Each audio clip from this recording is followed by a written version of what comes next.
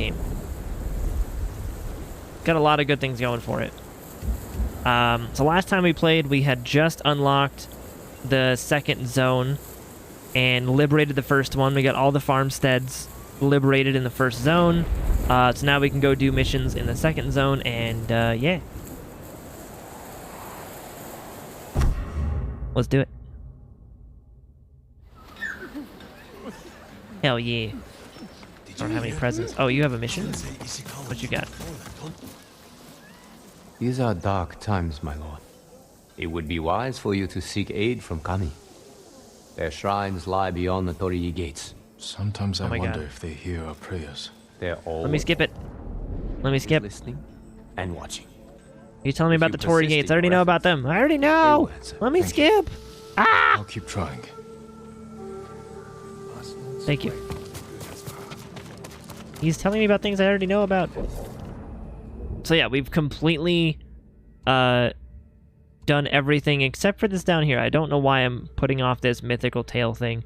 I just I might do that one eventually, but I've just been so about doing that one there.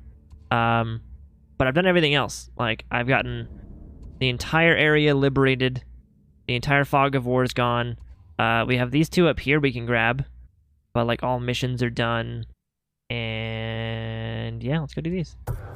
Let's go grab those while we're up here.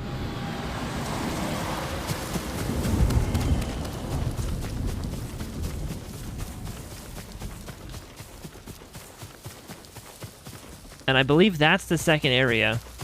You can see all of the crazy, awesome smoke effects over there.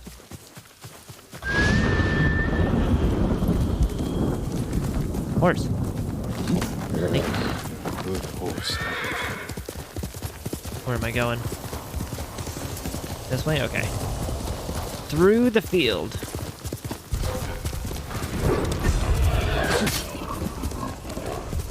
Alright, well the boars are now gonna run away from me, which is fine. We gotta play a first-person game soon, man. Hey, Blu-ray, thanks for the follow, buddy. Thank you very much for that. Welcome on and happy Wednesday to you, dude. Where am I going? Oh, it's over here. I see the box there now. You're at the DLC, right? I don't know. I have the director's cut on PS5, whatever that includes. Hi, little Foxy. I do think I have something DLC-like, because I have whatever this is. But I can't go there yet until I do submission or whatever. But yeah, I unlocked a new island over there, but I can't actually go to it yet. But I think I have DLC? I'm not actually sure.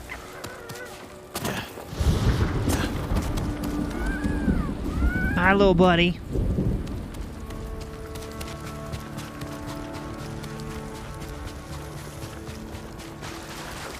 Let's follow this fox. Where are you taking me? You just finished it. You enjoyed it quite a bit. That's awesome. Ooh, over here. I'm enjoying this game a lot. Like, it was a slow start, but I've been getting more into it. Like, it's really cool. Can I pet the fox? I can pet the fox. Yeah. Oh, the belly rubs.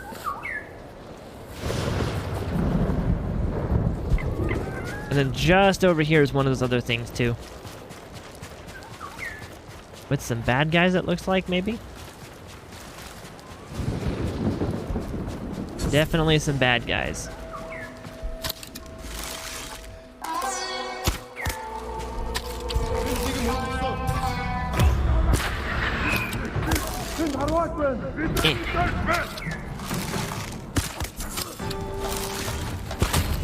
There you go. Bad guys be dead.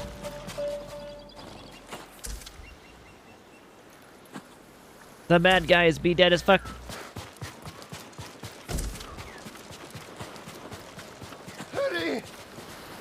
You're going to be all right. May have to crank it up to max difficulty. You're stupid OP now. Believe my luck. Yeah, I'm playing on hard mode, like one below Token max. of my gratitude. It's been fun. Like, it's been a challenge. It hasn't been a walk in the park, but it also hasn't been the hardest thing ever. I don't know how the hardest difficulty would go, but I'm playing on the one below that. Because chat kind of talked me out of it. Oh, I got a bow here? One of those bow situations? Dude, I still have no idea what I do here. No clue with those. What is that? Oh, that's cool. I gotta show Shifuede that. That is fucking cool looking. With the skulls down there on the little tassel things on the rope. With the Oni mask on the handle. Okay, that would be weird to hold though, right? I don't know how that would be comfortable to hold. Like, the Oni mask is right on the handle. Like, on the Tonto, like, right in the middle where your hand would be going. You're gripping the... That would be uncomfortable as fuck. You'd, like, stab your hand. But look at that. That's cool. I gotta show Shifuede that, man. That's badass. That actually looks really cool. Doesn't fit my color scheme, but I mean, that's fine. Looks fucking cool. I will never forget this day, my lord. You better not. Is that all of the stuff? I think that is. That's all of the question marky things. Okay. So now we can go up here and start doing some progress on this other area.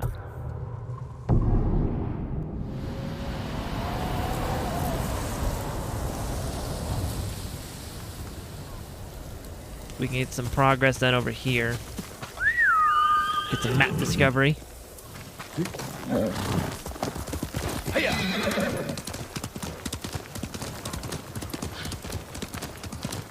So this first area was like a farm set that was burned to the ground. And some rice fields. That's crazy.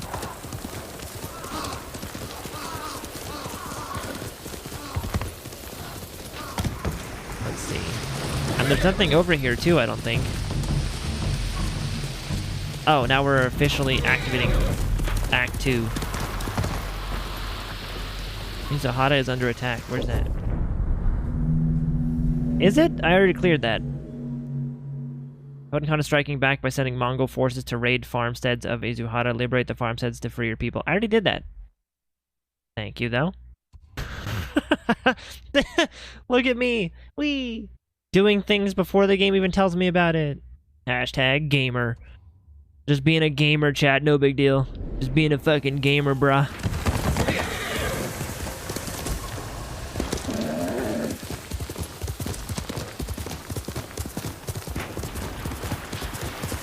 That's literally like just the way that I play games. I do that so much it actually sometimes hurts the playthrough. Where, like, oh damn it! Horse with your glass ankles. Okay, that was a pretty far fall, but still. The amount of times I've done like a thing before the game told me to and it like bugged out my game hurts.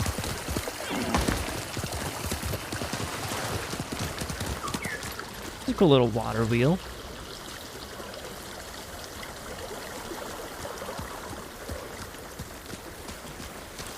I try not to do stuff like that, to be fair, in case it does hurt a playthrough. Yeah, it can very easily break a playthrough. Very easily, man. Like, that's just how I do, though. And that's not me, like, being cocky. That's just, like, something that I've learned. Is the J playstyle is... Like, I unlocked this tower, and that was it. I went to the tower and did nothing else. And then once I unlocked the tower, the second I got fast travel, I went back to do all this stuff over here. To clear this island before I went to the next one. Like, I do that so much. There's, like, in Horizon, there was stuff where it was like, oh yeah, have you got, like, you should go check out this area over here to, like, grab this thing. And Aloy's like, done it. Here's the thing. Like, sometimes it's great because you just can turn things in immediately. But, yeah. It can very easily break a playthrough.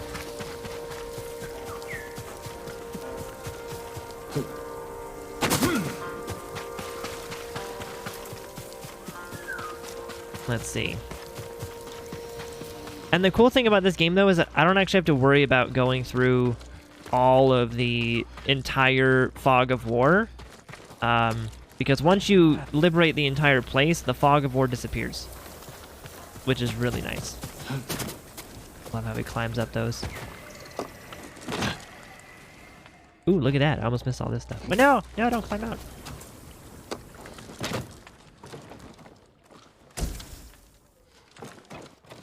Bunch of kunai? Okay. You broke your Arkham Knight save back in the day because you blew up a helicopter before the mission where you blow up the helicopter. I complained to Rocksteady enough that they fit. Oh my god, you got them to fix it? Oh, that's cool. Look at how he climbs up these roofs. I love that. God, that's like my favorite little detail about this game.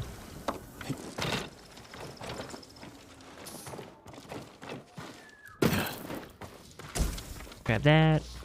Are you friendly? Hello. You enjoy sweeping your... I think sweeping dirt's kind of counterintuitive, right? I wish.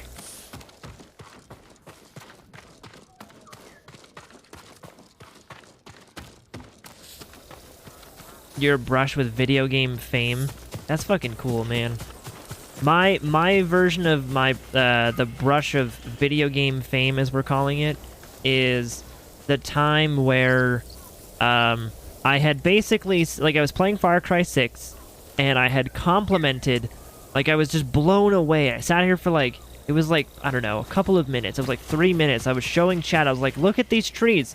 They're all in the ground and the roots are matching the angle of the terrain. They're all perfect. All the trees are gorgeous. Like, the foliage in this game is unreal. And like, it was like a 3-minute little highlight, right?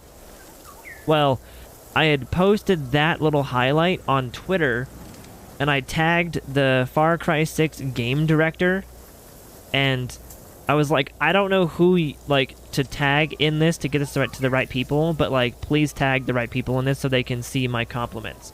And the game director retweeted my video tagging the lead environmental, like, technical support guy.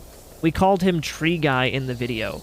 So the game director retweeted my post and tagged Tree Guy. And Tree Guy responded to that post saying, "Oh my god, I told you somebody would notice," and then retweeted my post. Like, oh my god. And then it was like, I had posted it was like a YouTube video or whatever, and like people were like, there was like 15 likes on it. It was an unlisted video just for the purposes of showing the developers. And it had like 15 likes. They showed it around the entire office and stuff, of like all of the people that worked on the environments were shown this video of me just gushing over the fucking foliage and environments of Far Cry 6 and how good they were. Like, oh, it was so cool, man. It was so cool. That's my little 10 seconds of fame there. Just giving credit where credit is due to hardworking developers, so that way they know that their work was seen. It's like, I even said that. I was like, I see you, Tree Guy. I see you.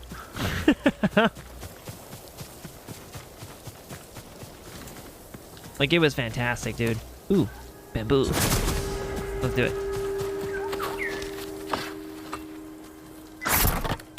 Easy. Oh, I didn't push 3. Dang it. There you go. Ooh. Oh wait, I did that. I fucked up. Okay, so 3, boom, 2, boom. Okay. There it is. GG's.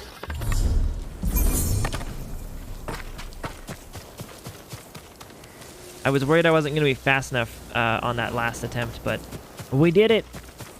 Man, this game is beautiful.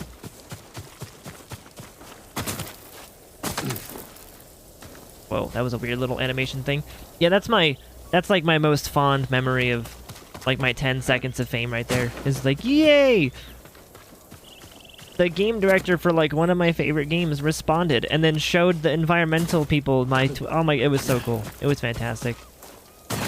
But I've never gotten a game to... I've never had a bug fix like that. That's cool. Like, your your thing got, like, changed a game for... You, Shane, probably saved my playthrough. All those years later, when I played through the game, you probably saved my playthrough, so thank you.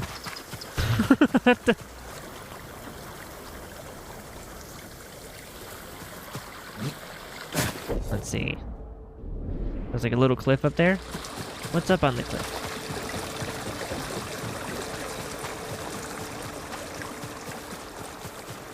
Like, that's super cool.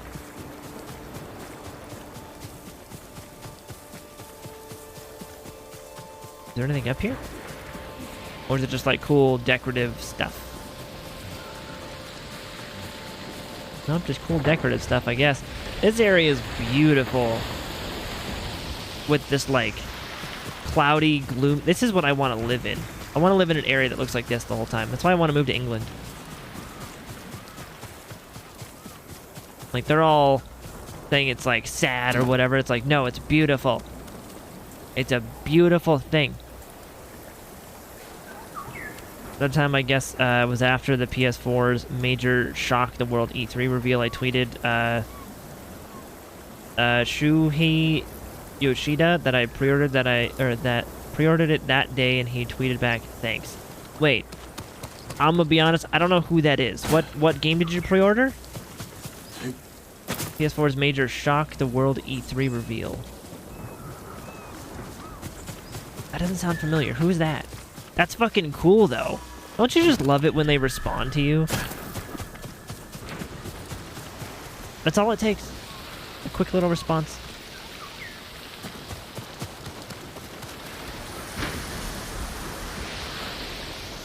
Oh boy, this country does not look like this. My city, one of the worst examples but England ain't looking like this. I mean, I was only meaning for the dark, rainy clouds over it. Like, I like those dark, rainy clouds. Those are pretty. Really, really pretty. What is this? Dueling Festival? Oh, that looks nasty. Why? Why would you ruin that? Ew. That's still, this is probably the best one. Besides some of these other ones, like these ones look cool. Or like this one's still my favorite, but yeah, they're just so cool.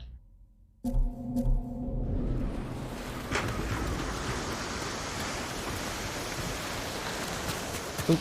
Supplies behind this thing. Grab that.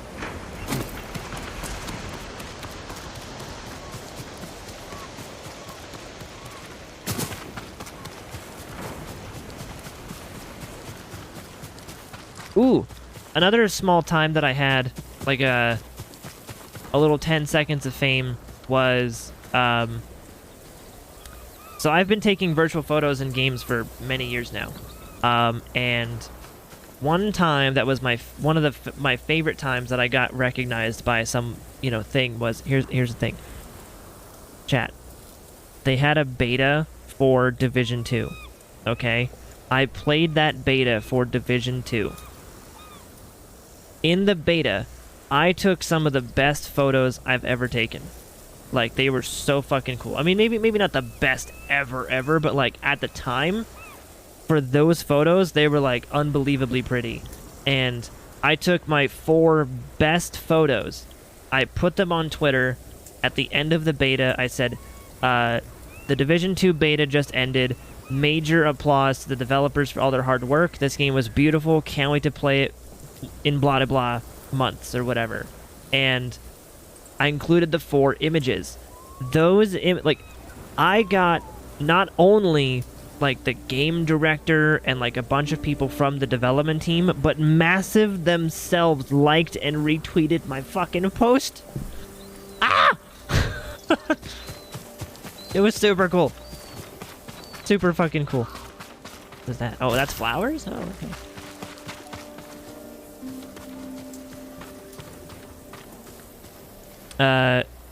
Shuhei Yoshida is the president of PlayStation. Oh my god. And it was for pre-ordering the PS4. It was back when Xbox revealed the Xbox One. with all of its gross DRMs and the Kinect. Oh my god, the Kinect and the PlayStation was like, we make games. You can loan them to your... Oh, yeah, right. I remember that. They're like, here's how you trade games on PlayStation, and it's just like two guys like handing a game to one another. I remember that now. So you pre-ordered the PS4 off of that, and you got a thanks from the president of PlayStation. That's fucking cool, dude. That's so cool.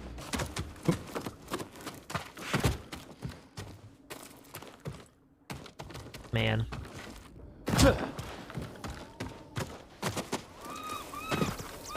We are so easily pleased, aren't we? As people.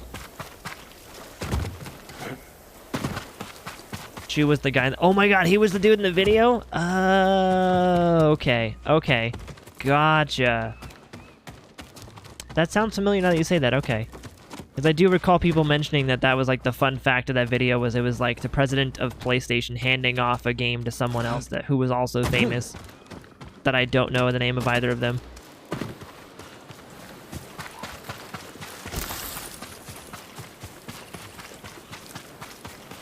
Lots of flowers here. Nice. How many flowers do I have? 177. Chat. And that's not including the amount that I've spent on, like, visual things in this game, right? Oh god, talk about a lake that I would never swim through. Ever. Not only because it's, like, dark, brown, muddy water, that's gross, but I'm imagining there's like, a giant fish living in there, and I just, like, swam above its head.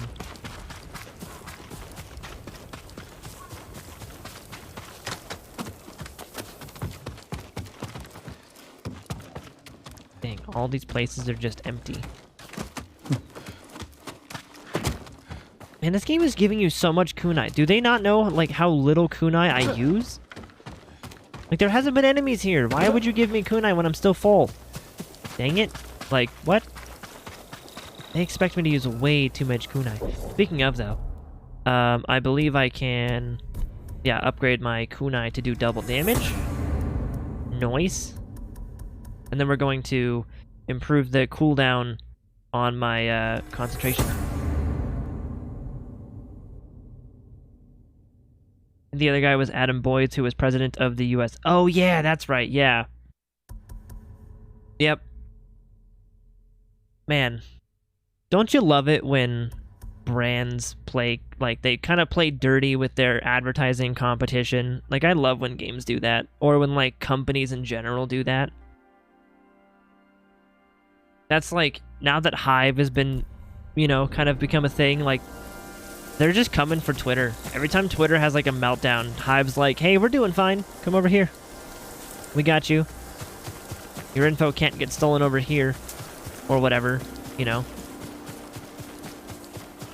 I use kunai all the time for the fat boys that don't let you counter. Are they the guys with the axes that, like, swing in, like, a full 180 arc around them? And it's always unblockables no matter what?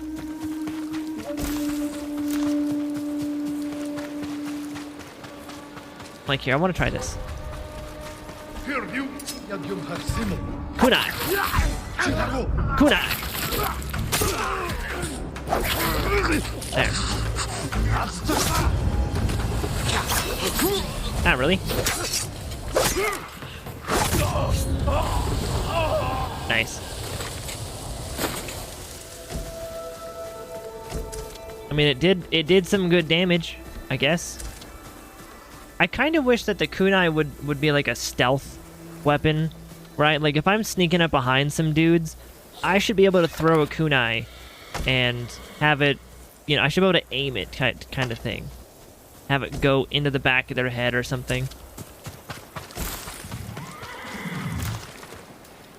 Man, the sound design of that, crazy. Look at this game.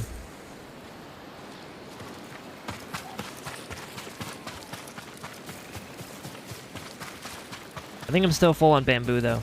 Yep. Still full on bamboo. Damn, I wanted to come take pictures of this area.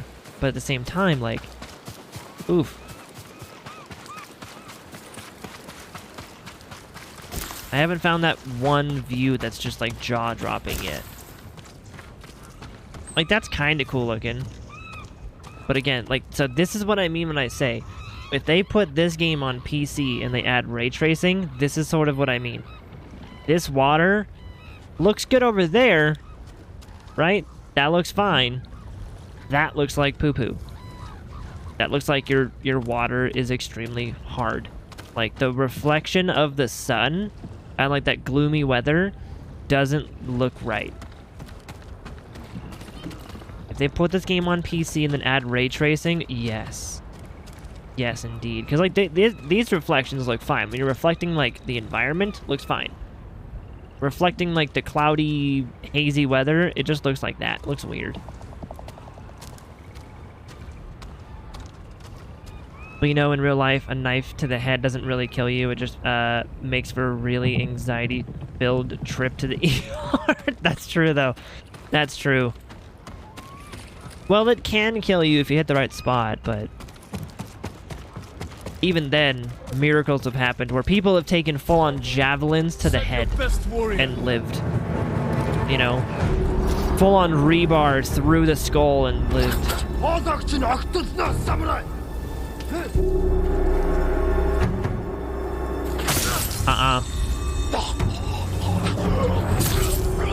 Noise. Don't think so.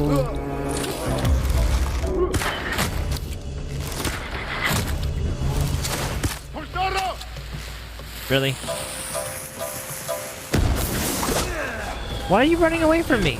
Come back here. The fuck? He knew. He knew. Nah, that would have been cool if we got him before. Look at that, an extra kunai. Coolio, coolio. That seems to how it always goes for me too, is like, in giant open world games, I think even in like Doom and stuff, like games that aren't open world games, they give you so many like health potions or like armor or ammo. It's like, man, who is using this much ammo to go through these areas? Like, it's not even like I'm too good at the game. Like, I'm not good at some of these games, but it's like they're giving you like 400 rounds of ammunition for like your heavy, and it's like, dude, I only used like 150 in that last area. Like, you've just given me like 4 packs of ammo that I can't use. Like, what? Oh no, that's a comfy spot. I would sit here. I wish there was a sitting emote I could use.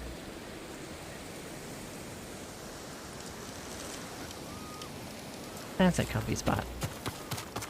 But yeah, it's like, man, sometimes you just question, like, who the fuck is using this much ammo? Or this much resources, or whatever consumables you have in those games. It's like, who is using that much?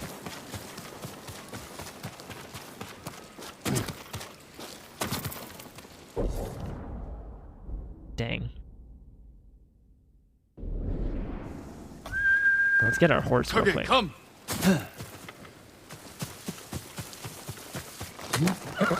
That's my Let's wander on the horsey. I love the look of this area, though. These, like, flower things on the ground are crazy. I don't even know what they are. That's beautiful. Here, let's maybe move.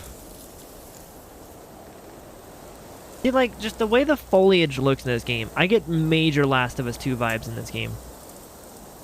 Like, major Last of Us 2 vibes. Not in a bad way. I think this game and Last of Us 2 are on the same engine, truthfully.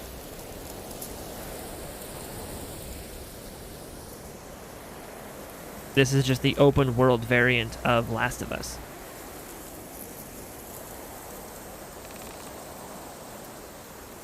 Alright, we're gonna remove my face. There.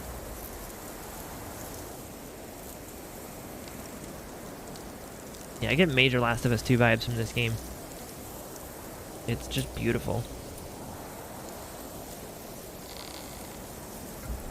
And let's also zoom that out. Perfect. Perfect. And then depth of field, push it out.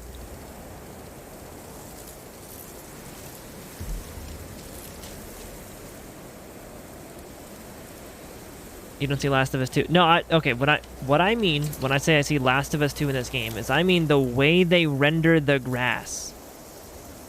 The grass, the foliage. I don't mean like, oh, Japanese architecture looks Last of Us-y. No, I mean like the trees and the grass, like the technicality side of it, like the way the lighting works, the way the grass looks kind of shiny, and it's all individual blades of grass. They have like lots of actual leaves on everything. Like, that's what I mean.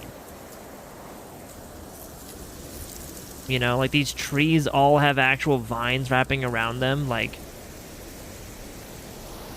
it gives me Last of Us 2 vibes, 100%, with the way that the foliage looks in this game.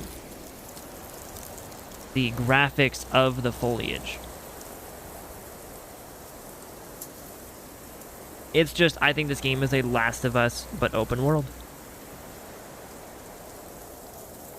Didn't Last of Us 2 have some open-ish areas? Open-ish, yeah. It had like a few areas that were, like, they might have been like this, right? They might have been like from here to like those buildings like over there. You can kind of like, it was like a medium-sized area. Not huge, but definitely not small. Yeah.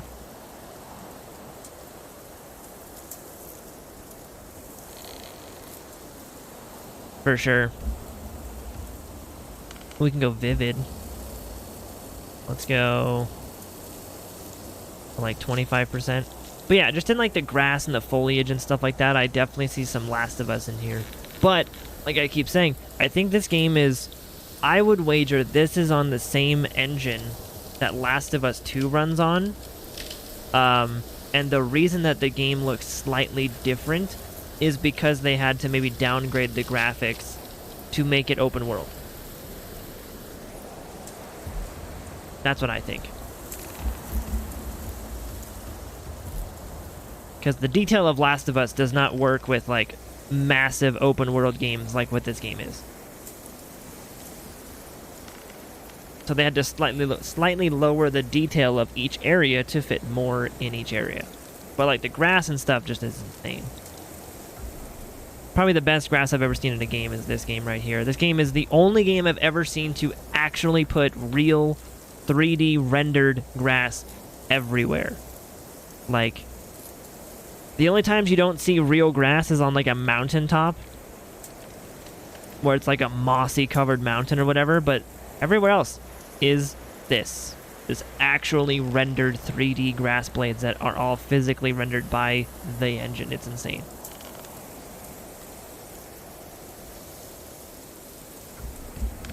Just crazy, man. Thing. Really high exposure there. It does look kind of cool, but increase the contrast a little bit. Get some particles, maybe?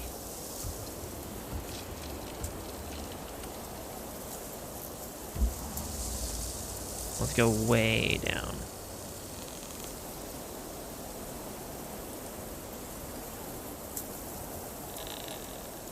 The Last of Us 1 didn't blow me away, so I didn't bother with 2. I've considered it, though. Dude. Last of Us 2. I won't say you're going to love it indefinitely, because, like, I can't guarantee that. But for me, Last of Us 1 was, like, I played the remaster of it before they before they brought out part 1, like, the remake. I played it at the beginning of the year, and the remaster of the first game was already beautiful from like 2014. It was insanely beautiful. Loved the gameplay, the story, everything like that, right? And for me, going from like Last of Us 1 to Last of Us 2 was... Last of Us 2 is one of the best games I've ever played. And if you don't like it, that's totally fair. Like, it's not going to be for everyone. We've just discussed that earlier today. Right? It's not going to be for everybody. It's totally fair if you don't like it. But yeah, for me, I would say give it a shot. I would say it's on sale for like $10 or whatever it is. So I would go and pick it up and play it. Because it's insane.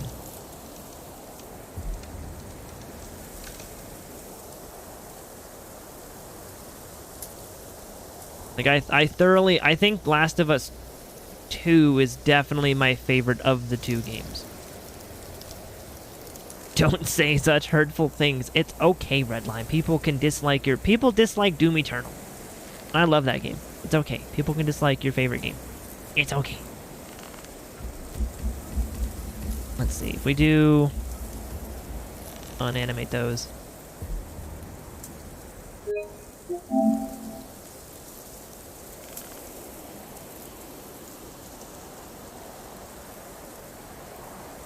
Rotate all the way around like that. That looks really nice. Boom. And then we can go down to here and get another rotation here. But we're going to flip the depth of field. So it's still going to be close, but it's going to be pushed out.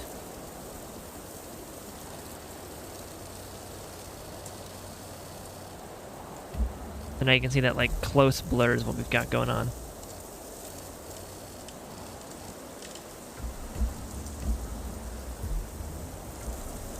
Or we could even, well,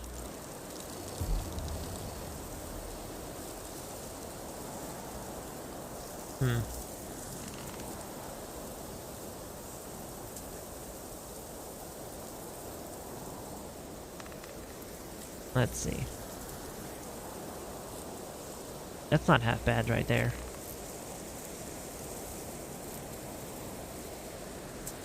Yeah, I would say it's really, like, I'd highly recommend trying out number 2 and seeing if you like it, because, oh boy. Doing my, there's very few games I think I could say that I would love to wipe my memory on and play them all over again, and Last of Us 2 is definitely up there. Same with Horizon 1, same with, like, Mirror's Edge Catalyst. Like, dude, those games were so good.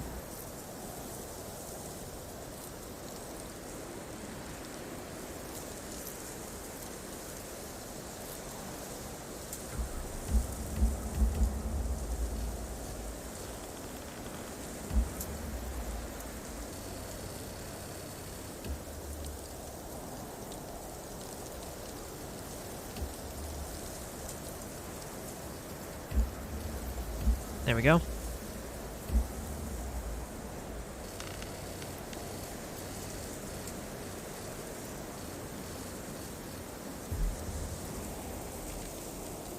Man, actually, we'll just flip it again.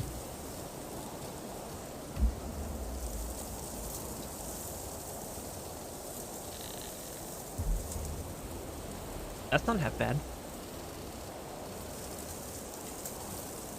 Trying to get that right look on the trees there. That's pretty good.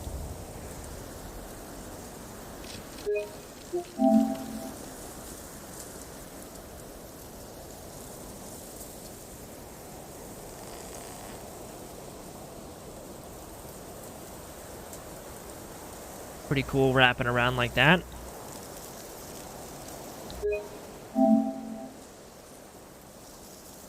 Exactly. What I wouldn't give to feel that way one more time, that ending changed you. I wouldn't say it changed me, but dude, it was... Last of Us 2... Again, it didn't have like an impact on me or like my person, but... There's a reason I've called it the Purell of gaming. And I'm not gonna be here to... Like, I'm not blowing smoke up your ass, is the expression. When I played through Life is Strange 2, I was looking for flaws because of how hated those games sounded, or like how mixed they sounded. I was looking for flaws. And the animations were flawless. I didn't run into like any bugs my entire playthrough, or if I did, they were so unbelievably tiny that I don't remember any of them. So there was no graphical bugs, there was no animation bugs, there was no like gameplay mechanic bugs, there was nothing. Like the UI was clean, simple, animated to perfection. The animations of the characters, the facial animations, the lighting, the level design, and the characters, the story, the evolution of things, the way that they wrapped it into like everything as a whole, and they did the duality between both sides. I'm not going to go into it, but the duality between both sides, like it was, I call it the Purell of gaming because I don't like rating games a perfect 10 out of 10. I've never done it, and I don't think I ever will. But Last of Us 2, for me, was that like 99.99%. Like if 100 was perfect, it is a 99.99.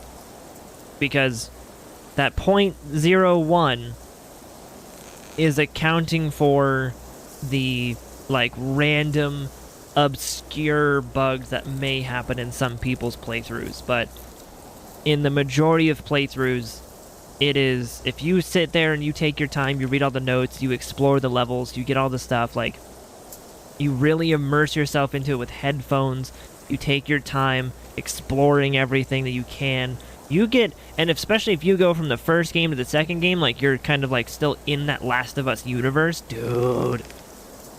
Yeah. Can confirm is great.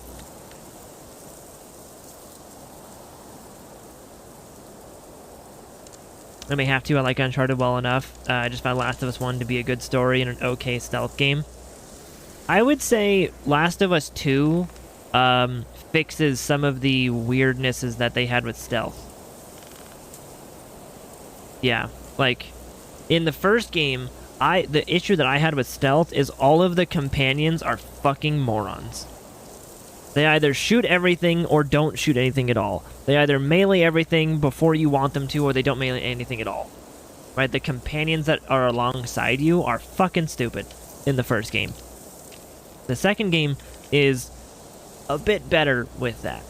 Not fully better, but like a bit better. The stealth mechanics work better. The mechanics of the game, the gameplay itself, is more designed around stealth than the first game was. So I would say give it a shot, man.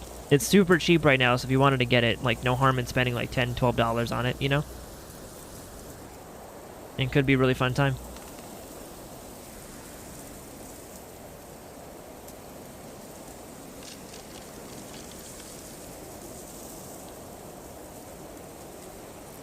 Let's see. How do I want to do this?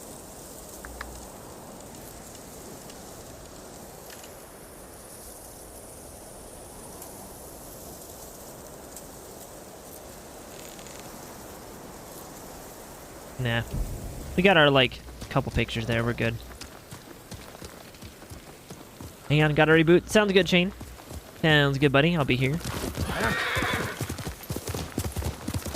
Ooh, bad guys. Nice. Bit of a far drop, but we got it.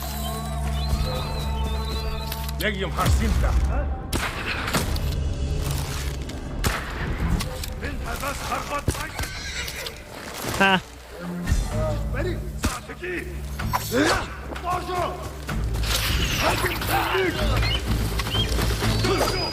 Oh, that killed him? Ow. GG. The GG's. Hey, you better fly away, Mr. Bird.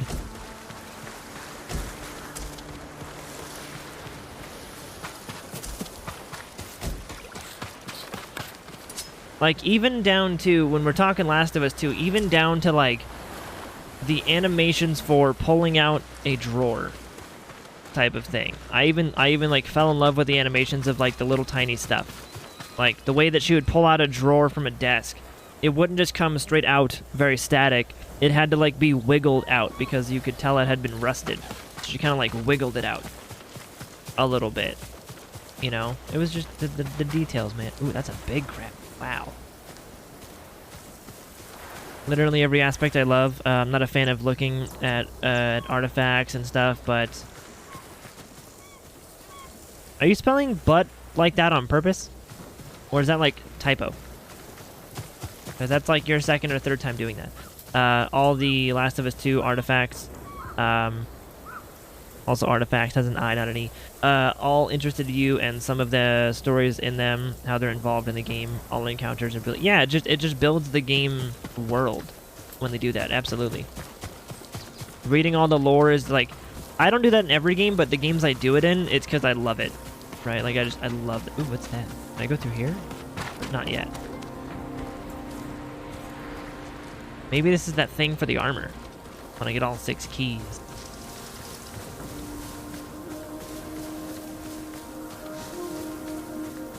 I'd give story plus gameplay plus soundtrack 10 out of 10, then graphics 9 out of 10. Graphics are amazing, but there it is again. Outdone since those 2 years.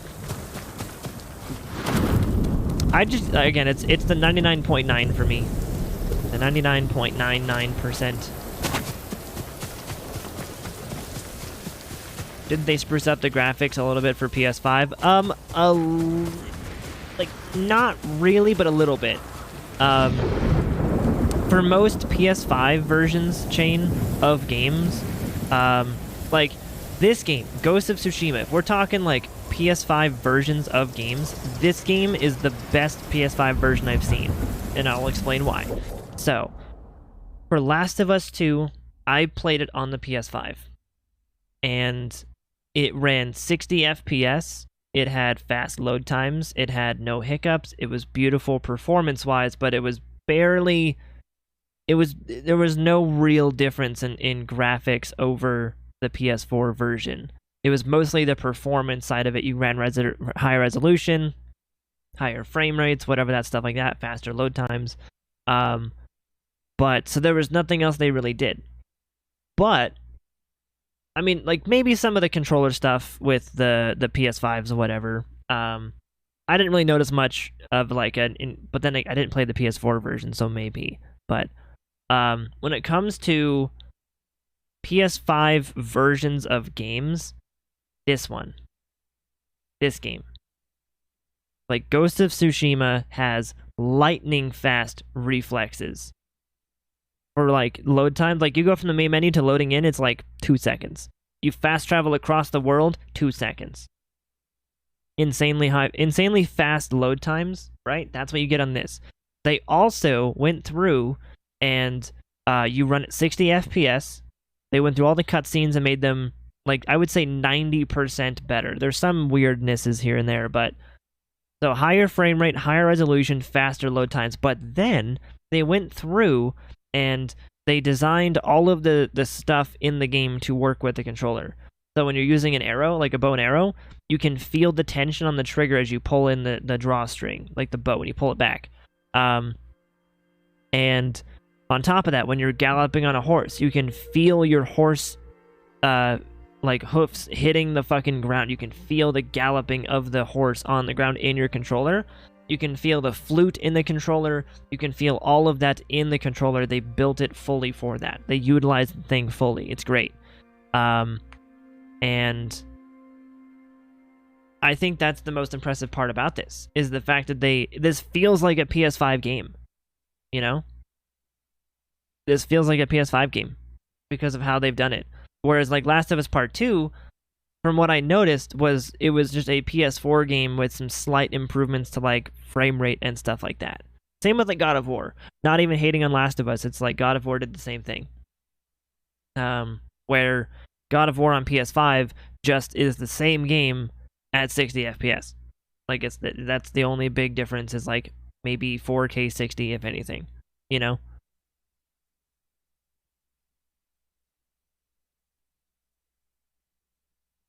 Oh wait, Artifact is the American version, and Artifact is... Oh wait, really? Artifact is the British version? We've already established that Brits are always right. No, we've established that that your language came second. Oh my god. I didn't know that, though. I didn't know that the Artifact with an I is the American version. Interesting. Now I don't know which one's more correct, though. Because yours, to me, reads artifact.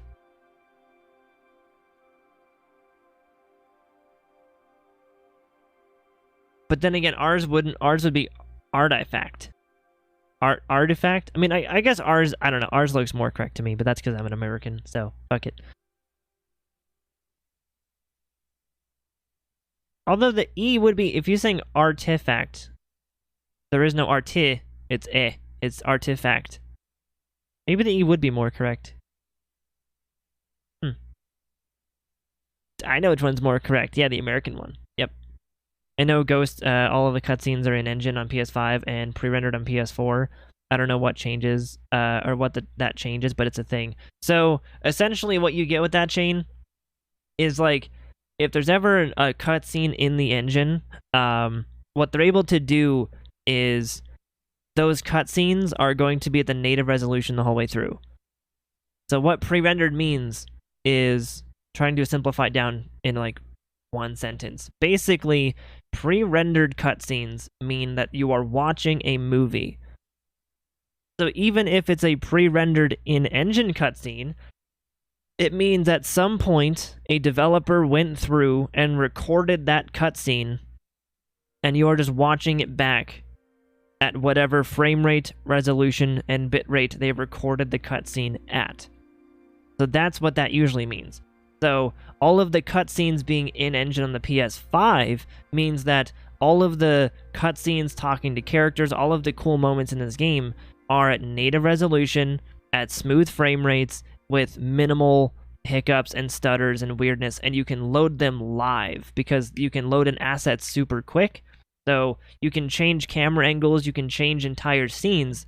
There was actually a point in this game where they did a pan wipe. So it did like a wipe across the screen, and it went from the outside to inside the castle area where your uncle was being held hostage. Like, they did a wipe pan in like a second because they were able to load the entire internal area that fast. The only issue I've noticed with cutscenes in this game is things like some of the character animations and some of like the small details like smoke are still at 30 FPS. Like, they didn't fully upscale or allow the full frame rate of some of those little visual things in the cutscenes, but for the most part, the cutscenes are smooth 30. Like, it's great.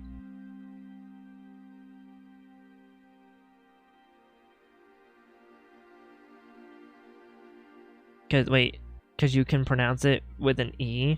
Why would it correct it to R? I don't know. Your phone is... autocorrect is weird.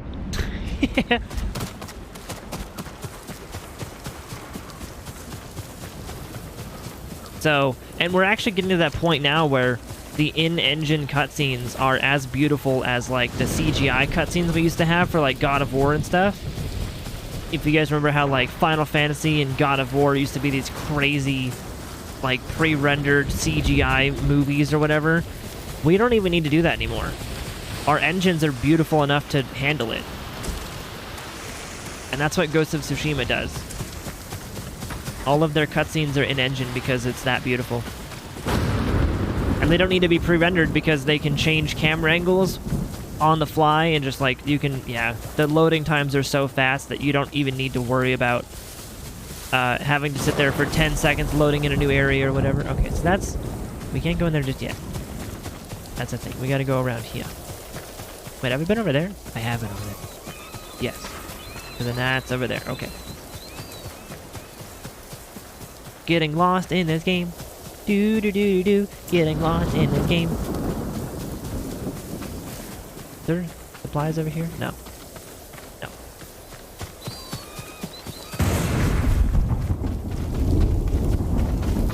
And all you new school gamers out there, you don't even know what it's like. You don't even know. Being debated by a fucking cutscene in a game only to have the game look like PS2. Like, that shit was awful. Crazy how it's already been 3 hours. Time is so weird. Yeah, we didn't actually start playing the game until 2 hours in, though. So we haven't been playing for 3 hours.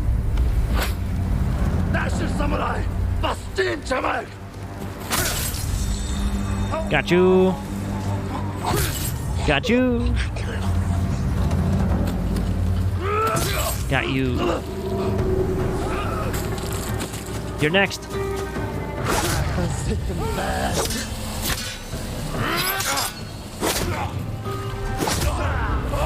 Nice.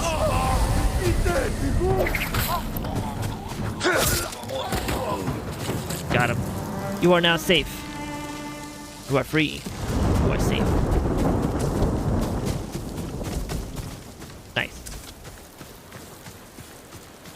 I remember watching the opening cutscene to Final Fantasy VIII, wondering if the gameplay would ever look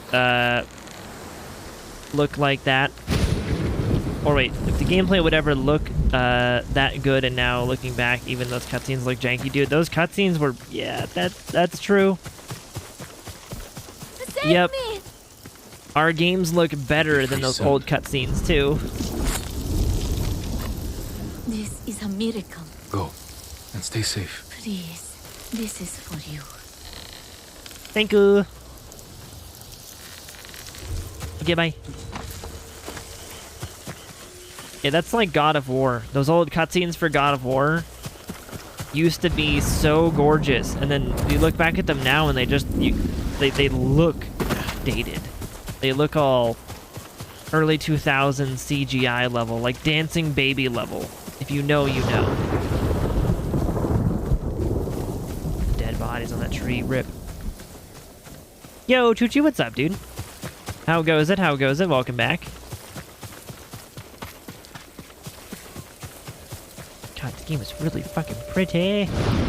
Really fucking pretty. Doo doo doo doo doo.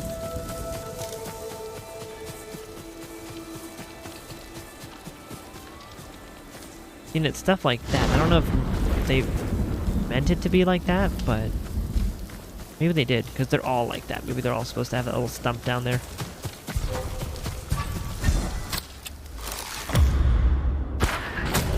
Hi, bear.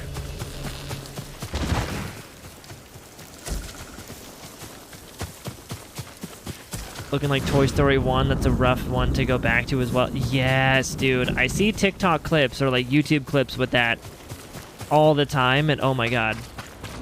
Toy Story was like my childhood, right? And it was like, that was so beautiful. Like, Pixar was always like the #1 go-to for like just pure... Like, that's how you knew, is like, what was Pixar doing with their technology? Then they're still like that, you know? But Toy Story 1 was like top of the line. Now it's so gross.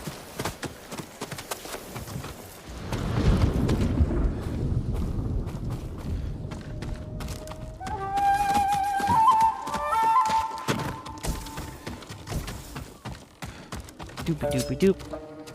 Playing Last of Us, legit not far in, because I'm just entering exploring and photograph everything mode. Yes, dude, that's awesome! That's fantastic. We'll enjoy, dude.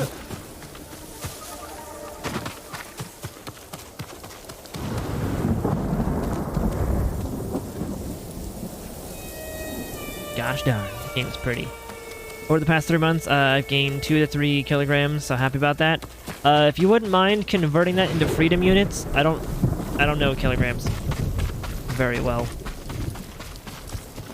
But that's awesome. If your goal is to gain weight, that is fantastic.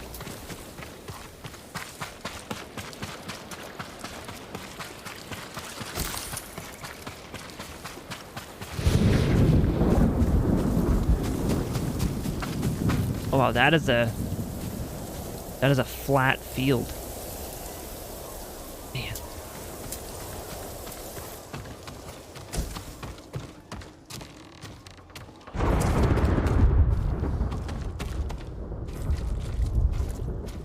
Nothing's in here? Okay.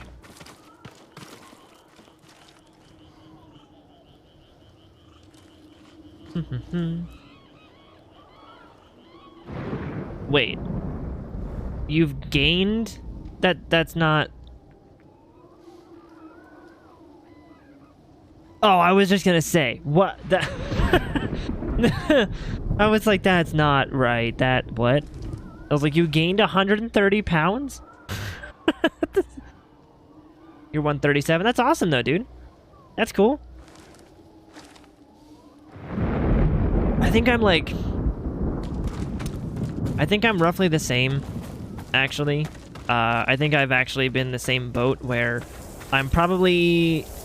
So it's funny, I say I don't know kilograms, but I know that my own weight in kilograms is like 58, I think? I think I'm like 58 kg. Which, by the way, saying kg just sounds fucking weird. Because that's like if you said lbs. Oh yeah, I'm 135 lb. Or whatever, you know, like that just seems weird to say kg like that. Kilogram sounds better.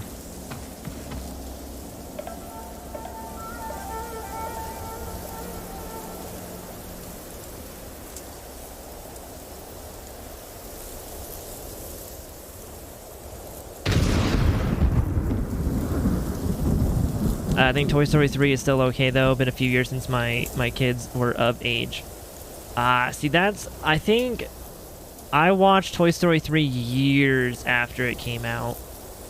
That was pretty much the time where I was just not watching movies right away. So, Come here. fuck it, stand off.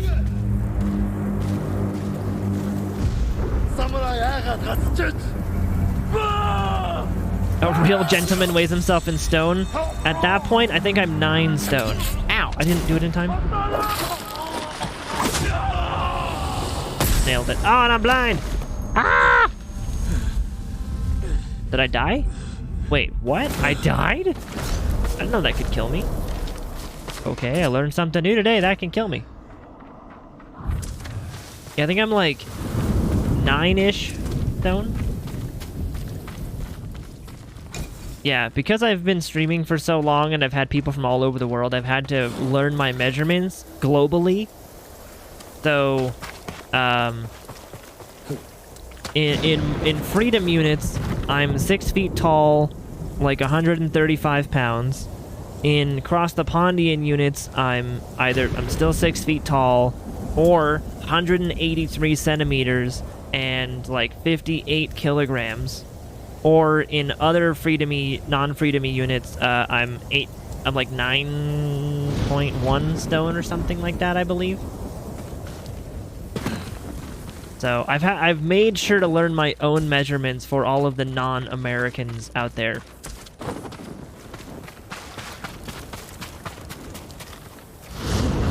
And people try to throw the curveball like, "Oh yeah, what do you weigh in stone?" Like I wouldn't know what I weigh in stone. What, like, they think I'm the American who's never heard of weighing themselves in stone. Like, no, I'm like 9-ish, 9.1 or something, I think. So, haha, I've got you all covered.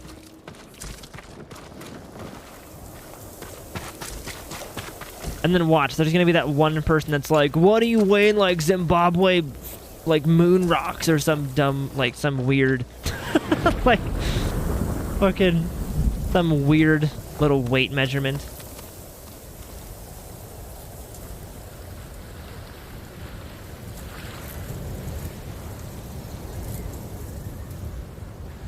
We don't talk about Toy Story 4. Dude, Toy Story 4 was... Did I even see that one? I don't even know if I saw that movie, truth be told. I can't even be sure that I saw that because it was that long ago. Got the pole, thank you.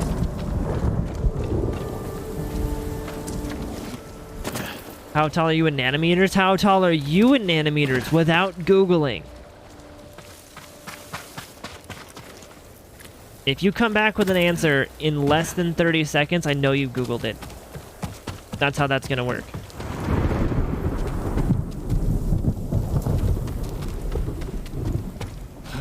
Does anybody measure anything in nanometers? I mean, I'm sure some of you have measured parts of your body in nanometers. Just kidding. I'm just kidding. I'm sure you're all hung like a horse.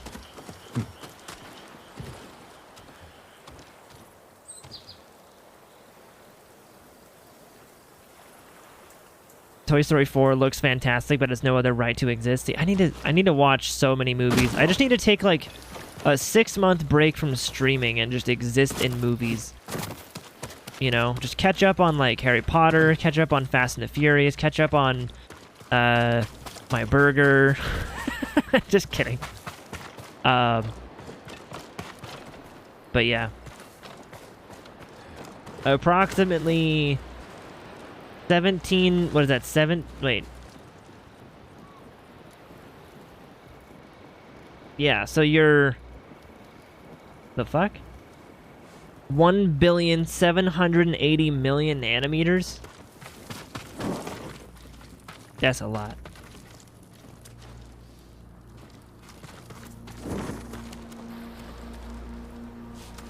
I don't know if NM is a measurement for, yes, NM is nanometers, yeah.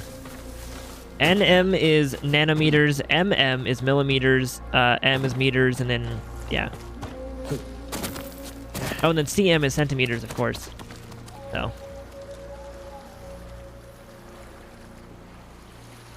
Here's part of Last of Us is that even the scientists said that it's a very possible thing that could happen. Yeah. That's what I loved about Last of Us. It wasn't just like, randomly one day mad cow disease, or randomly one day my neighbor was a zombie. Like, no, they explain everything in like scarily accurate scientific detail on how it would work. And it technically is a possibility. Let me disable these. Or light them off, actually, maybe. There we go. Yeah, that already technically is a thing for like ants and things like that. They get infected by the spores and just start killing each other. Yep. Fucking crazy, dude.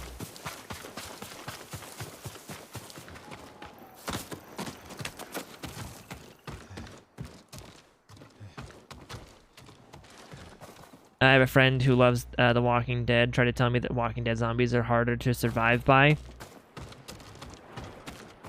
Yeah, I don't know. I literally cannot rate the zombies by difficulty of surviving in.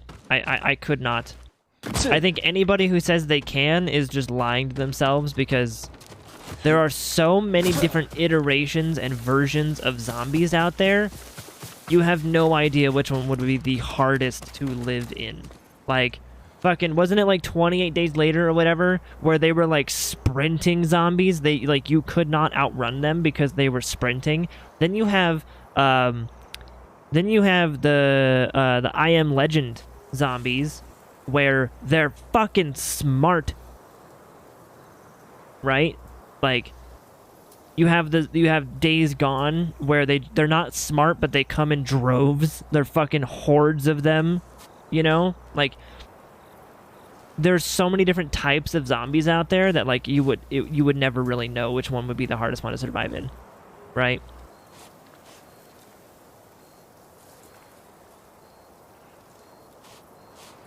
The Walking Dead's entire plot point is that the dead weren't the danger, the humans are. Right? Yeah, exactly. 20 days later, World War Z zombies would fuck everyone up. Yes. Absolutely. Or even like, you would take like, but here's the thing, Red Lime.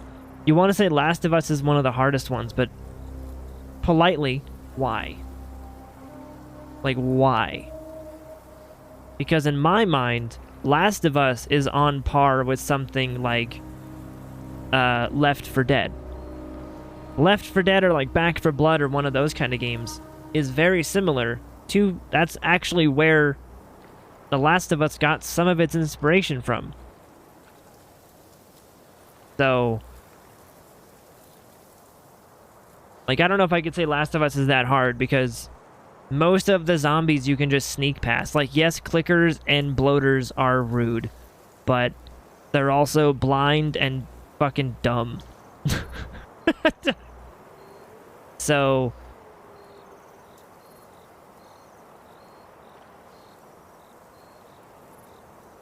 actually, I Am Legend was a book about... Wait, they were vampires? In the book, they were vampires? What? Yeah, in the movie, they're zombies. Although, technically, that... Ooh, maybe they aren't zombies. Because they can't go out in daytime. It's only nighttime. I think you just broke I Am Legend for me. Not ruined it, but broke it. The fuck?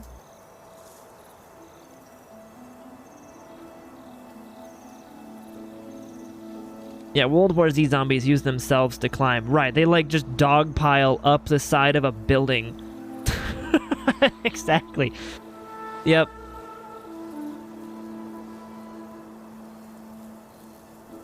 Yeah, minus blood. Dude, exactly. That's insane. Because they all pose different threats, and they can kill you with just spores alone, plus their different variations with enhanced strength they get.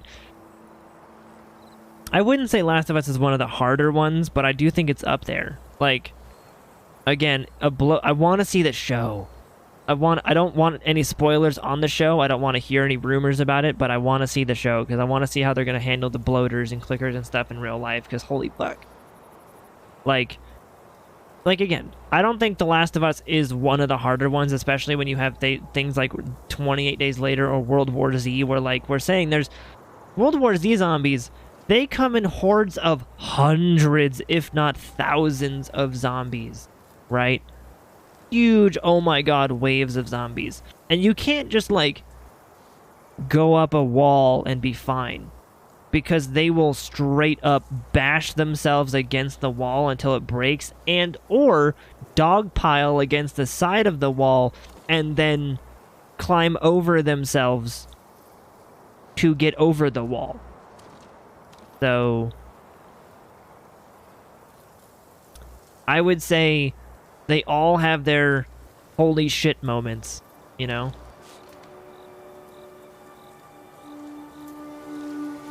I've seen videos comparing all these, and Last of Us comes up a lot with those. I should look into others too. Yes, I would say that Last of Us could be up there, but I don't think it would be. I don't think it'd be number one, but it might be like top 5 for like hardest zombies. But it's up there with like 28 Days Later, World War Z. It'd be like Last of Us is up there with like Left 4 Dead, and possibly even like Days Gone, maybe. I don't know about I haven't played that exactly, but yeah, like just because of how many zombies there are in Days Gone, like it could be.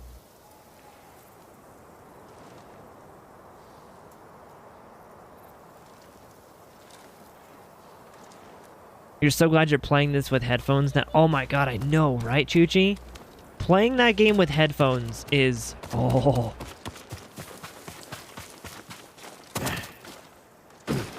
When I first played The Last of Us 1 and 2 with my headphones on and everything, like when I was going through my playthrough of those, dude, I was getting goosebumps. And like my, like, you know, I don't know if it's like a normal thing for everybody else, but some people might know about like when you get so excited that like your back gets all tingly and like goosebumpy, right? Like that's kind of what Last of Us did to me. It was like my arm hair stood up and like my back got all fucking tingly and goosebumpy too, because it was like I just heard like a bloater or something. Wait, what is it notifying me? Is there something around here? Ah, yes, Foxden. Foxden!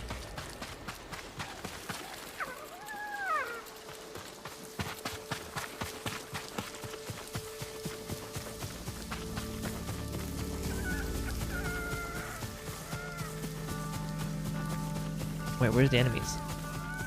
They want me to stand off against who?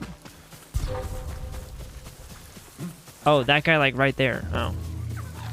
That's fine. I'm gonna get the fox den first. Last of Us is the most realistic, the rest are more deadly. I agree with that. Yeah. The Last of Us is definitely more realistic, more bound in reality, but the other ones are more deadly.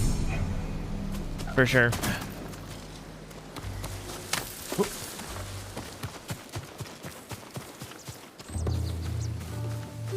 There we go. Are those guys still over here, or did they walk away? Hey, Semtex, what's up, buddy? Welcome on in, dude. Get this flower over here. Alright, so we have made it slightly up. Slightly higher on the map.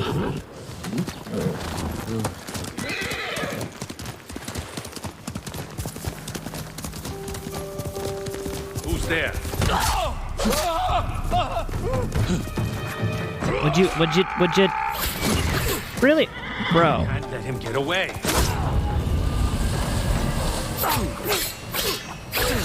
Ow. Holy crap, die already. God. He refused to die, chat. Yeah. Did the bad man hurt you?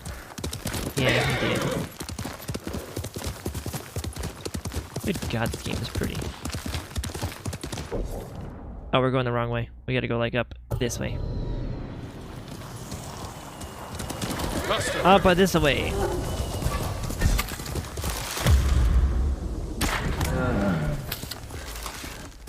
Yeah. Not looking forward to the basement, though. That's a little vague. I don't know which basement you're talking about. Oh, I love that I can feel the creaky floor in the controller, too.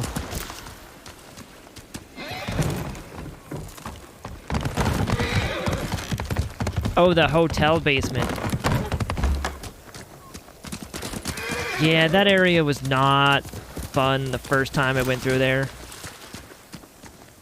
Well, okay, it was fun, but yeah. Definitely spooky as fuck. Now, that being said, though, I wouldn't say Last of Us, like, Last of Us is more of a horror game than, like, Fallout 4, but I wouldn't say it was specifically designed to be, like, a horror game. It's just got, like, suspense and, like, tension to it.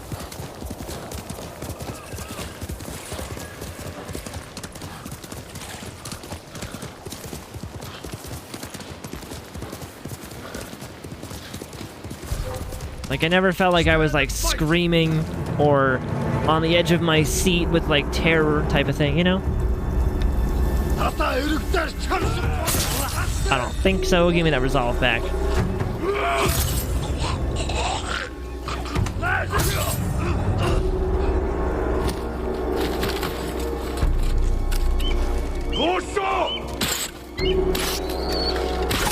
I don't think so.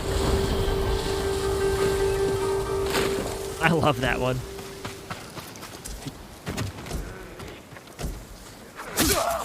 There you go.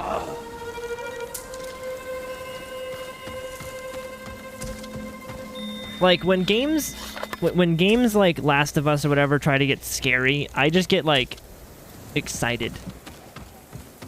You know, when I hear like a big enemy or something that's all scary sounding or something, whenever I hear like a horde of enemies or like a clicker or something, whenever I hear any of that stuff, it just makes me excited type of thing. It gives me that excitement feeling.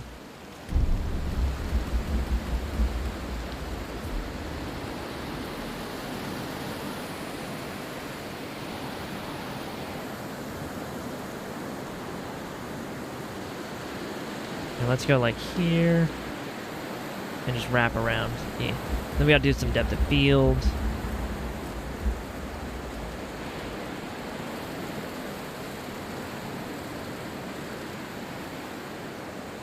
That's pretty good.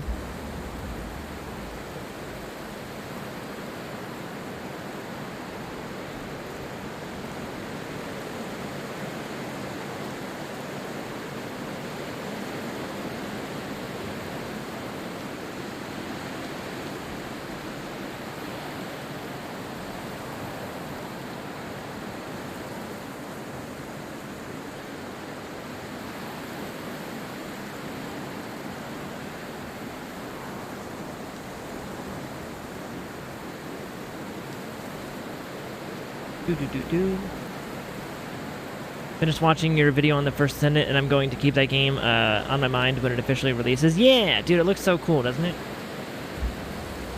Looks awesome.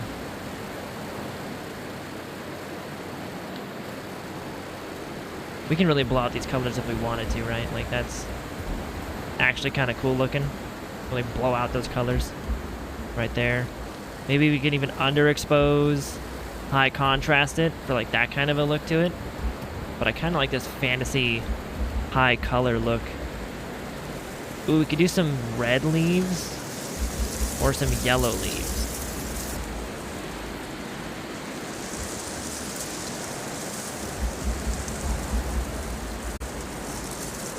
Red would look cool, but I think yellow had a bit of a Coraline tone to it. Interesting.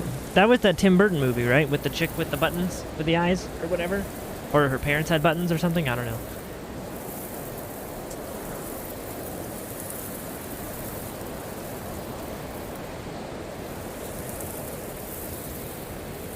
There. Get that.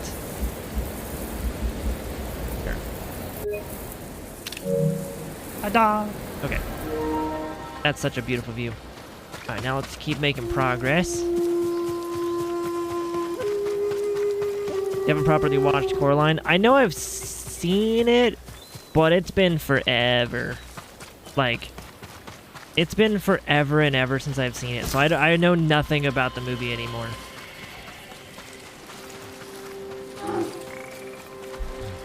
Oh, crap. Get fucked, Mr. B.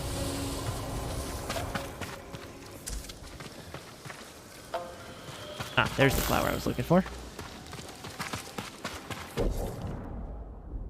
Man, we have made like no progress in this game. We've gone from here to here in like 2 hours. God damn it.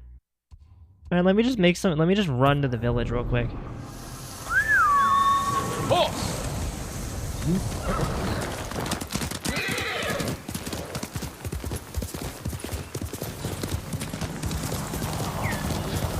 Let me just go ahead and go to the village.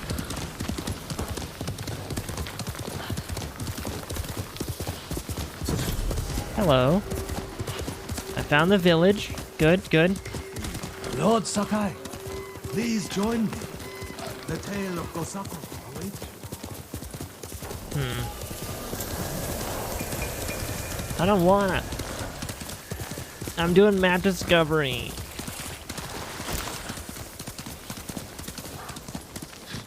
It was masterful. Felt like something the writer was born to make. Like there's nothing like it, basically. Interesting. I'll be honest, I'm not the... Like, I like Tim Burton movies, but I don't know any of them, really. Like, I think some of them are cool looking. They're a very interesting style. You know, those, like, not claymation, but those, like, stop-motion ones are very interesting. I like to watch them, but I don't know, like, anything about most of them.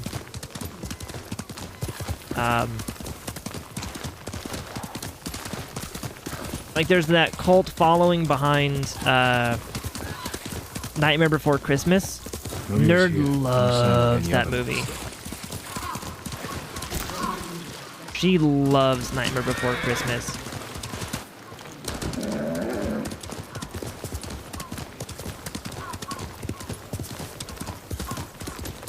So we made it to another town, huh? Let's see.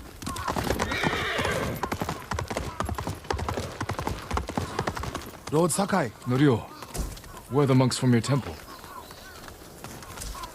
What do you got? Oh. Save for later. Wait, which one am I on now, then? I don't even know which one I'm on now. Yeah, they don't like my horse being in their shop. How can A I bow improve ear. your bow? I need one more wax wood. You dang lack it. the required materials. Very sorry. You're so polite. At the moment, your bow is as good as I can make it. An honor to work on your bow, my lord. Why did it sound so dirty? These roads, too. Man.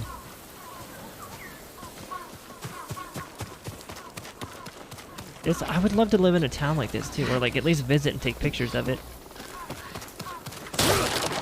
You know, just destroying doors and all that, you know, typical tourist stuff.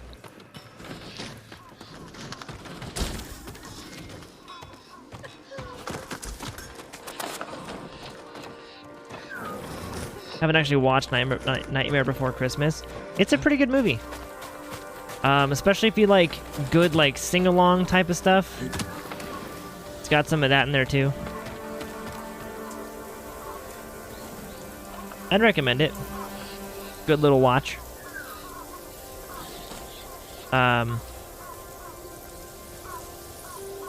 It inspired a whole wave of emo kids.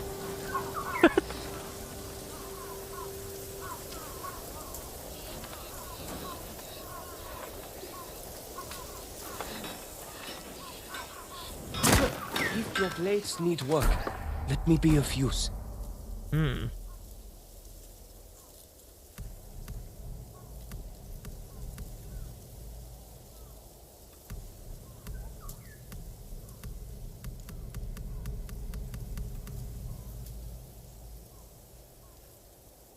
Farewell. Your sword arm protects us all, my lord.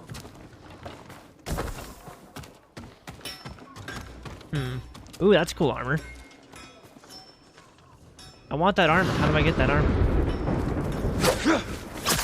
Oh, I'm sorry, lady. I can help improve your blades, my lord. Well, those are creepy statues. How tall do you think our guy is? Because there's a couple of factors at play here.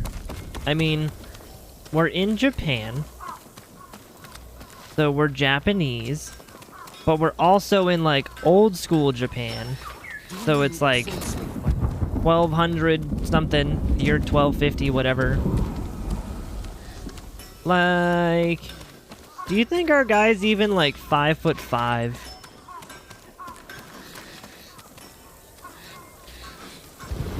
Five, 6 easy, maybe 5. There's no way our guy's 5'11". He might look like that, but that might just be because everyone else is short. If your blades need work, let me be of use.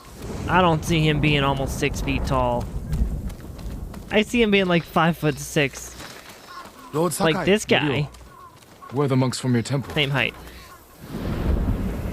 You know, me and him are the same height.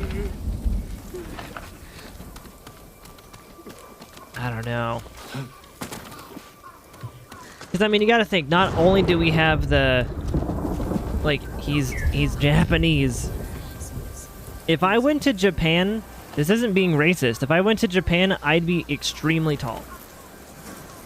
As far as I know, the average height of people... Actually, I'm gonna Google it, so I'm actually not, like, saying something out of my ass. Average height in Japan.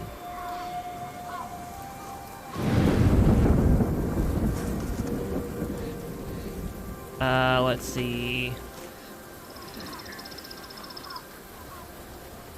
Wow.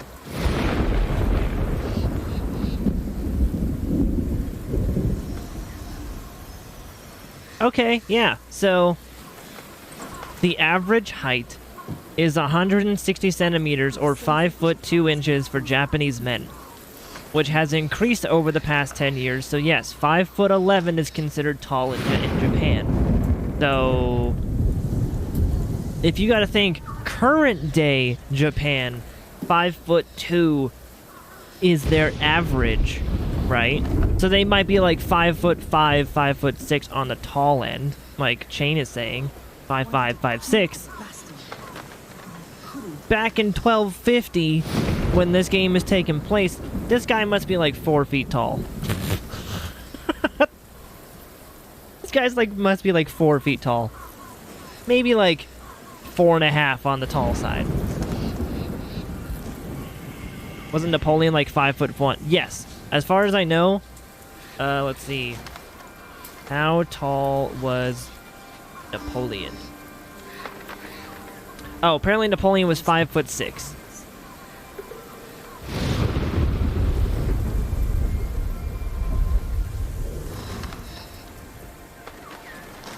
Google telling me this motherfucker is 23 inches tall. Wait. How tall is Jin Sakai in feet?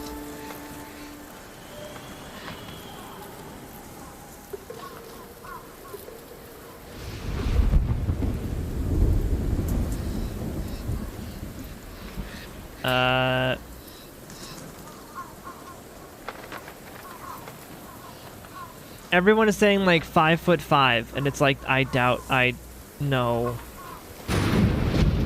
Maybe 5'5", but I would doubt that.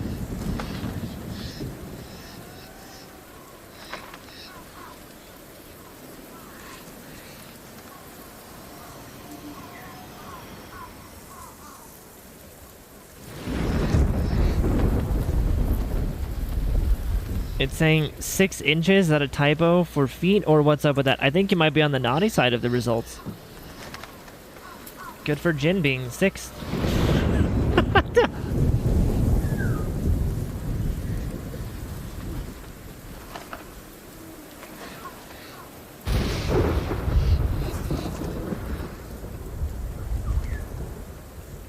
Yeah, 23 inches. What? That doesn't make any sense. With many elements from the video game to fully bring the feeling of 13th century Japan to your collection. What?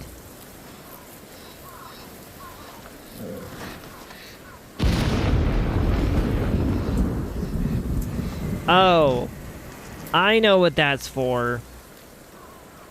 That's for a statue. There's a statue for something. Yeah, okay, yeah, that's what it is. The Ghost Armor Edition or whatever had a statue of him that was 2 feet tall.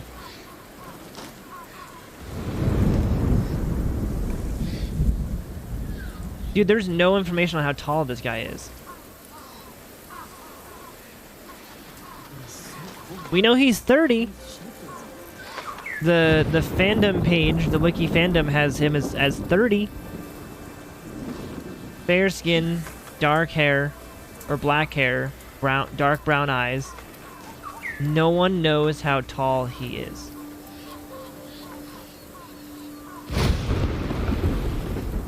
So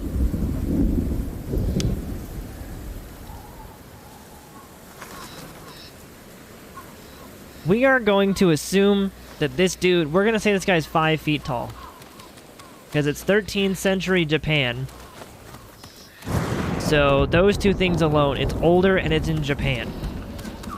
If being 5'2" now makes someone average in Japan, imagine 13th century Japan. Like, that's like 4 feet tall. He's got to be like 4 feet tall.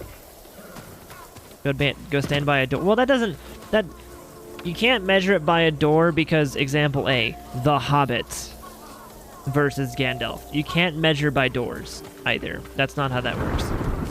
They didn't have a standard of like every door being 6 feet, you know? If anything, okay, here's a Google. Like, how weren't people taller back then? No, people were shorter back then, dude. People were much shorter the farther back you go. I mean, you go back to like just the 50s, and like I used to live in a house, Red Lime, that was built in like the 1950s, right? This house, I was like 13 years old, and I could reach my hand up and slap the top of the doorway at 13 years old. Granted, I had to be on my tippy toes, but like, this house from the 1950s had an unbelievably short doorway. You could only imagine how short people were hundreds of years ago. You know, thousands of years ago.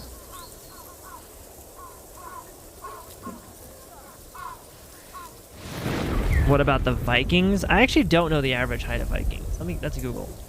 Average height of Viking.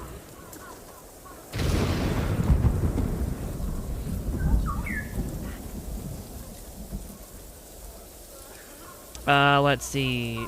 The examination of skeletons from different localities localities in Scandinavia reveals that the average height of the Vikings was a little less than that of today. Men were about 5'7", and yeah, they were about 5'7", and women were like 5'2". So Vikings were probably tall, actually, by that standard. They were probably giant. Like, okay, if you put a Viking in Japan, dude, they would be towering over those fuckers. They would. It's like, okay, you know how in God of War, how Kratos is towering over people? That's kind of what you would have. Is like that. You would essentially feel like Kratos everywhere you go. Because you're just like this 6'4" motherfucker, and everyone is like 5'6". But it would be even worse though, because again, the farther back you go in like Japan, they would be lucky to be like 5'2". They'd be extremely lucky. Like a giant would be like 5'2" in Japan. The farther back you go. So you have a Viking who's 5'7". That's like walking up someone who's 7 feet tall now. It's fucking crazy, right?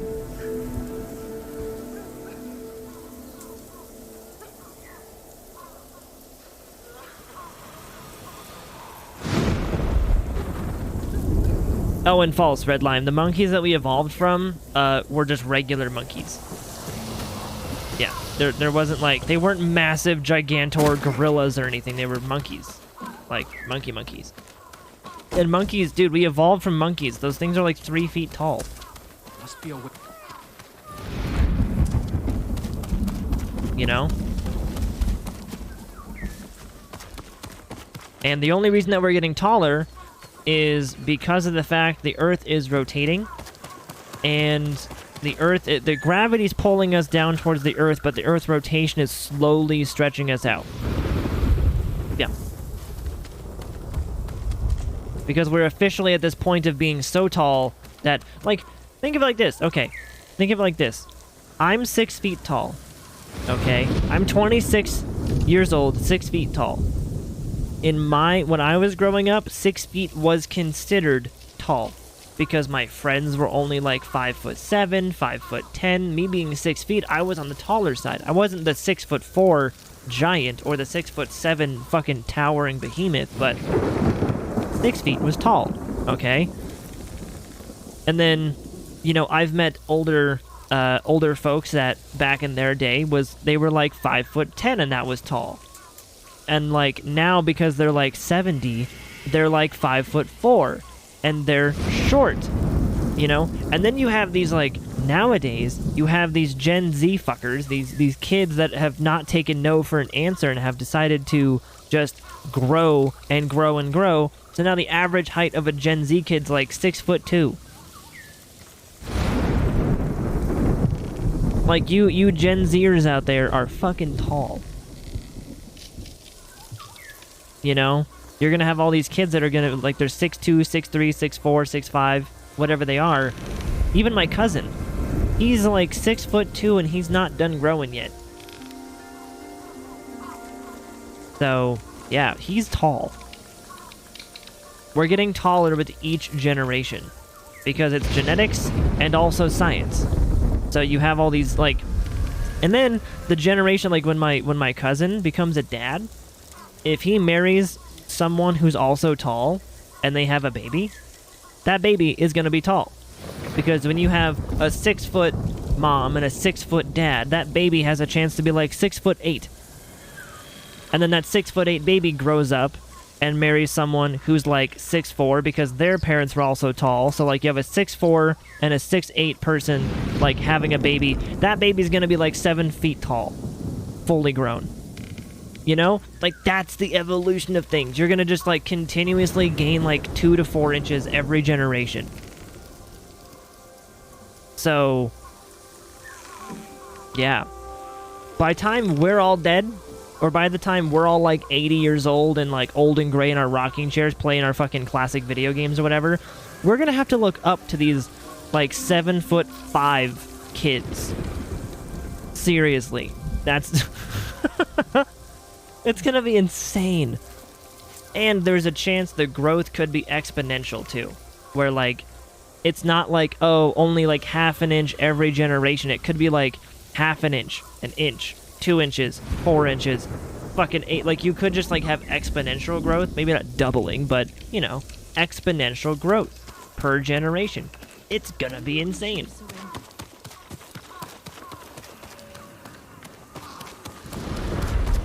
So if you're like 15 and you're already reaching like, you know, 160, 180 centimeters where you cross the Pondians, you know, like 5, 7, 6 feet, whatever, over here in Murica Land, then yeah, you're gonna be tall.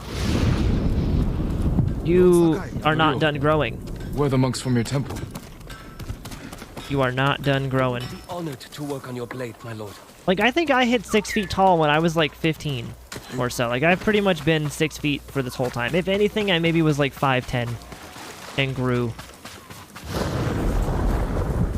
11-foot basketball goals incoming. Dude, exactly. Exactly, dude. Yeah.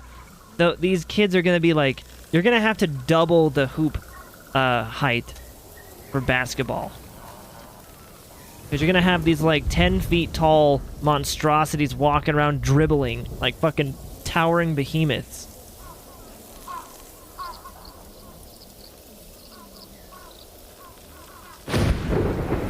I mean, let's put it like this, right? So, in the 50s, you can find videos of this too, right? You can find videos of these too that, like, there's been cases of, like, gigantism, ranging back for fucking hundreds of years, right? But even people in, like, the 50s, right? There's like, black and white videos of these guys who were 7 feet tall. Everyone else around them was, like, 5'7", 5'10". Then there's the one guy who's 7 feet tall, okay? Back then, that guy was, like, he had major health problems, a chemical imbalance, lack of blood. He had back problems, knee problems, elbow problems. Like, gigantism hurts, okay? Nowadays, though, because we're already so tall, you can have someone you can see TikToks of people who are 7'2". They are 7 feet tall, and they're walking around like life is normal. They don't look all spaghettified and stretched and skinny. They look like a regular person, but tall. They're just gigantic, right? Like, being tall has now become, like, genetically normalized and scientifically normalized too. It's kind of insane. You know, that's like, what's that? Someone help me. I'm not a sports guy. What's that Asian basketball player who's like 7 feet tall? Like, that dude was like the first one you really heard about of, like, giant people. Or Shaq. Like, giant people who were like almost 7 feet tall. In the last probably 40 years, giant people have become way, maybe 50 years or so, have become way more common. Way more common.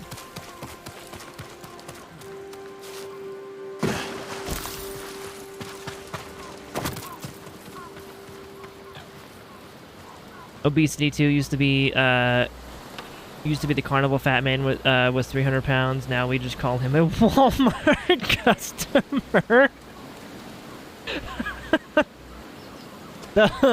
Yeah, and now we have shows that glorify that obesity life too, where it's like, my 800-pound life, and they need like a forklift to get out of bed. Like, oh my god. It's, yeah. Totally, it's a whole thing. Yeah, let's go, I guess we'll talk to that guy and listen to the tale of whatever. Yeah, obesity, well, especially in America. And that's not even me just being like, oh, fuck America. No, it's like America itself is like, other places in the world can have fat people, but America, we like excel at being fat. When we're fat, it's fucking impressive. Like, you won't see an 800-pound person in the UK, or in Germany, or in Australia. You don't see that. You see that in America. That's what we do, you know? That's how we are. But yeah, we're like normalizing tallness. It's insane. Gosaku, tell me about him. Gladly, my lord. You want to be 6'2", probably not going to happen though. Centuries ago, Tsushima was terrorized by the Red Hand bandits of Akashima. Around this time, a farmer named Gosaku heard the spirit of a dead samurai calling to him. He found the body, still clad in brilliant armor. Overwhelmed by the armor's beauty, Gosaku stole it. Before long, the Red Hand reached Gosaku's home. Knowing the farmers would lose everything if the bandits went unchallenged, Gosaku donned the samurai's armor. The bandits charged. Gosaku's sword arm trembled in fear. He resigned himself to death. But blow after blow glanced off the armor, and Gosaku did not falter. The bewildered bandits staggered back, tripping over their feet. A mysterious sense of calm suffused Gosaku's body and mind. Impressed by Gosaku's bravery, the dead samurai's spirit guided his blade. Before long, Gosaku cut down the final bandit, and the Red Hand were never seen again. Years later, when Gosaku died, the farming families locked the armor away for safekeeping. Each family holds a single key to the lock. Now terror stalks our island again. The farmers of Tsushima claim to have seen Gosaku high on a hill, looking for a mighty warrior to protect our farms once more. Dude, those are so cool. Holy shit, those are so cool. The unbreakable Gosaku. Man. The armor is still locked away. And now the Mongols are hunting for it, raiding farms across the island in search of the keys. Which farmsteads hold the keys? I've already got 4 of them. Aoi, Iijima, Kuta, Koshimizu, Ohama, and Yagata. If you find the keys, they say the armor is hidden on a hilltop in Akashima. The Mongols will never lay hands on it. Of that, I am certain, my lord. Yeah, I've already got 4 of the keys. Obtain the 6 keys. Yeah, to obtain the keys from the 6 farmsteads. Yeah, I've already got fucking... Hey, look at that. Yep, now there's one over there. Is there... Nope. They're all down over there. Ah. That one and that one. Nice. Yeah, I've already got 4 of them, so I just gotta get those last 2. We could run all the way over there to get that done. And then there's also another new explorable region over there too. What the fuck? I already have another explorable region. You're giving me so many.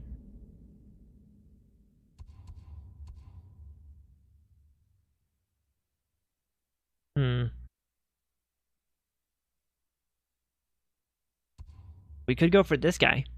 Could do his quest while he's over there. Oh, we got this guy too for that monk dude, right? Yeah. Let's go do that monk guy's quest real quick. Or not do it, but like start it, I guess. Oh wait, no, that is gonna do it, isn't it? You can't like switch missions as you activate it. Yeah, let's resume that tail. Let's do that. Let's just go for him. Let's go for that armor. Horse. There you are. God, took you forever.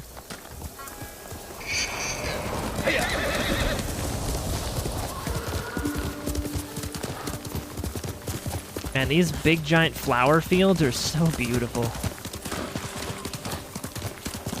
Yeah, Red Lime, I would love to be like 6'2".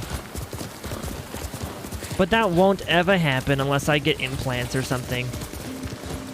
Because I'm 6 feet and I'm 26, so I am... Yep. Not only am I done growing physically, but I'm also like, my brain is done developing. because fun fact, your brain isn't done developing until you are like 26, almost 27. So like, Draw your blades.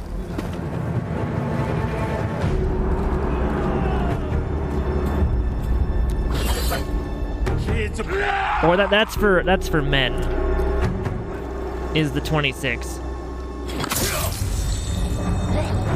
Like, male brains don't finish developing until they're like 26. And then female brains finish developing when they're like 22.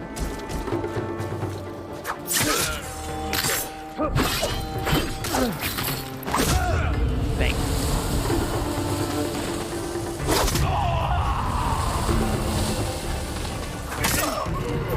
Nice.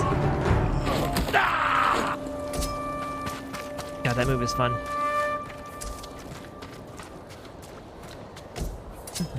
Implants on the knees. I'm pretty sure the only procedure is breaking your bones and putting them into a correct place or whatever, and it adds like 2 to 3 inches. I think it was. So maybe that'll help for your wish. I don't think that's the procedure. Not that I know of. Like, that doesn't sound... I also wouldn't get that.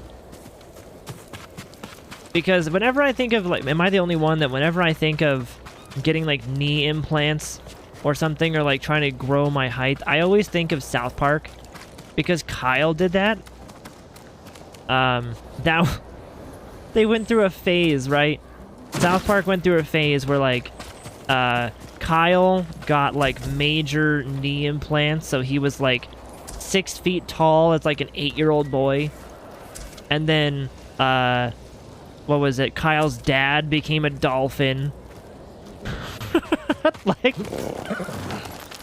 oh my god, I don't think I'd ever get, like, implants to, like, grow my height.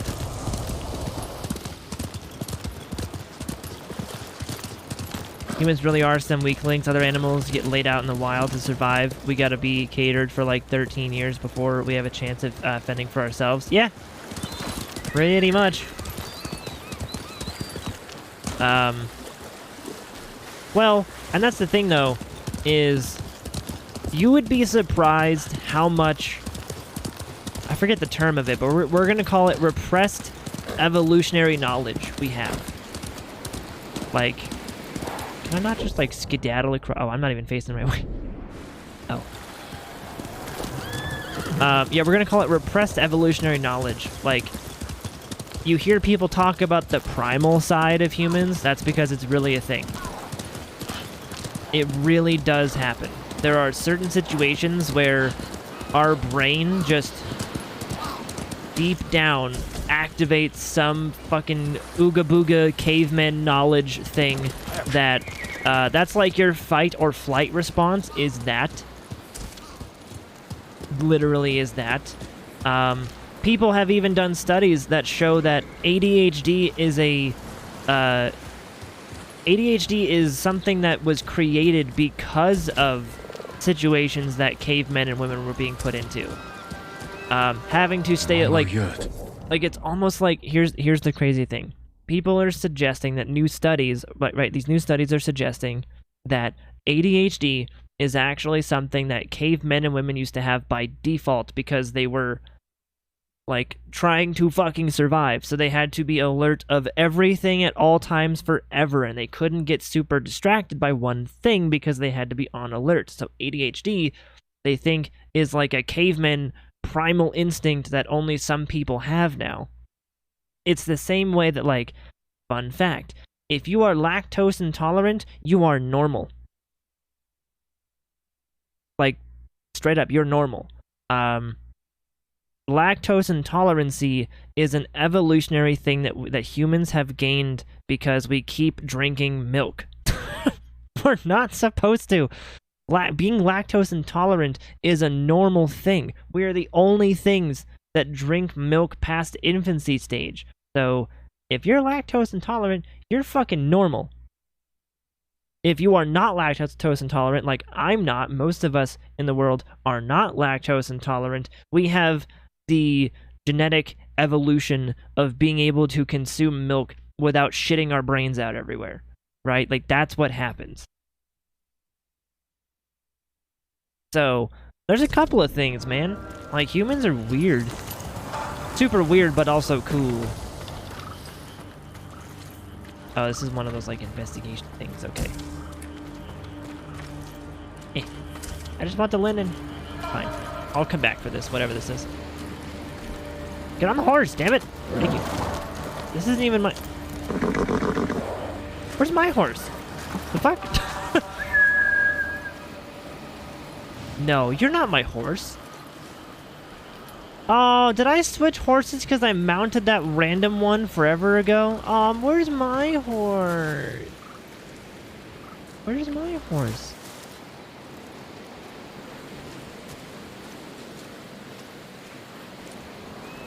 Dang it. Did I just accidentally swap horses? I did. Stupid. Can I switch my horsey? No, that's it. That is my horse. Yeah. Where's my horse?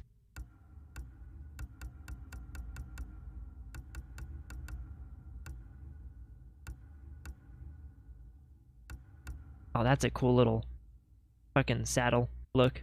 I don't like that green, though. So, if that's my horse, you're not my horse. Why do you call when I call my horse? Why do you come when I call my horse? You're not my... Where did my horse go? I vote walk all over the map to find it. Well, I know it should be somewhere close by.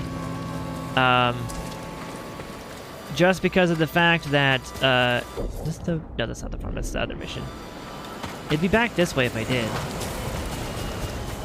You know what? Fuck it, hold on. It's gonna be worth if it's still there. Because it was like over here that I randomly got on the horse to move it away from the beach. But that was also, oh, that was forever ago though. I'm not gonna do that. That was like way down over here. Oh god. Alright, horse. Which one? There you are! Yeah! Okay, okay. There it is. There's my horse. I just had to walk away from the other horse. I feel less sad now. I almost lost my horsey. Wow, that view though.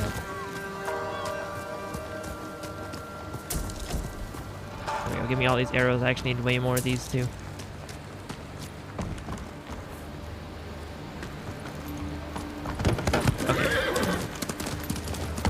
I love the sound design and the fact that I can feel those boards in my controller. What did I do? I can help. Oh, What's I'm wrong? talking to him? Okay. Hurry! They're coming through the window! Run! From That's the over window now. You're to the here wall. With me. No, Their minds are lost in 1,000 hills. Who did this? Scarecrow? Is it Scarecrow's doing?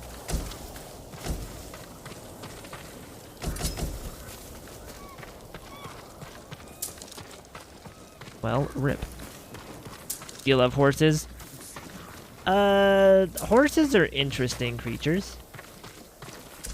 Horses are also big dumbasses, too.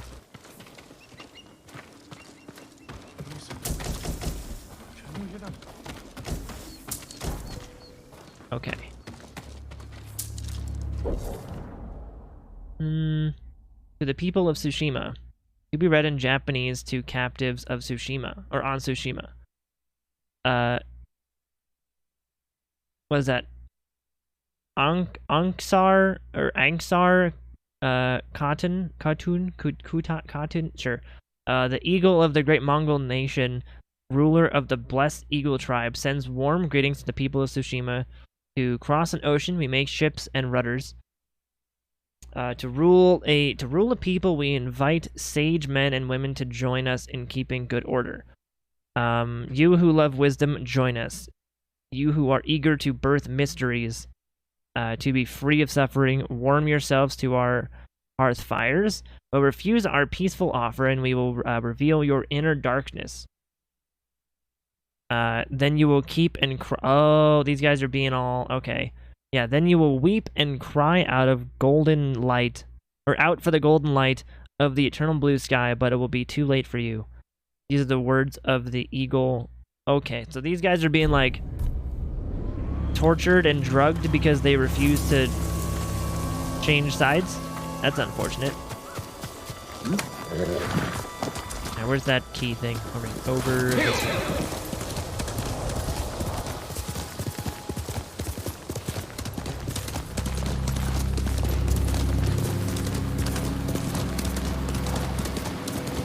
Over this way. Oh, I feel like I have something in my eye. Like an eyelash is in there or something.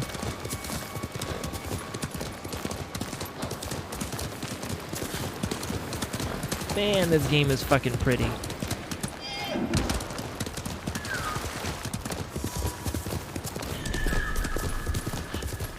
Who's doing a what? I see the fox tree over, or the fox den over there. Oh, is there like a thing over? You'd find me, Sakai. You can go, boy. Wait. Who are you? Straw Hats are cowardly traitors. You all deserve death. And samurai are spoiled hypocrites who steal glory from real warriors like me. I'll prove it. Come on, then. Oh. We're fighting the Straw Hat Ronin? Boogie.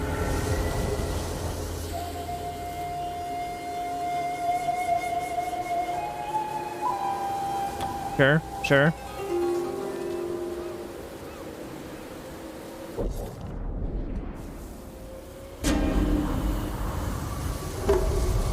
Man, I look cool. And then... click! I love that.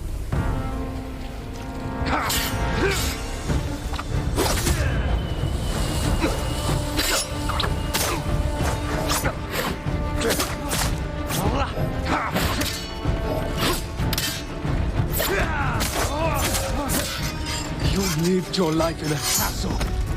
Uh-huh. Made you so... Then why are you out of breath? Ow, whoa! Fast man.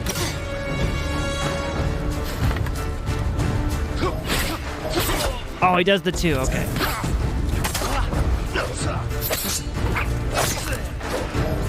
Oh, fast!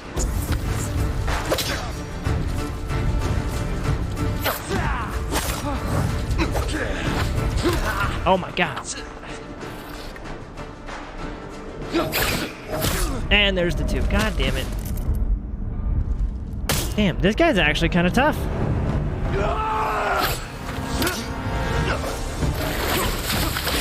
Oh, there's the back-to-back. Okay.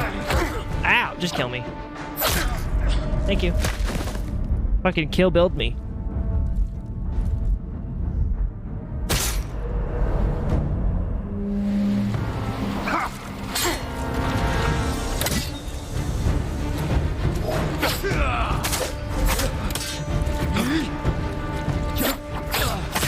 Ow, fuck you. I always forget they can do multiple attacks. I'm so used to them doing one swipe and then, yeah. That's unblockable. That was close that first time. That was really close.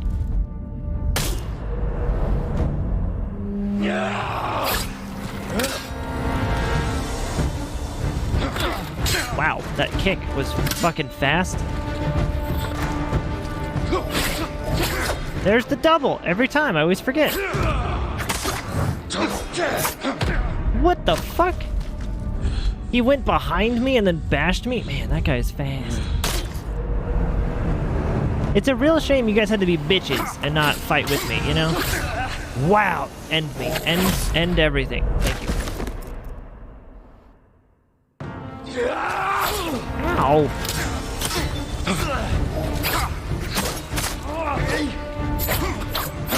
Oh my god. Ow. Can I change my stance against this guy? Probably not. I hate this. I hate that this game does that.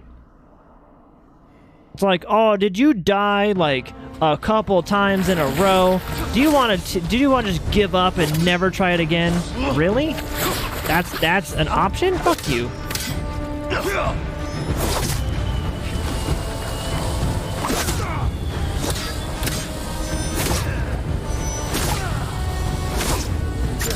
You lived your life in a castle. He made you soft. Then why are you out of breath?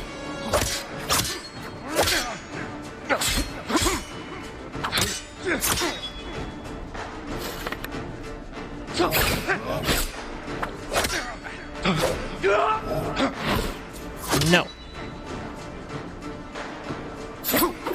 Oh, really? He fucking swung into it? Dang it. Oh my god, this fucking game. Are you sure you want to keep trying?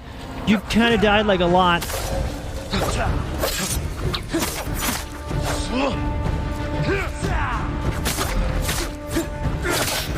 Ow, dick.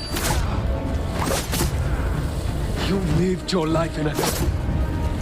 You lived your life in a castle. He made you soft. Then why are you out of breath?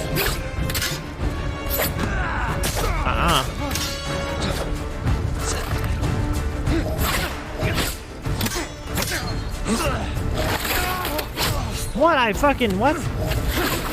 Whoa, dude.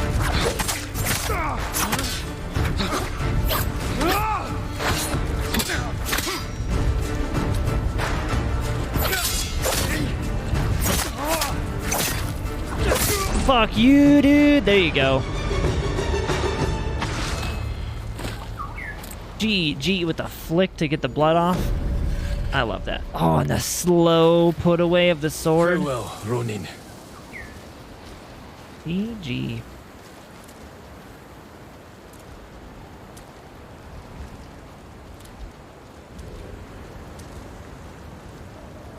The slow, respectful bag. He was a worthy opponent. That was fucking cool.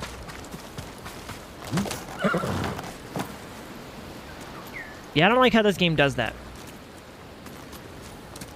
The game's like, hey, you kind of died like 5 times in a row. Are you sure you want to keep going? Like, I wish I could turn that off. Let's go. Haiku. Haiku! That's like Doom Eternal. Whenever you die too many times, they're like, here's this like 200% armor. Do you want to activate it? Like, no thanks. I'm not a game journalist. I don't need that. Reflect on uncertainty. Ocean out of reach. Standing amidst death. A grim reminder. Be like water.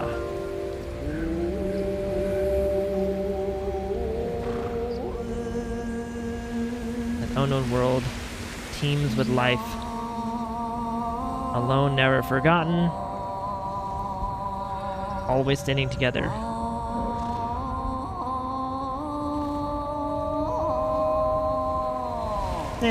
This one. Ooh. Once a grander sight, fading memories, nowhere left to go. These are all so sad. Yeah, I'll do this beginning one.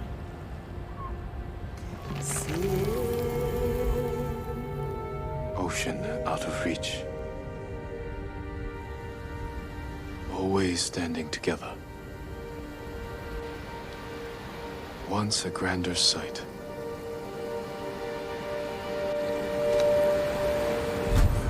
Cool. What does it look like? Like a white and green. Not bad.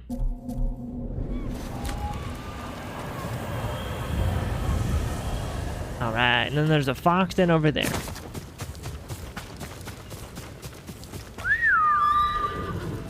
Oh, but it's actually gonna take me over here. Oh, hell yeah. Okay. Awesome! I found it before the fox could show me. Whee! But I'll still pet you if you're around. Yeah, there you are. Hi!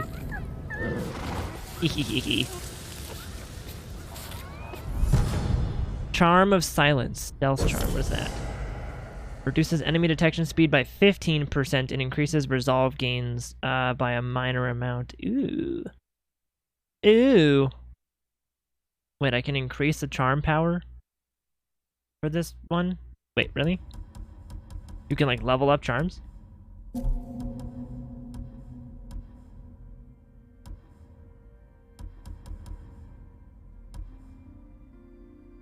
You know, I actually think I'm gonna, yeah, I have enough supplies. I'm gonna swap this one off.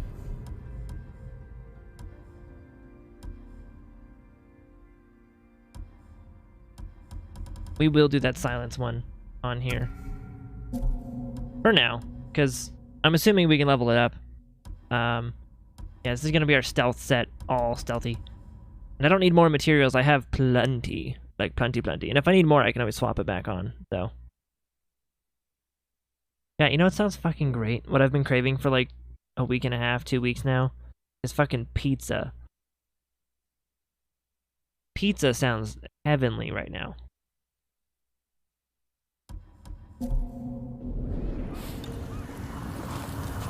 Whee! Awesome. Yep, that was the Foxton over there. So now we just gotta go back. Oops. Over there.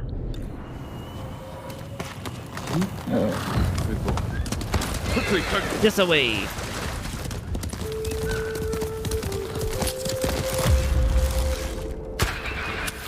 Oh.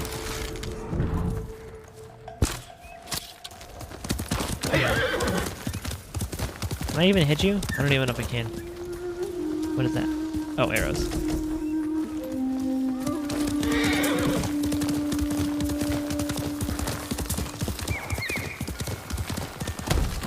Oh, I'm so sorry, little doe.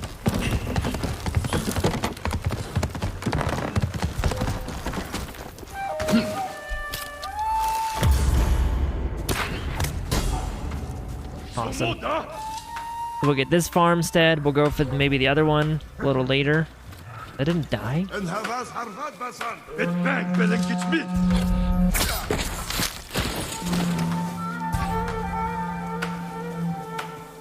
Like I didn't die to my arrow? Where did he go? He just vanished.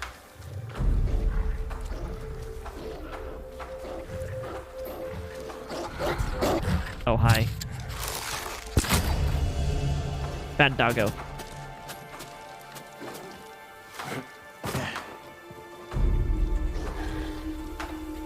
Can I use my bow from I can use my bow on top of here.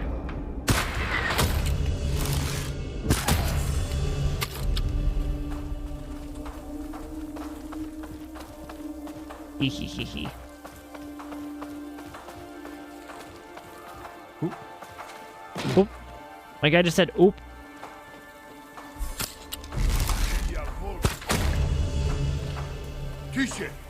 This must only be part of it though, right? Because usually farm sets are pretty massive.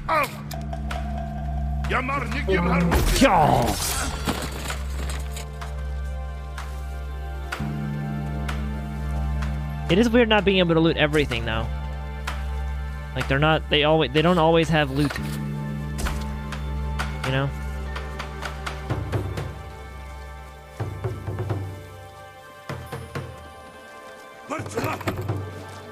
Oh, hi. Ooh, 3 more steel? Look at that.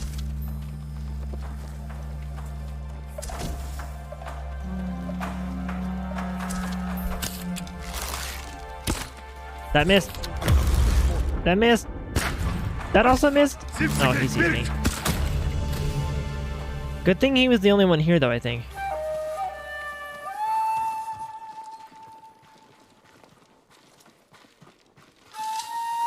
Just little supplies in here.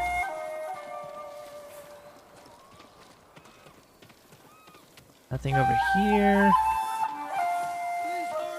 Can I finally free this guy? Well, let me look in this building first. And double, triple check there's nothing to loot.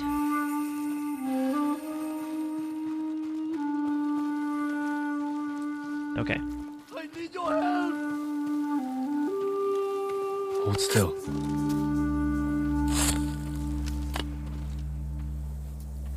My prayers have been answered. Find somewhere safe. Be careful. Yeah, just what he's saying is don't get caught again, you jackass.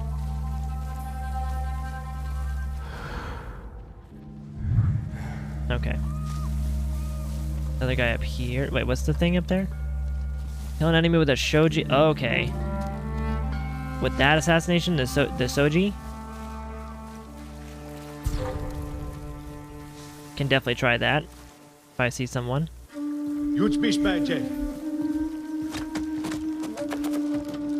gotta find one of those doors first.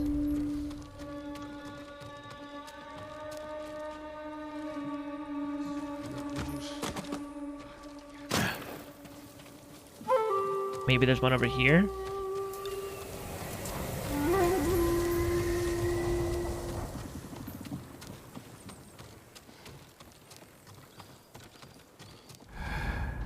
That guy might be one. Don't mind me. We're just gonna actually sneak into here. And then... Ta-da! Ching! Done. Bonus objective completed.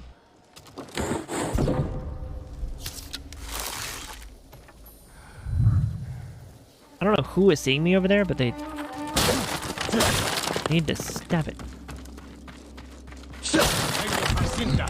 Oh crap.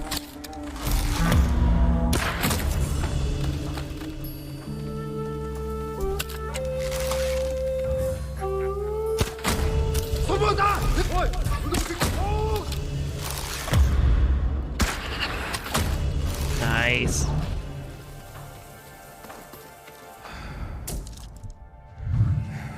Is this guy like cowering in the corner? Whoa,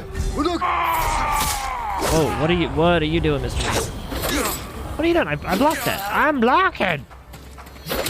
Oh, that's an unblockable. That's what that is. Good God, sir.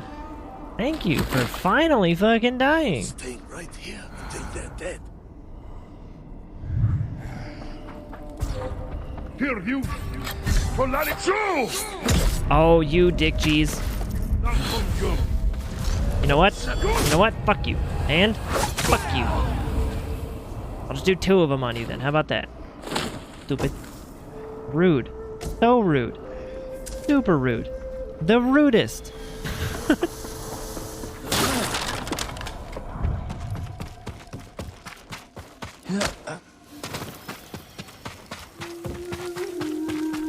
I think that's everybody.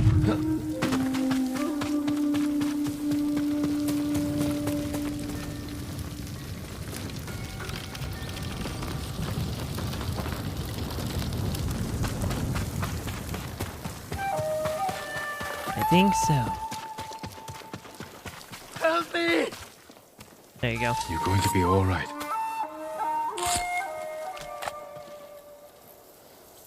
The best day of my life, my lord. You're safe now. Should have said goodbye. All right. So the other 2 are over here.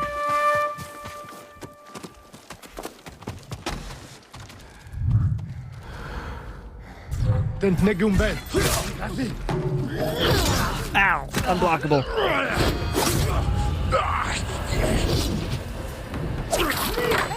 Oh, nice. You'll be free soon. There it is. He's still squirting blood. I just noticed that. Go. Be well.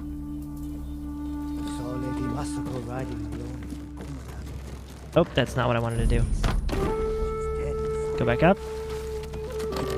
Thank you.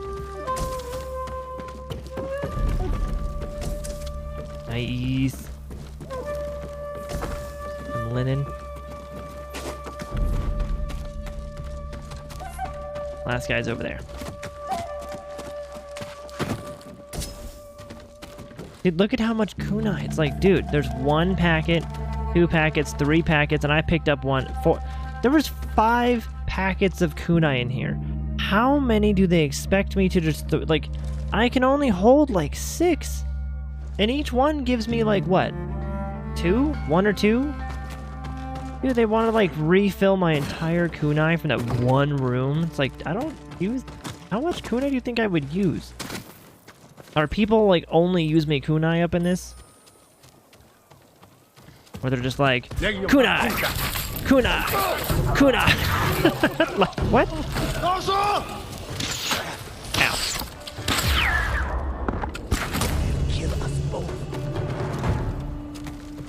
Who? Oh, that guy.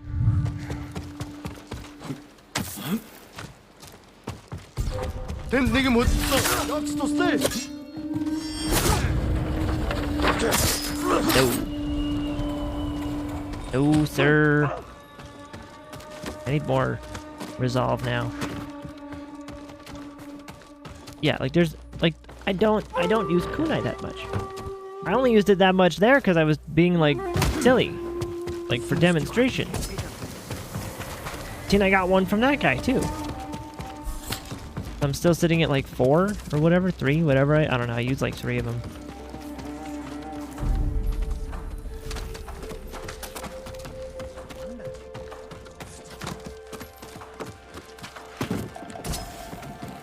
Yeah, I'm at 5. I can hold 5.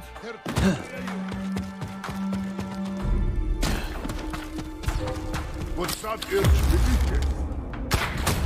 up? I wish they would give me arrows like they're giving me kunai. That'd be helpful. Hold still.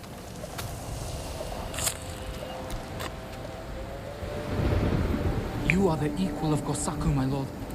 As a sign of our gratitude, take this key to his armor. I will wear it in defense of the people of Tsushima. Now I just need one more. I need to hunt while I still can. Awesome.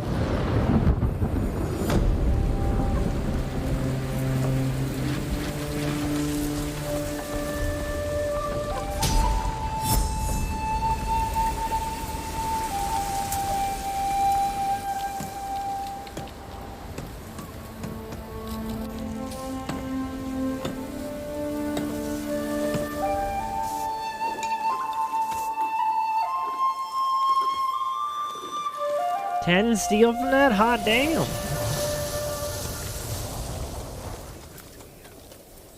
Okay. I do have a skill point, but I don't know what I want to use it on.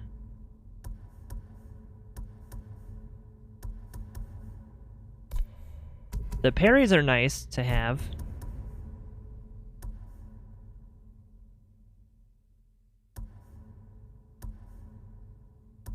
This one doesn't work, by the way.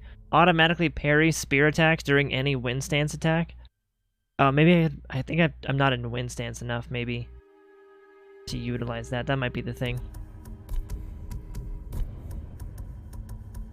I also want to save my points for some of these end ones over here. So whatever they are, I can immediately upgrade some of these.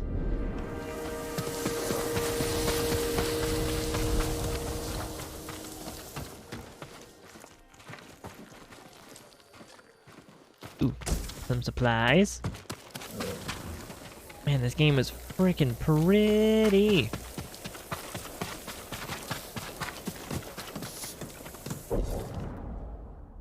We are pretty far away from that other... Ooh, that was a big fucking zone we just cleared out. Holy crap. Yeah, we're pretty far away from the next farm. But, I mean, we could just sprint up there and just do it. Because, like... Yeah... And we could go get this one, because even more territory, and then this one for even more territory. We could just get all the territories, like, now. Should we do that now? Like, just do all the territories now, and then get all the side missions done later, maybe? I wonder how that would break it. You know? If we rode from this one up to here just to do this farmstead for the armor, and then did everything with the armor. That'd be kind of cool, right? Right?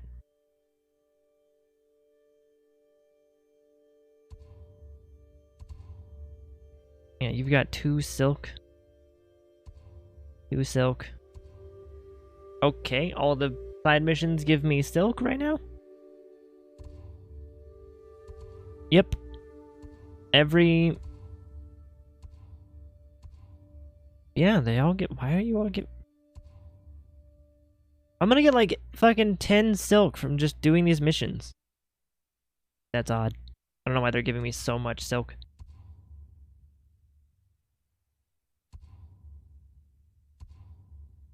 You know what, though? I think I do want to actually, like, ride up to there. Let's get this one first, while I'm here.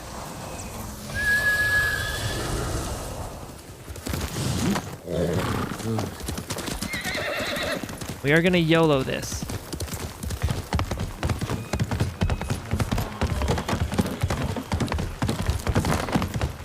Man, this is a pretty view, though. This area during daytime, we hardly ever get that. It's always, like, cloudy and shit. I want to see it a little bit more with that daylight on it.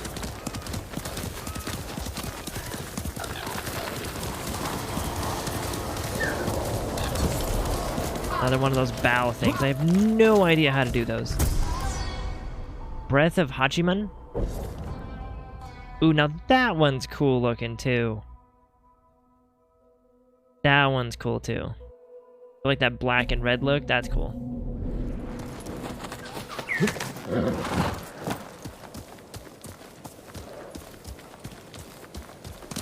Okay, so we're going to mark this one and head back over there. We're just gonna fucking run. We're gonna gallop our way all the way over there, ignoring most things. Just so I can, actually, while we do that, let's take advantage of this and just put on our traveler's attire so we can get even more map discovery while we do this. He doesn't want to go in the water that much, I get it. Alright, Mr. Horsey, no water for you.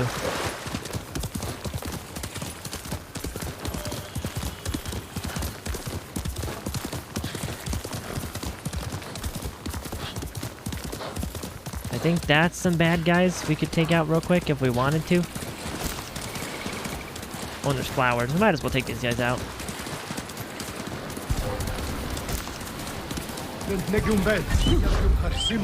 Yeah.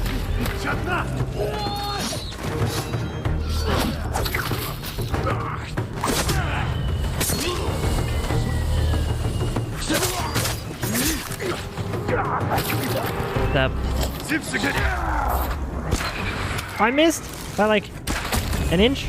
There we go. I need more resolve. I should have done the standoff to get some of my resolve back. That was 6 steel for that? Holy crap. Horsey, get over here.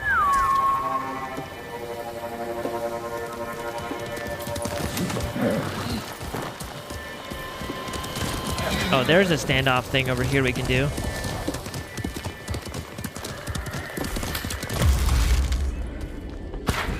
Send your best warrior.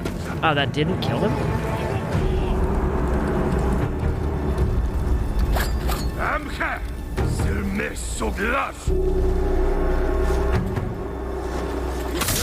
I don't think so. Give me that resolve.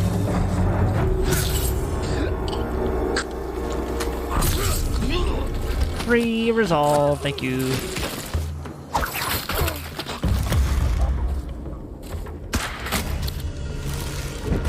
Oh, he's already dead.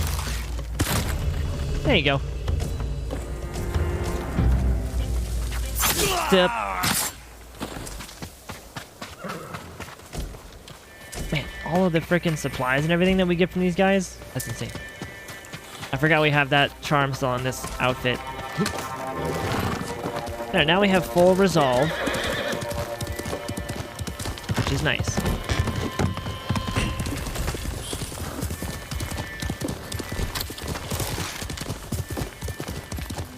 We can do it again for no reason.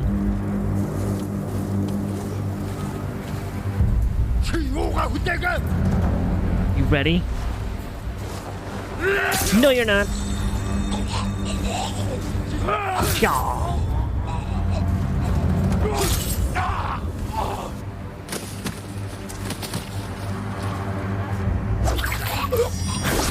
Help me!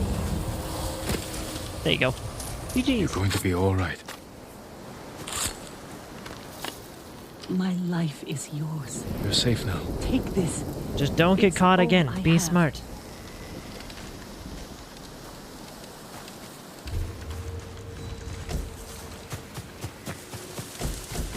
Yeah, just be smart. Don't get caught again. Man, there's a lot of enemies in this little path.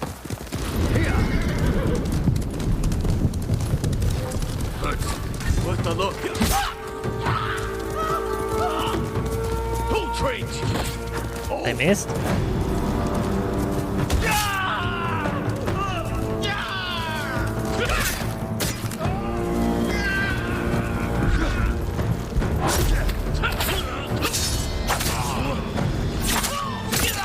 I don't think so. How are you so tanky? Get out of here. Are those the... Oh, those must be the Ronin guys. The Straw Hat Ronins? Yeah, that must be the Straw Hat Ronin guys. That's why they're so ridiculous. A little bit more than bandits now. We've got the Mongols and the Straw Hat Ronin. There's a lot of flowers we can collect in here, like that one over there, that one over there. And while we're at it, let's just ADD a little bit.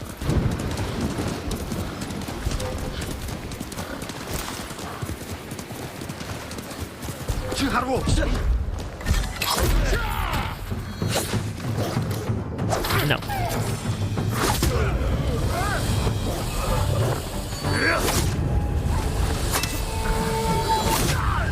I don't think so.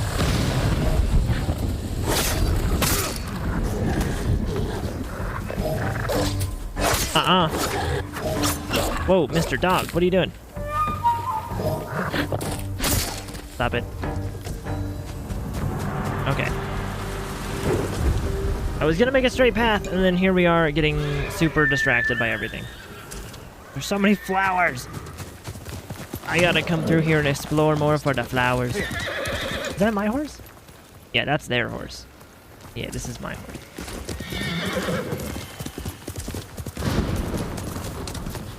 Is that another thing? You guys another set of hostages?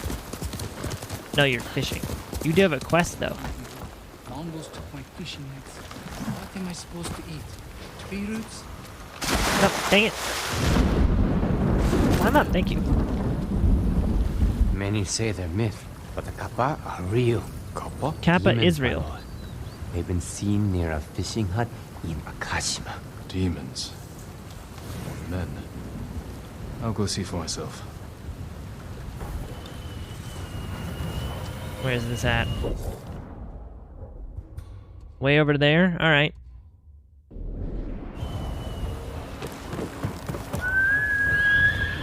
Oh, horsey.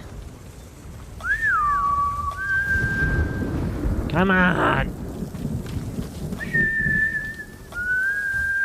Kage, come on. Get over here, you dummy. There you go. He had to like teleport over here.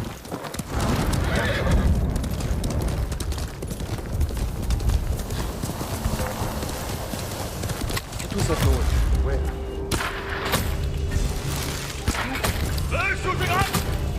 There.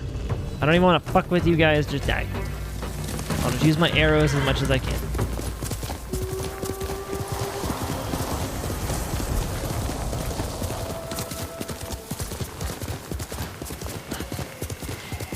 Is this like a territory or something, or just a burned town?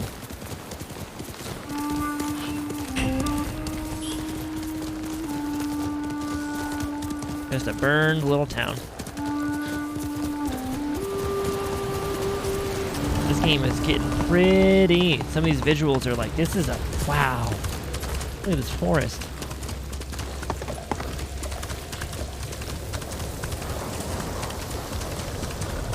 Good God. This is cool. Fighting at Kushidara Temple. Monks are in danger. Fine, I'll help him out here.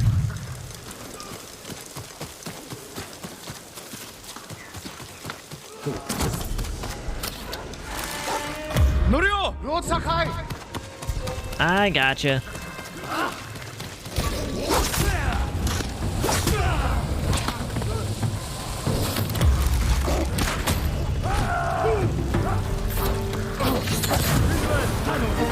Hiya! Hiya! Hiya!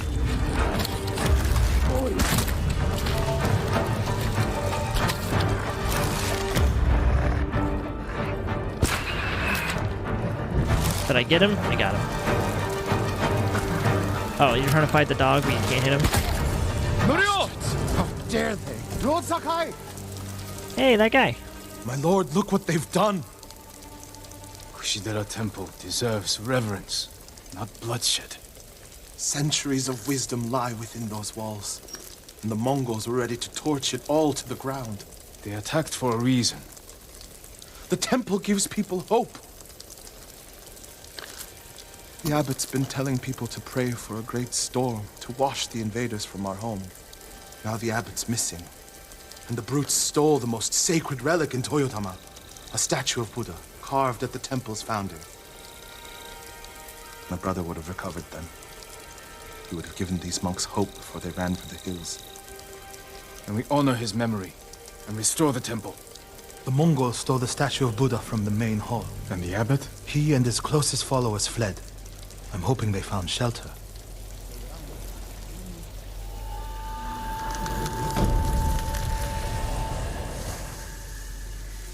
Huh. We did that guy's mission without even having to really talk with him. Ooh, my legend is almost increased. Nice.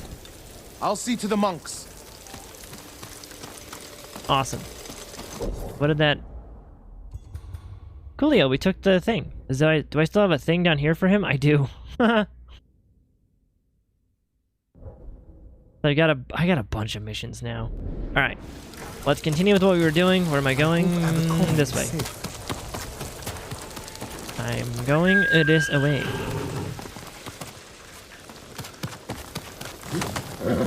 That's my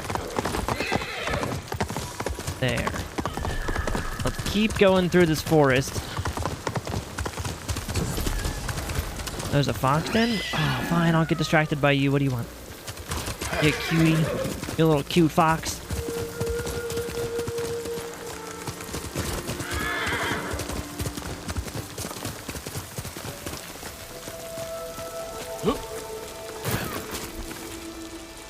Go through. There you go. Yeah.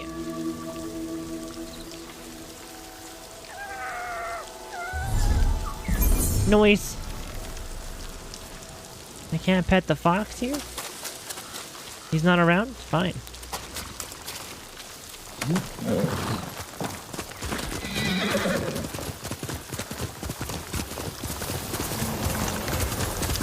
Where are you gonna lead me, Mr. Bird?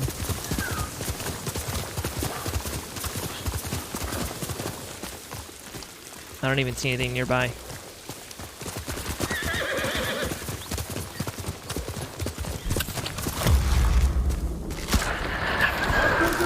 I don't know how that auto-aimed like that.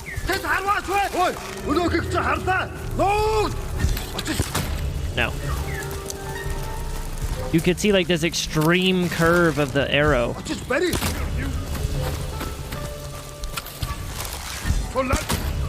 Damn.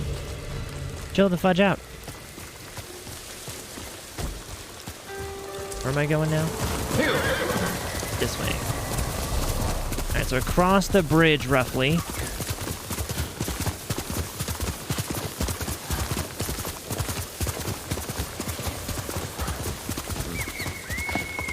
Down over this way. God, this game is so gorgeous. Is that a bear?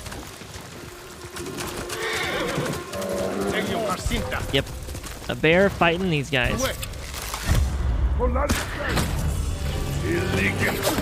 Ow. Sir. Rude.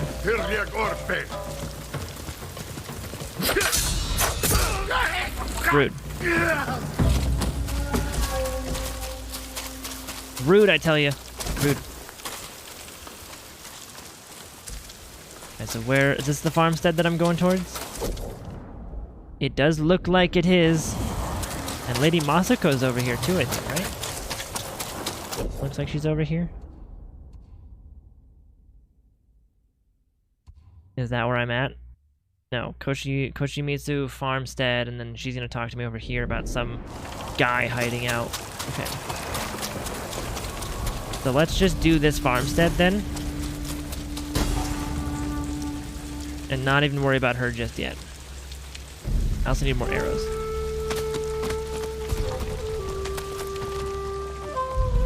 Hiya! How did you see me? Oh, right, I don't have my stealth set on. There. Now I'm stealthy. Damage enemies with a sticky bomb? Oh, I gotta put on sticky bombs? Fine.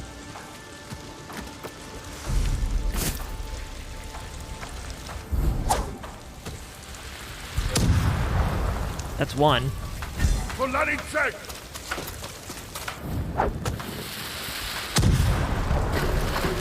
Did that kill him? That did. Don't you kill him! No, they're mine! They're mine. Okay. I just need more sticky bombs. I didn't upgrade my sticky bomb amount that I can hold, so I only had 2. I need 3 for...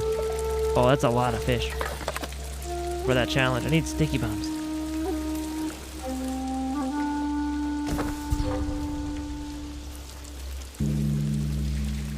I wonder if I can find some just like wandering around. I usually can. They usually have a bunch.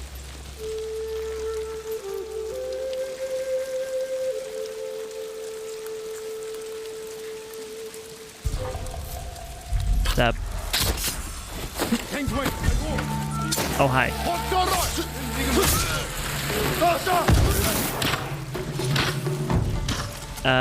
Not good.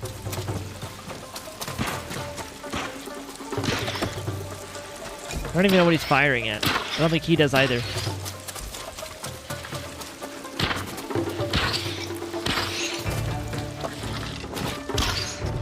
They're gonna give me some kunai.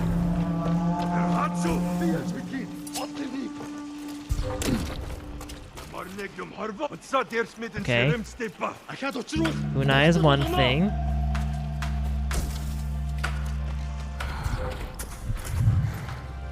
I kind of just want to like map out where I can go for more of these sticky bombs.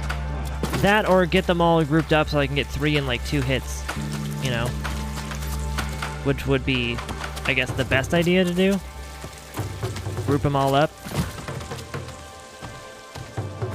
Since I don't think there's gonna be a lot I can grab here. There's some black powder bombs. Those aren't what I need though.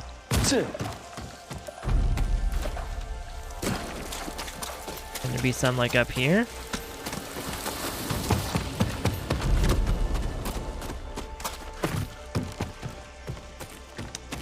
Nope, there is not. Maybe that's where the kunai was.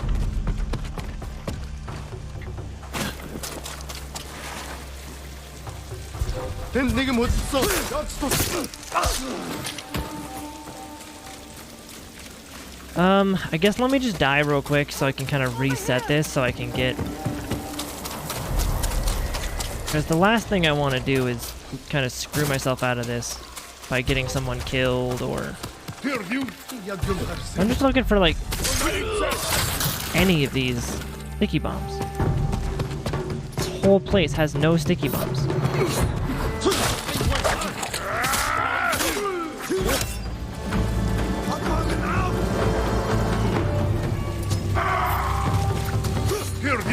None at all.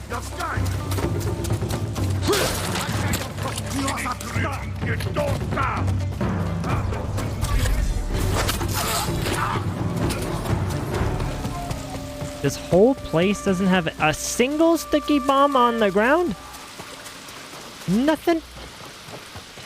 Normally there's like 7, and now there's like none.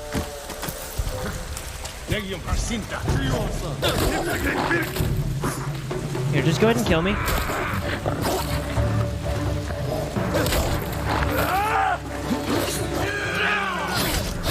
Yeah, go ahead and kill me. We're gonna do that again without the dumb.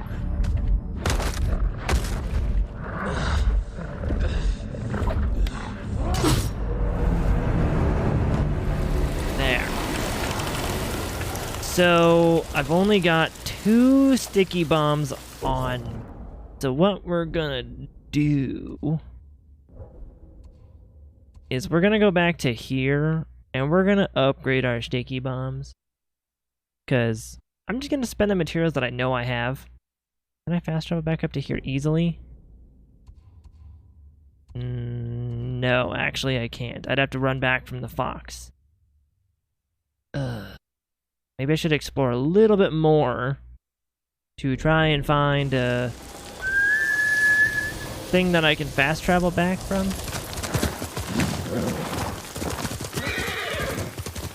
So it's not like a 10-year run here.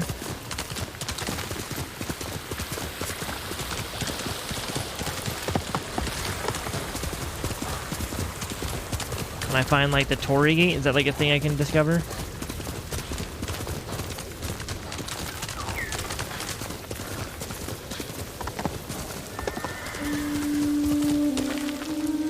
Oh my god, that horse has some hops.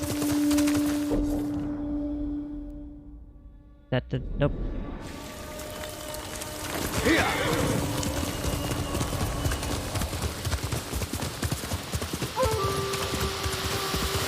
Okay.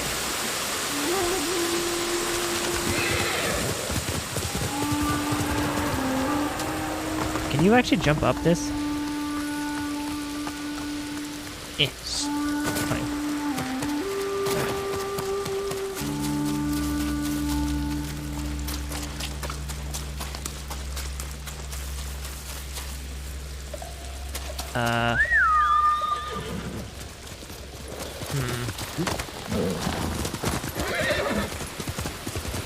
Let's see. I gotta find something that I can fast travel back to. Right? Like there's gotta be something around here.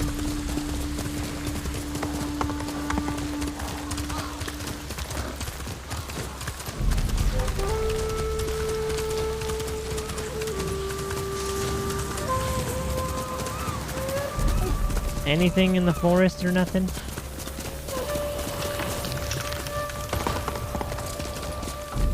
See a lighthouse over there. That's a cool looking view.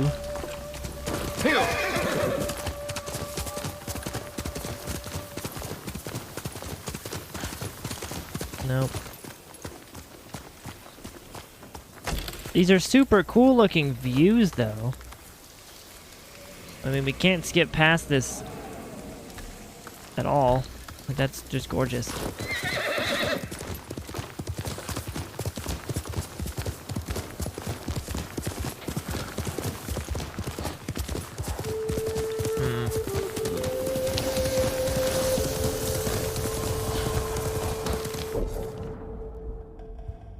Yeah, I have yet to find like one thing I can fast travel back to. Although her mission's not there anymore. Notice that, like that Masuko mission is not there anymore. Probably could have talked to her first.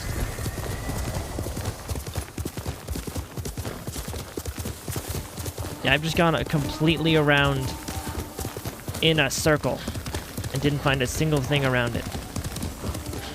Go back this way.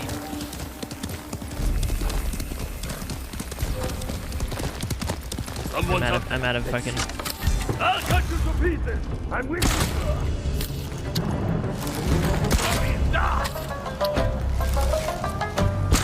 No. How are you alive? Oh, you're both alive.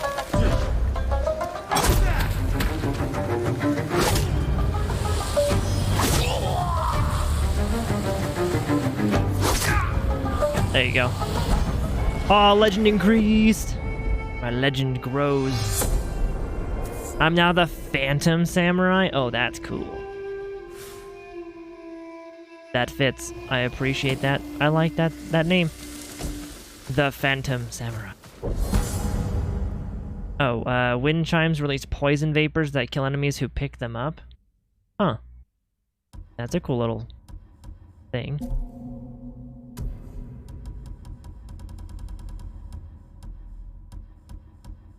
It's a stealth charm.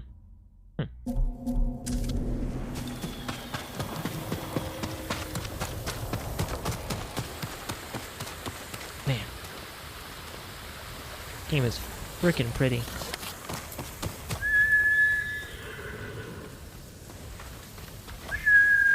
Horse, where the hell are... Oh, there you are. Teleporting horse, go! Not a single thing.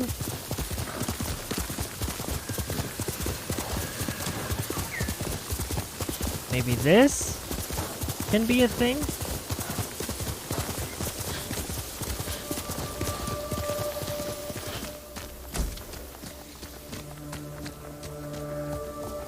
Nope, that's just fireflies.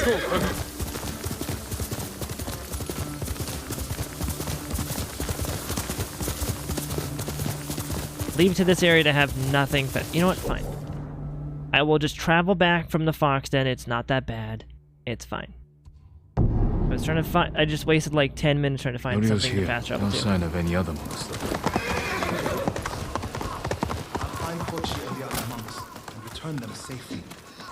I promise you, the invader... Lord Sakai! Norio, where are the monks from your temple?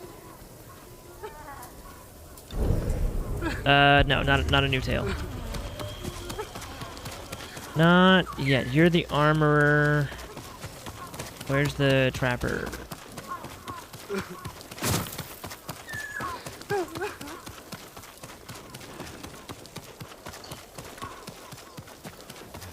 No, but really, where's your trapper? There's the bowyer. Is that the trapper? No, the trap. That's the weaponsmith. Lord Sakai! Norio, Where the fuck? where are the monks from your temple? Where's the? Why is the trapper always in the middle of nowhere in all of these like little camp things? There's the gift section. Where's the trapper? Is this game gonna really make me teleport like across the damn map to go to a place I know where the trapper's at?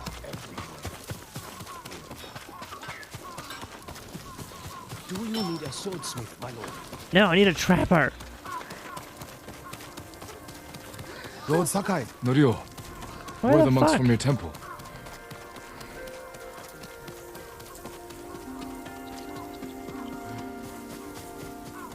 Oh my god, he's way the fuck out here. God damn it, trapper. Move your shop closer. Quit being out in the middle of nowhere. Stupid. The camp of survivors. The one outside Umugi Cove. It's cursed. People go missing. The people there are vulnerable, without a place to call home. Easy prey for criminals. Many of the survivors have lost their families. Loved ones. There's something strange going on. I'll put a stop to it.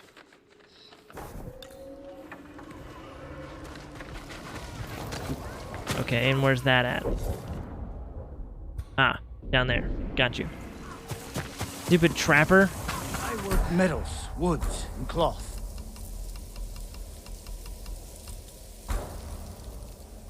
Fine, we'll upgrade it a little bit. Of a samurai. I have the predator hides, we can do this. Fine. Fine. An excellent choice. Let me upgrade it then. Thank you. Just for you. Alright then, quick fire, sticky bombs, Worthy of a samurai. 4. Cool. I'll see you again. So now, I got 4 sticky bombs. Okay. Now, let's fast travel back to here.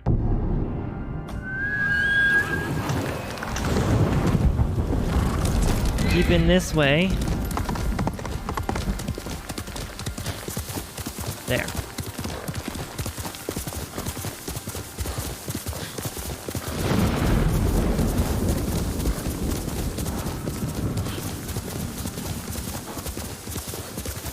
Oh, what a detail. He like sticks his hand out to like touch the grass.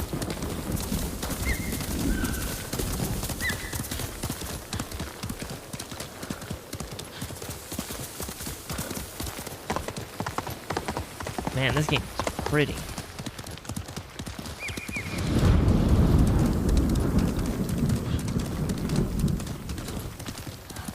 Good God.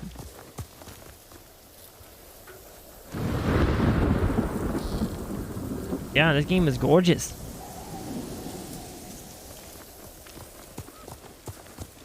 Okay, so before we venture off into that town and do the thing really quickly, I'm going to take a quick, like 5-10 minute break, get some water, maybe get some snacks or something like that, and I'll be back in a couple of minutes.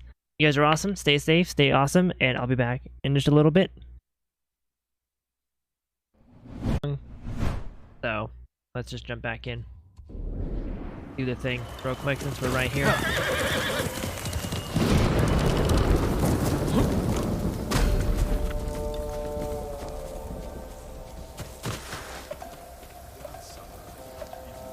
So I have 4 sticky bombs now, which is nice.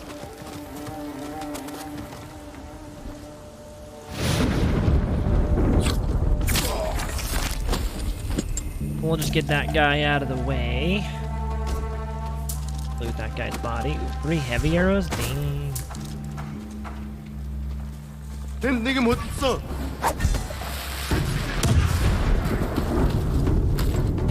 that take care of him? It did.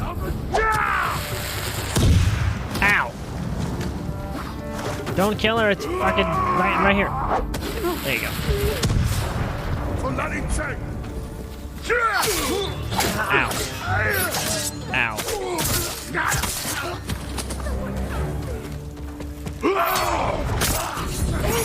There. Alright, we got the bonus. Good.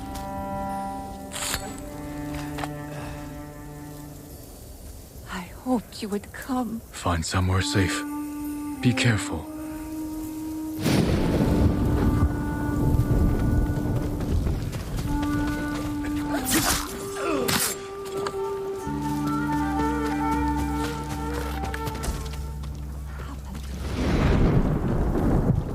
Okay. We've already got the bonus objective done, which is nice.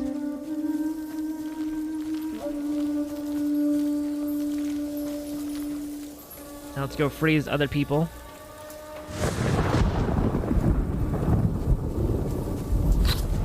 Hiya! Hiya!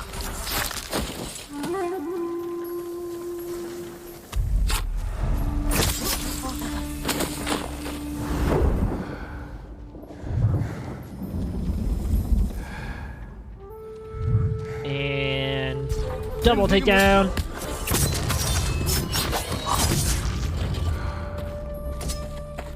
Grab the kunai from that guy and that guy. You're going to be all right.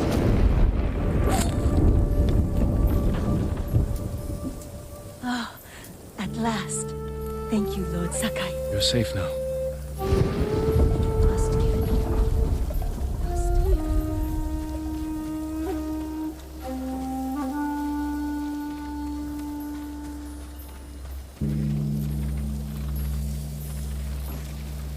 Alright, so we gotta kill the guys in the garden over here, I guess. It's a big garden.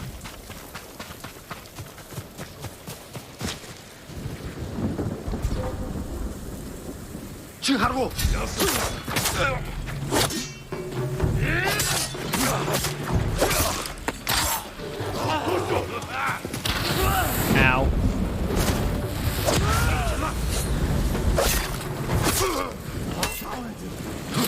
Are you serious? I'm still on fire? Bro. Oh my god. You stupid fuck. Stop everything. Stop that. Are you fucking serious? Fine. Stop it.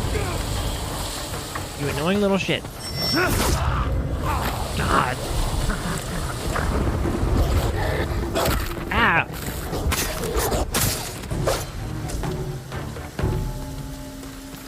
Are you like free? Or something? Yeah. There.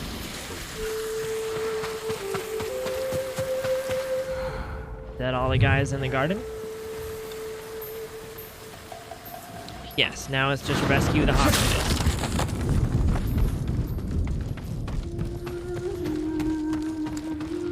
Okay.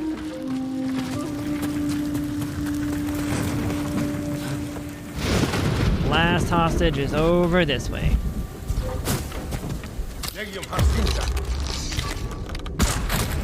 Oh, wrong bow, but it works.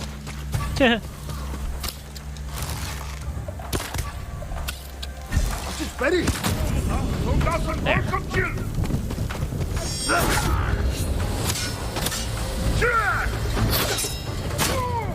How about no?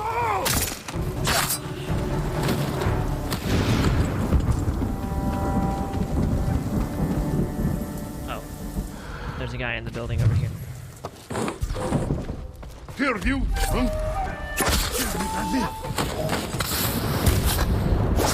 I don't think so. Ow! My god, I'm on fire.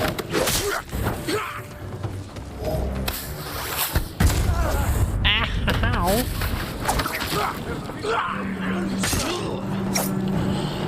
Okay.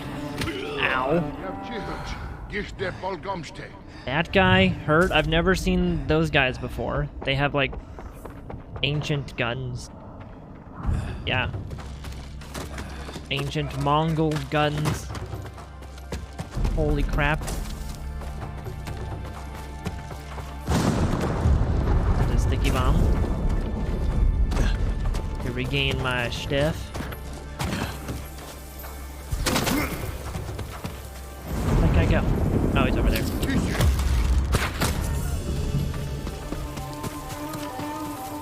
There you go. Be free soon.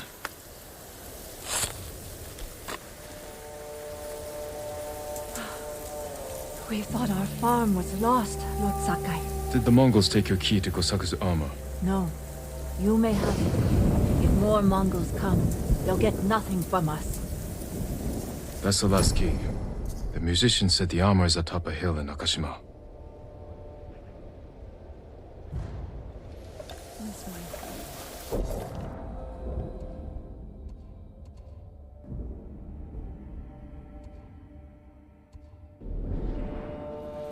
I think I've been there.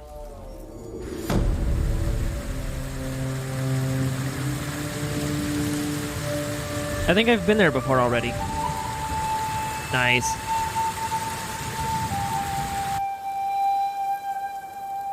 And this place is gorgeous.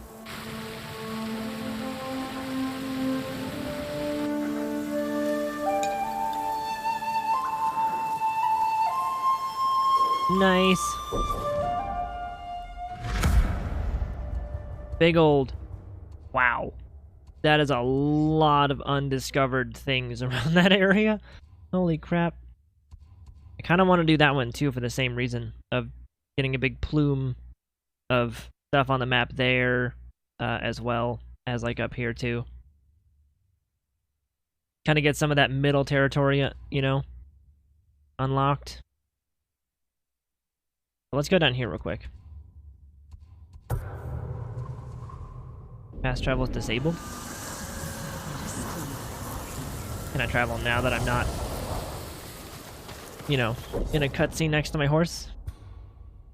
Oh, hey, now her mission's back there. Okay.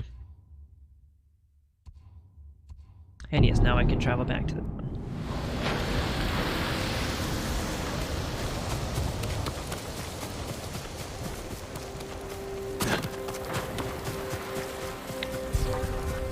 Stand and fight!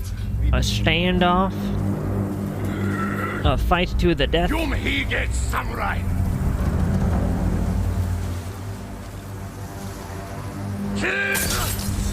Yeah. Yeah. Yeah.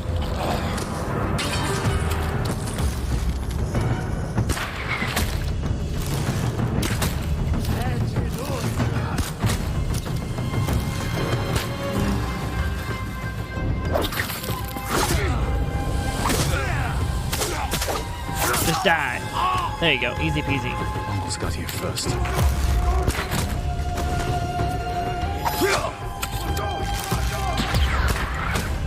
Nice.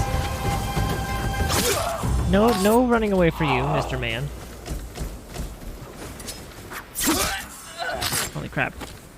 They had some loot. They had some... It was this. I knew that was gonna be it. Freaking knew it. Well, at least we stopped the Mongols from getting too far into that place, right? They didn't have the keys. They were just investigating it. Locked. I should try one of the keys. Let me guess. There's gonna be 6 layers of this.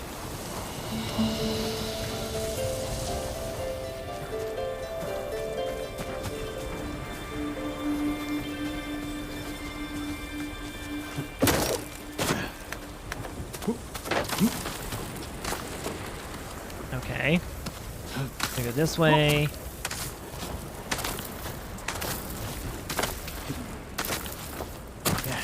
Out and around up here. Good, good, good.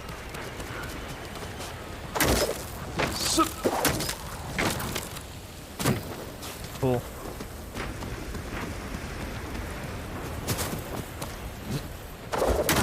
Hey-ya. Wow.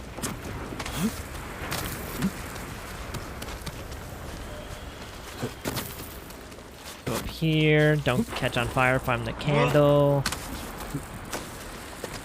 There it is. Ooh. Is it actually in there? The Mongols will learn of its power firsthand. Please look cool. Don't look dumb. Sturdy. Surprisingly light. Ooh. The unbreakable Gasuka or Gosuka. Gosaku. Gosaku. That's the guy. What does the armor do?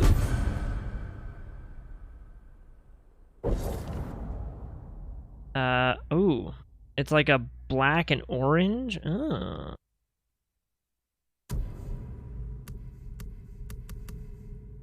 That's level 1. Somehow we already got it level 2. Or no, it is level 1. That's just showing me level 2.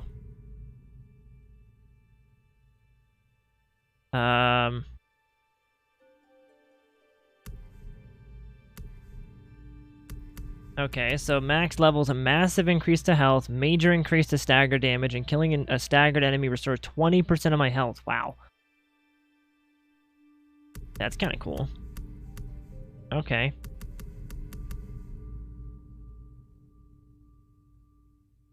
Alright, so we got Gosaku's armor. Ooh. But I like the back of that. That orange and gold there looks really cool, actually.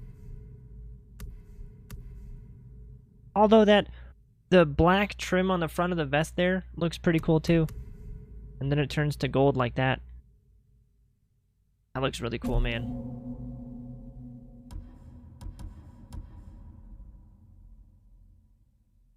Yeah, so we've got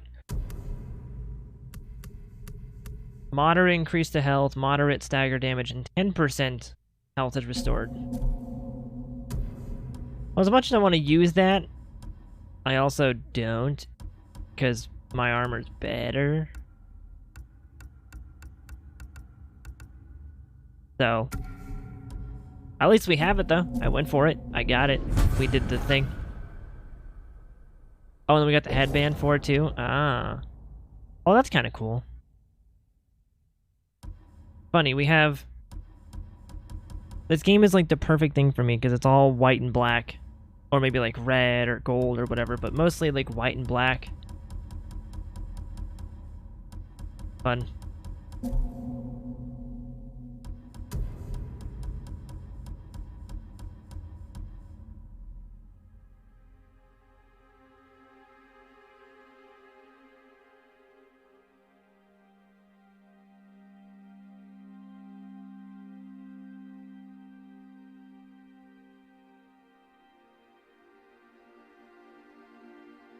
So, okay, we probably could switch this up,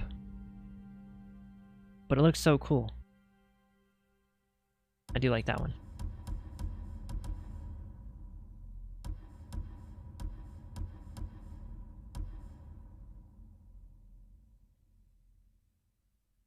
That one would fit way better for our color scheme, but doesn't look as flashy.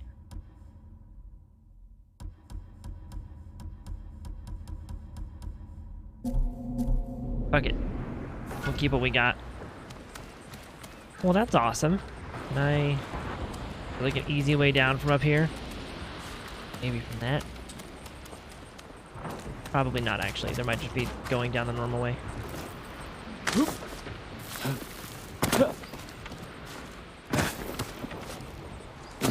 Hiya! Hiya!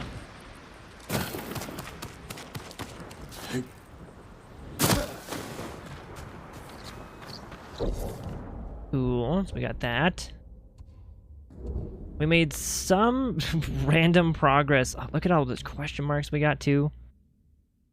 That's insane. Now we have a fast travel way up there, which is really helpful. And up here, and down here. And we can make our way over to these a little easier. Over to this one. Like we did some explorations, so we can make our way to areas a little faster. Which is really cool.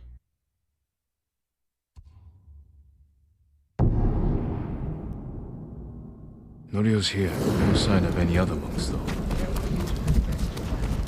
Alright, let's go talk to this guy, I guess. And return them safely. I promise you. Lord Sakai. Norio, where are the monks from your temple? Hochi and his followers came down from Cedar Temple to train healers in the village. Mongols kidnapped them. They took nothing else? Hochi went peacefully, so they spared the village. Slaughter those who resist. Reward submission. Khotun's favorite tactic. He should not have gone along with them.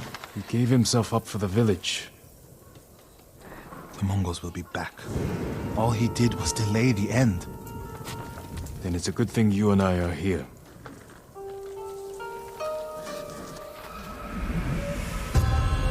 Hey, Guns, what's up, dude? Happy belated Mer Christmas. Been a while. How's everything? Dude, it's going alright, man. Any Welcome idea back. where they went? They Yeah, that's rode been a out while. past the tea fields. Let's pick up their trail. Happy holidays to you. Happy New Year's to you as well. So now he wants me... Oh yeah, we're doing his thing now. We can do maybe this one and then maybe I'll call it there. Hopefully you've been Can't doing let good them harm too. the monks. The Mongols will keep them alive for their medical skills. I'm sure of nothing when it comes to the invaders.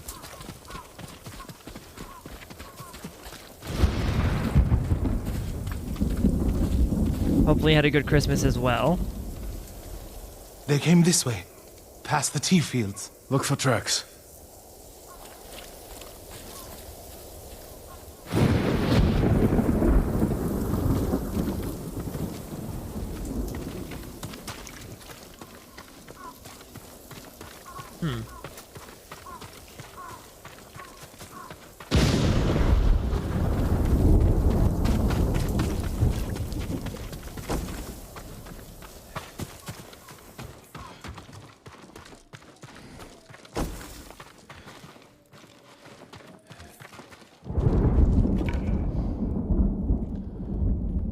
It just hit you that it's 2023 in like 4-ish days. Yep. It is, yeah, pretty much. I mean, it's already like 6 p.m. for me, so it's basically like 3 full days away, roughly. But yeah, like 3 full days and it's the new year, and that is a very weird feeling.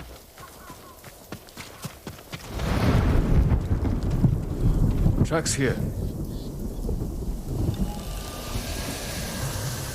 They went toward the swamp. Come. Christmas was pretty decent. Life's been a bit chaotic, but overall not too bad, besides me burning your hand like 2 days ago. Oh, dude. It sounds like you and Hochi have a history. Hochi always complained that my brother was too eager to fight. What kind of monk is Hochi? There were people with a terrible illness in Sago. Rotted their faces and limbs. Everyone avoided them except Hochi. He lived among them, treated their wounds. Bravery takes many forms. Hochi thinks warrior monks are driven by anger and hate. But when I swing my naginata, I sacrifice the few to save the many. And I do it without hatred.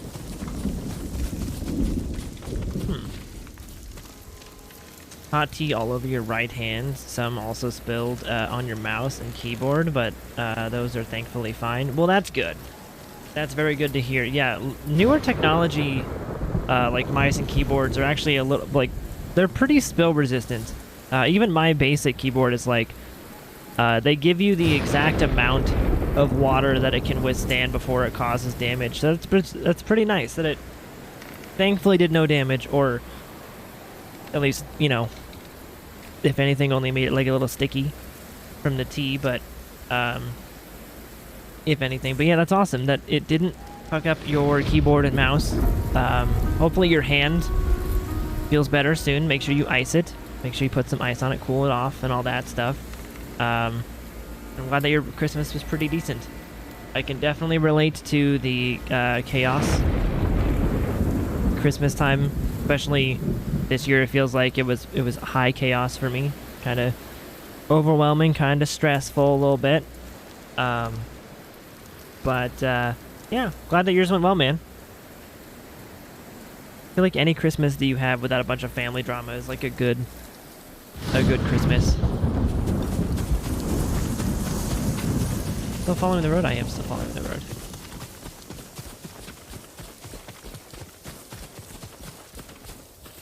There they are. Stay here, Norio. I don't want the monks to get caught in the middle.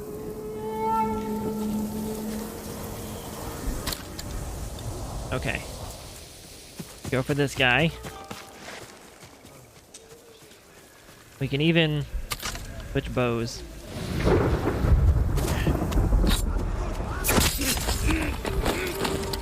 Oh wait, no, we don't need that for this guy.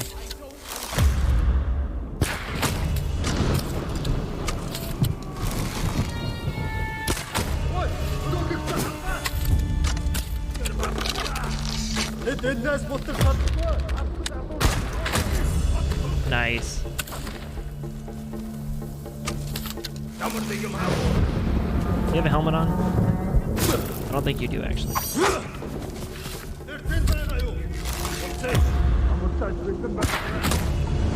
Get that guy. And just these two other ones. Did you get anything cool for Christmas, though? But yeah, it's always good to see you, man. I feel like it's been a while. They'll kill us if we try to run. Yeah, I know. I'm just getting a better vantage point.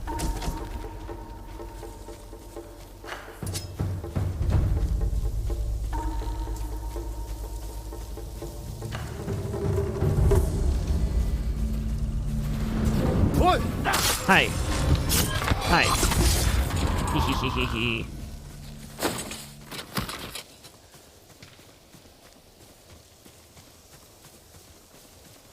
And it's fine now putting some, or putting panthenol? I don't know, I don't think we have panthenol here. Or if we do, I've never used it. Last few days got the pain down pretty fast. The only thing that thankfully got sticky is the spot on your G502 for the weights. Everything else is fine. Well, that's, I mean, okay, that's minimal damage. That's good. You're going to be all right.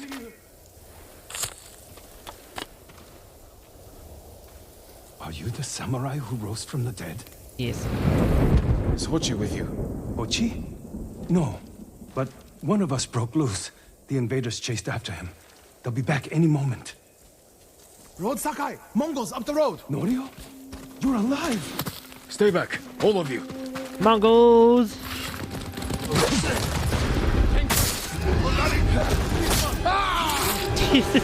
Ow.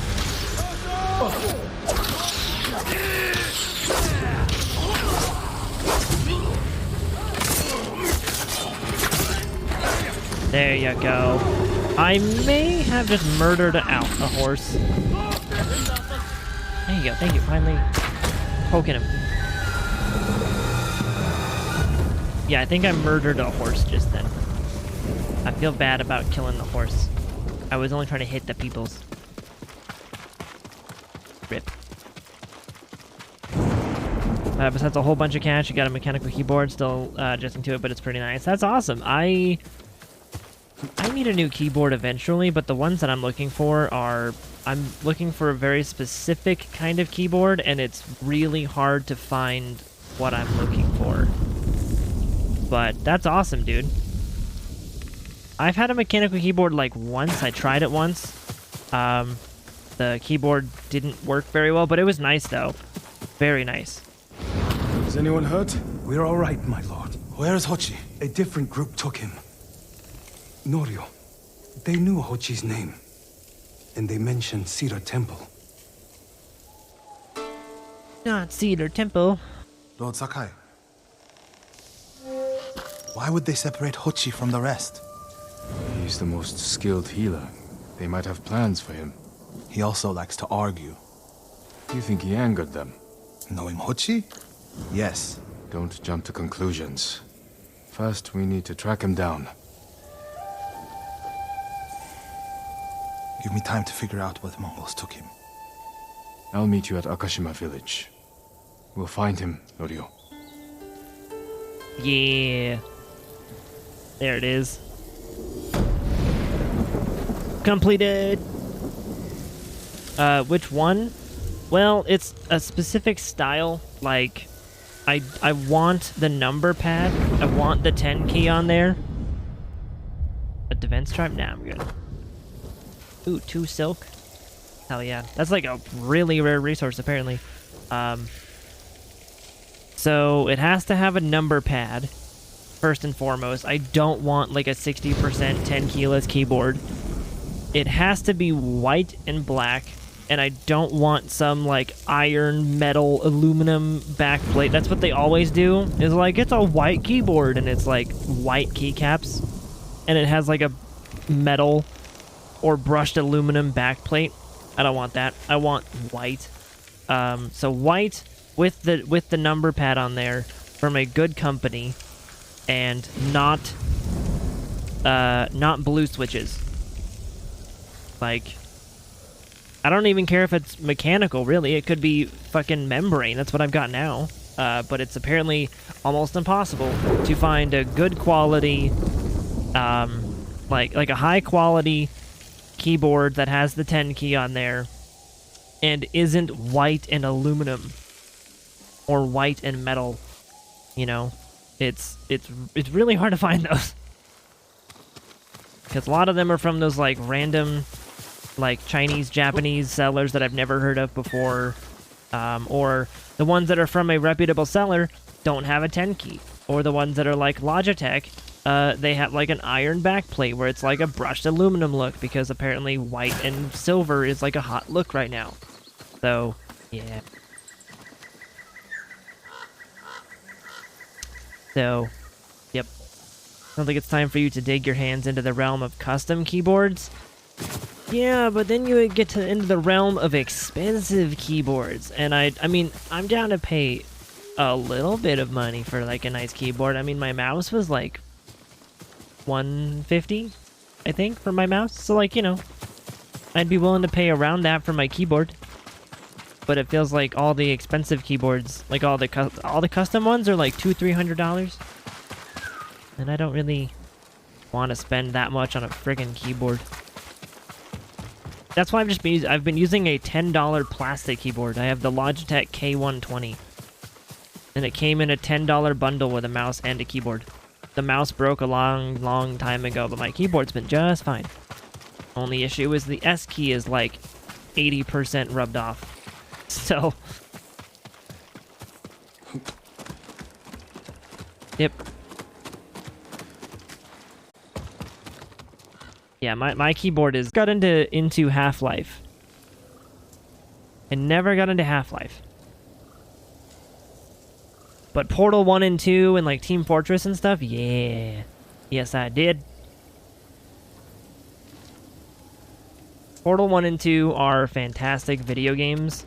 I think I played the first one and the second one with a buddy of mine, like years ago. We did like a co-op playthrough of Portal. It was fun. It was really fun.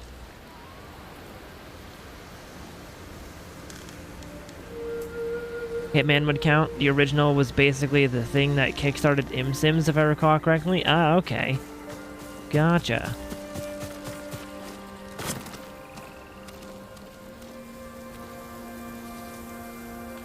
Yeah, I'll be honest, I'm not entirely sure if I fully get the differences between, like, a sandbox game and an sim. They sound like they do this same thing. Like, for example, you could say that Halo could be a sandbox game.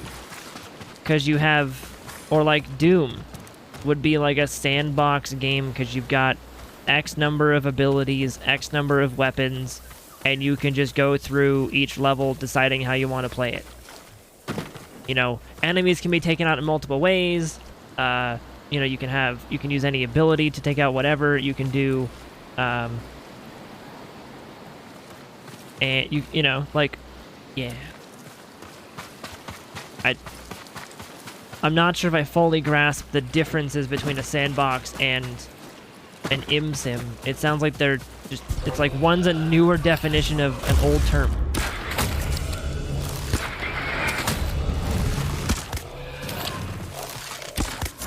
Nice. Give me all these hides. Those boars are more dangerous than they look. Really? I got XP for killing a whole group of boars? Okay. I didn't think that could be a thing, but it is. Half-Life 2 and Half-Life 2 Episode 1 and 2 are so good. Yeah, I don't own... I did actually recently just get... What's that game that's like Half-Life? Black Mesa or whatever? I did just get that one gifted to me for Christmas, too. So... yeah. What started the whole 0451 code thing usually gets implemented by folks that worked on System Shock 1 and 2. I don't know what code thing you're talking about. I've never seen that or heard of that.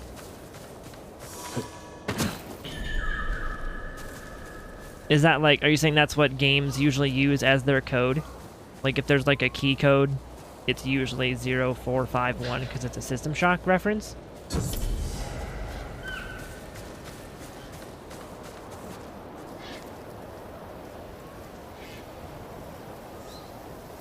Honestly, makes more sense once you play and see Sims. Also, might be part or be in part because I suck at explaining things. No, I think you're doing a good job at explaining what it is.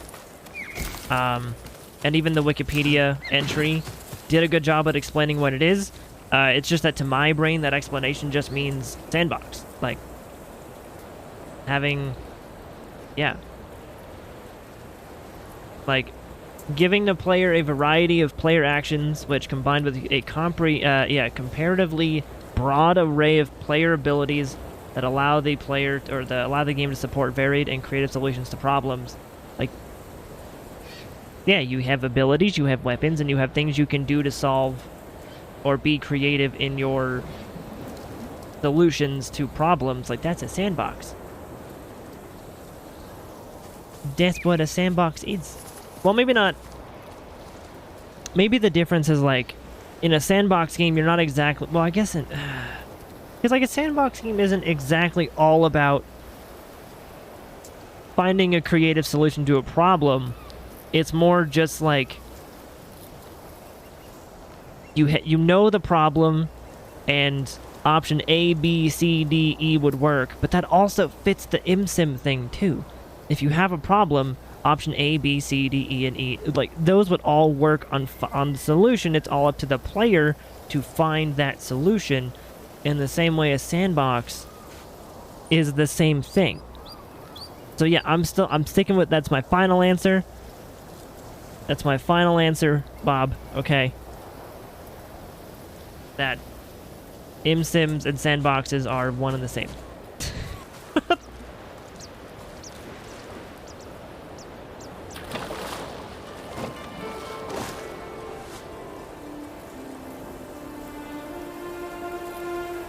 Maybe with, like, extra slight differences depending on, you know, the game itself. Just like how Horizon Only 2 is thing I'm technically missing an is a strong RPG. Drink. A bowl of miso. Some sleep. A woman. Ooh. Man, that 2% health increase though. Yay. Metal Gear Solid 5 is a great sandbox game. I've never played that. I own it though. I own that Metal Gear Solid 5, the Phantom Pain or whatever. I own that one. I own it, but I've never played it. Game genres are confusing as hell. Yeah, especially when you consider the fact that most modern games are like, they are RPGs. I mean, this game is literally an RPG. Like, it doesn't have 1,000 skill points you can spend it on, but like, you are role-playing Jin Sakai. You can change your armor, outfits, all that stuff. You can upgrade all your things. You have skill trees and whatever. You have quest logs. Like, most modern games would count as an RPG nowadays. So like, the RPG genre has just blended into everything. I mean, look at, like, this game is an RPG. God of War could technically be an RPG because you have another skill tree with other weapons and upgrades you can get, and like another bit of a sandbox over there. Like, Horizon's an RPG, Fallout and Skyrim both RPGs too. So, same with Assassin's Creed, those are RPGs now, but also Witcher is too. And then if you want to really be theoretical and technical with RPG, any game where you play as a main character that isn't yourself. Or even if you have a character creation, you are role-playing that character you created, right? Bunch of game, like, the RPG term is so goddamn broad nowadays. It's insane.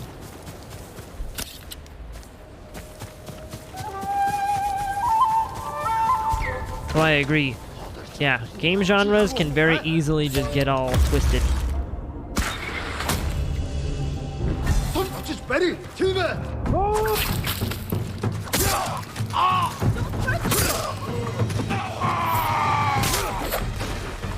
Hiya. Oh, I gotta block that. Not that. Jeez.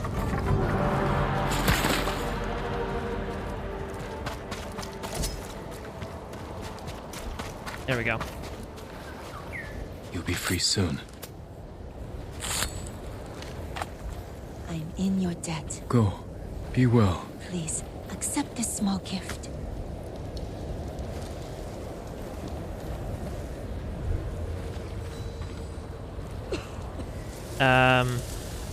Basically, you don't play as yourself. You have an inventory. You pick up loot. Fuck you, you're an RPG now. In other words, life is an RPG. Life is only an RPG if you have schizophrenia. Oh my god. Tell me I'm wrong. Life is an RPG, especially when you have schizophrenia. That multiple personality shit? Yeah. Absolutely. Ooh. Is that another fuzzy one? Moon Bear's Paw? Ooh, that's clean.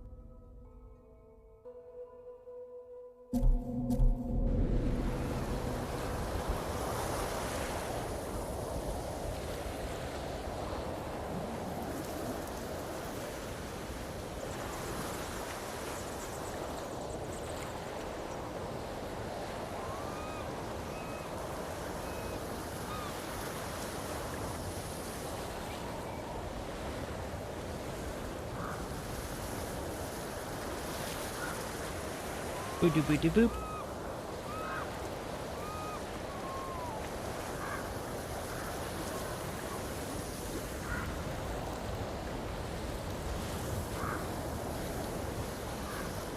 Let's see. Or if you talk in third person for whatever reason. Yeah, that's the ooh, this would be a cool picture, wouldn't it? Kinda, yeah, actually. Let me turn off what's his face.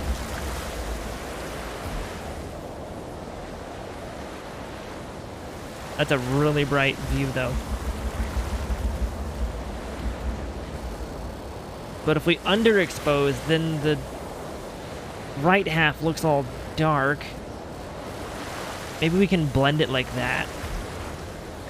Right? Bring it down to like there. A nice blend of the yeah. I can't under contrast it either because that just makes it even worse. That just makes it even worse. Elder Scrolls Oblivion and RPG told me people don't like it when you talk to them with your weapon drawn. I found that to be true in real life. Therefore, real life is an RPG. Oh my god. Yeah, I could very, very much so see that. Yep. I could very much so see that being a thing. That people would not like it when you talk to them with your weapon drawn.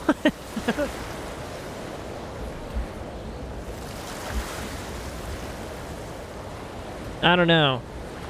Even if real life is an RPG, like, yeah, the graphics are, you know, amazing for real life. And it has lots of perceived player choice, but all the player choice in real life is just kind of fake. You end up hitting a lot of invisible walls, and you hit a lot of, like, coding errors where, like, things don't work the way you want it to, and then, yeah, so... And the NPCs in real life are just dumb as shit. Like, or they're mean, and it's really hard to earn money. Like, you can't buy anything in that game, because it's like that, it's just, dude, yeah. Yeah, everyone's really weird and they have a shitty economy in that game. But the graphics of real life are gorgeous, though. And it's, dude, it's pay to win, though. Like, how can you play that game? How can you play real life? It's pay to win. I feel like if you are playing real life, you're pay to win.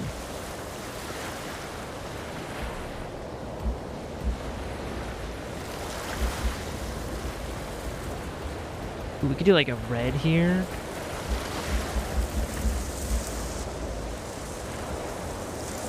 Yeah, like a little bit of red. Yeah.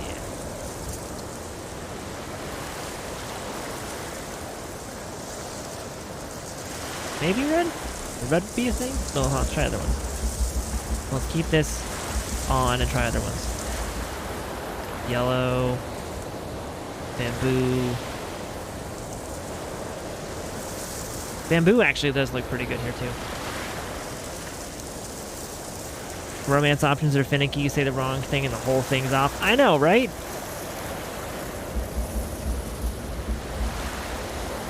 Well, and they always leave you for being too nice, too. Like, the romance options in real life, dude. The developers gotta code that better, because they always leave you for being too nice. And then once you're mean, they don't want to be with you.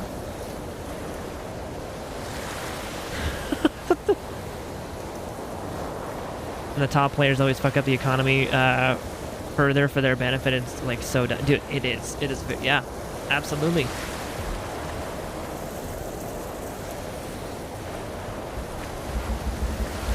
Definitely agree there. They got to put in some limitations because, yeah, the early investors of real life have definitely messed up the in-game economy for real life, like, pretty heavily. So many weird design choices in that game. So many. I know, right? And it all kinds of feel like... It also feels like that in real life you don't really have much of a choice. Because every choice was already made for you by the developers made a very specific rules case of how to get ahead. Like how to, like, the combat loop of the game, you can't even do that. Like, you can't even use combat to get ahead because then you end up in jail. And you can't, like, master a new skill because there's always going to be somebody who knows more than you. And, like, jobs will just fire you. Dude, so many random choices. So many weird design choices in that game, it's crazy. And then developers want you to like work that game for like 80 hours to make any kind of meaningful progress, you know? And that's like 80 hours a week you gotta make progress on it.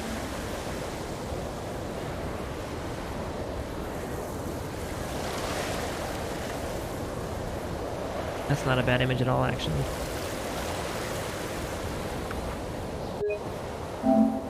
There we go. And then if we did weather... Ooh, clear though? Oh boy.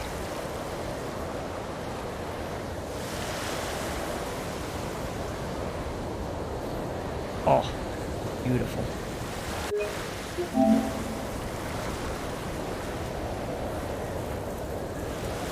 Wrap it all the way across.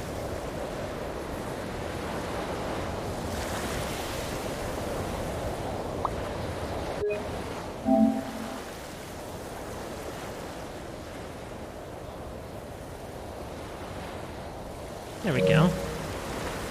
We could also do, let's see, different times a day maybe?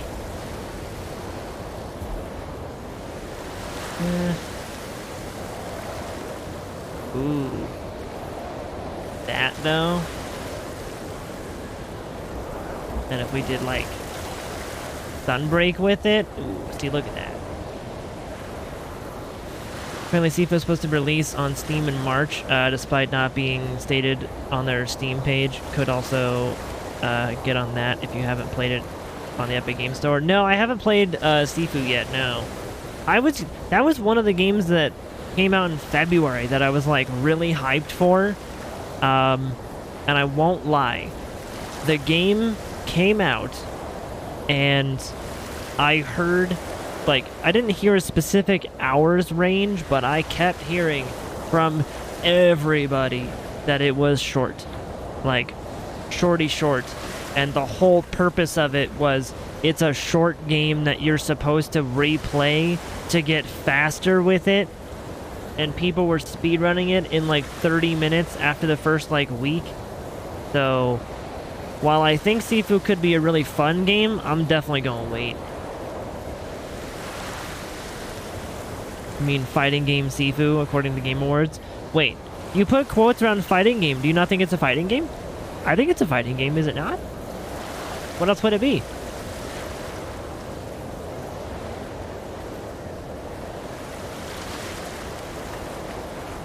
I mean, it's not like Street Fighter fighting game, but you use your fists to fight people, right? It's like 9-ish hours, that shorty. I mean, yeah, that's kind of short. That's like a day and a half. It is a game in which you fight, yes. It's a 3D brawler. So a fighting game.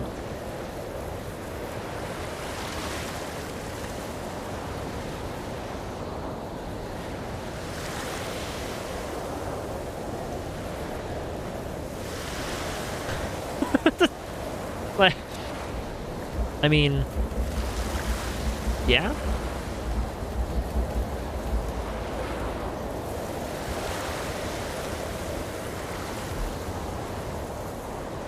Why exactly are we discussing fighting games? Why are we disclosing fighting games to 2D brawlers with lots of move options and generally 1v1? I'm not sure what's going on anymore. But yes, G-Man, what's up, dude? Pretty sunset? Yeah, look at this view, dude. Look at this view. I'm taking one last picture here, and then it's good.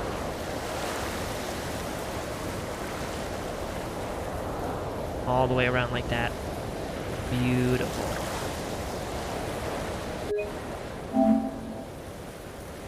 Every game is a fighting game by that definition? No, this game's not a fighting game. Halo's not a fighting game. Doom isn't a fighting game. Sifu, Street Fighter, Dead or Alive, Soul Calibur, those could be considered fighting games. Mortal Kombat's a fighting game. I wouldn't consider, or like Tekken and stuff, those are fighting games. I wouldn't consider, like, I would consider Sifu a fighting game. It's just, it's not a 2.5D side-scrolly Mortal Kombat style fighting game, you know? But it's a fighting game, I would say. It fits into that definition almost exactly, other than the fact that it has, like, three-dimensional movement. You know what isn't a fighting game, though? That Dead or Alive game where it was Volleyball Edition. Where, like, they were just in bikinis on a volleyball court. That's not a fighting game.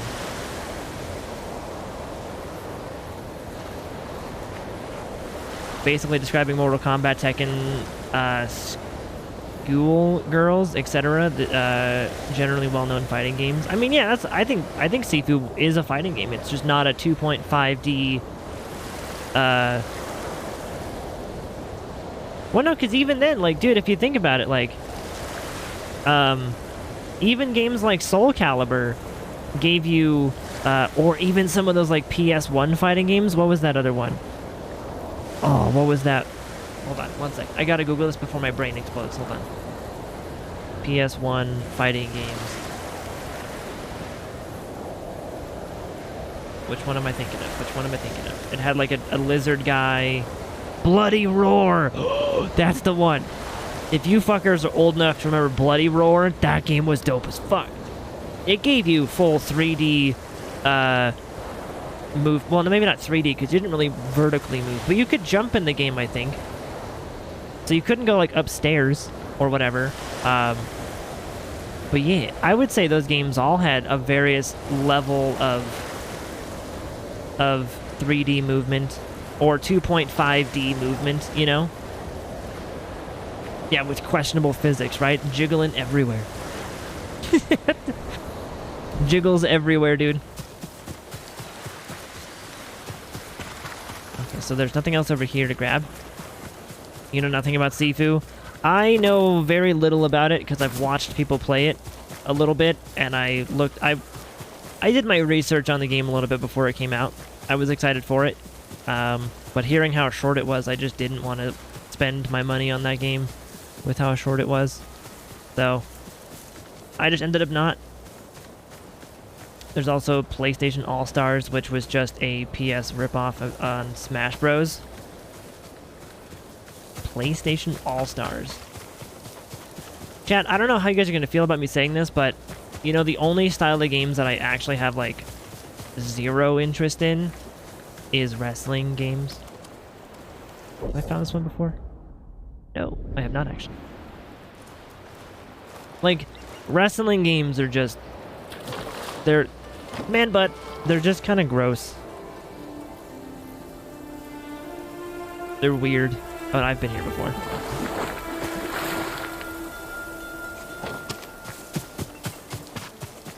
Then again, I'm not a wrestling person. Like, Nerd loves wrestling, and I love her for that. She's adorable for her wrestling love. You know, that's fucking adorable. Like, I just never watched it growing up. Sifu is a single-player 3D brawler with levels and a story as much of a fighting game as Double Dragon. What is Double Dragon?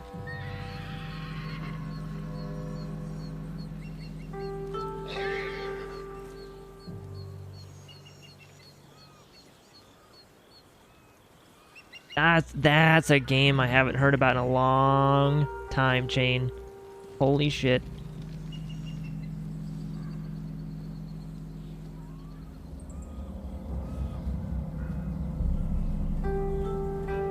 So you're telling me, though, that if they made a Bruce Lee video game, like, that would not intrinsically, inherently be called a fighting game? Like, it has to be a specific style, like, it has to be that 2D brawler kind of game, like Mortal Kombat, to be considered a fighting game? I feel like if you made a Bruce Lee game and did not immediately qualify that shit as a fighting game just because it was like 3D or whatever, like, that's just disgracing Bruce Lee. Like, Bruce Lee anything would be a fucking fighting game. Like, that would be... Yeah. You know?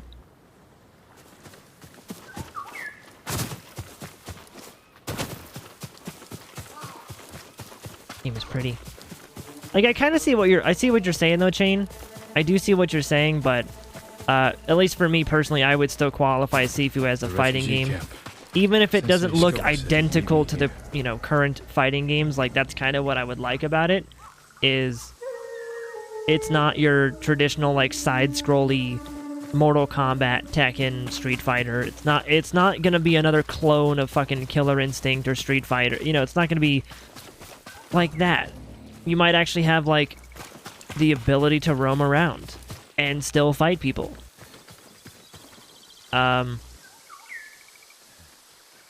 I would say so for me, the only thing that might not make it a traditional fighting game is you don't have move combos, I don't think, right? Do you have move combos in Sifu? Like, you don't have, like, fucking X, X, Y, A, B, right trigger or whatever. You don't have, like, down, down, up, X to, like, do an uppercut or whatever. I don't think you have, like, move combos like that in Sifu, which that's a pretty defining part about fighting games. What about TMNT? Is that considered a fighting game? Ooh, good point. Good point. I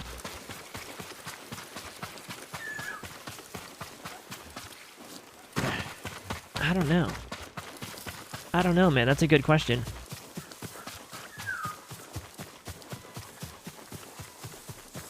What is that? Oh, that's a shrine. Oh, it's a beautiful view, though.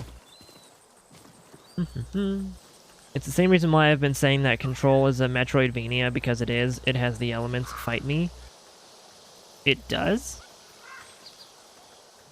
Wait, describe a Metroidvania. I'm not entirely clear on that genre either. Oh, you do have combos in Sifu? Oh, okay, gotcha. Fighting game is a genre. Brawler is a genre. By Webster's dictionary, the terms are exactly the same, but in video game world, they are separate genres. Don't you love that? Don't you? That's what we just went through with ImSim versus Sandbox game. Like, they sound fucking identical on paper.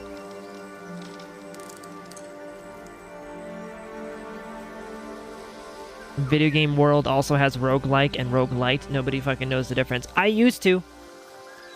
If I think real hard, I might be able to come up with what it was, because I used to know the actual difference of it. There's technically a difference because of the games that those originated from.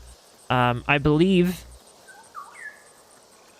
as far as I know, I think it was like Metroidvania type of games are roguelikes. I think. Or no, wasn't there just a game called Rogue? And so if you had a rogue type of game, like if you cloned that game, it was a roguelike.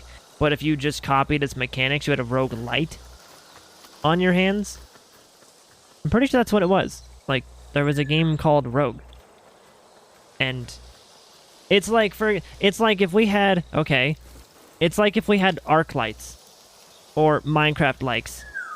Every game after Minecraft, like Ark and Conan, all those like survival crafting games would be Minecraft lights or Mine likes, craft likes, whatever.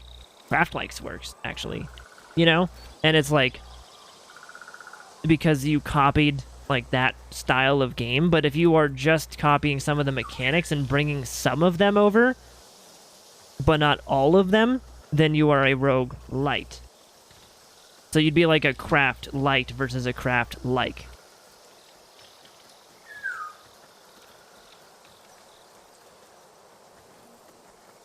I didn't know Control was a Metroidvania. I always say Arkham Asylum and Tomb Raider 2013 were 3D Metroidvanias. Man, I gotta know what is a Metroidvania. I don't know what those are. I don't know. I'm not actually sure on that genre of game. There was literally a game called Rogue, yeah, and it was the thing that started that. A lot of roguelike fans also ignore it because it's brutal. Yes, it is.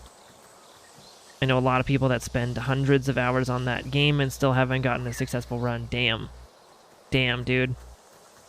Unchained to you, Metroidvania is you have a map. You can only go to certain places on that map until you have a new tool that open up new areas. Oh, often with backtracking. Oh, shit. Okay. Metroidvania, as you understand it, is platforming plus collectible powers plus dungeon crawling, mansion crawling. Okay. Gotcha. Yeah. Fucking... Oh my god. You are right. Control, Arkham Asylum, pretty much all the Arkham games and Tomb Raider games are fucking Metroidvanias. They're 3D Metroid... The fuck? That's insane.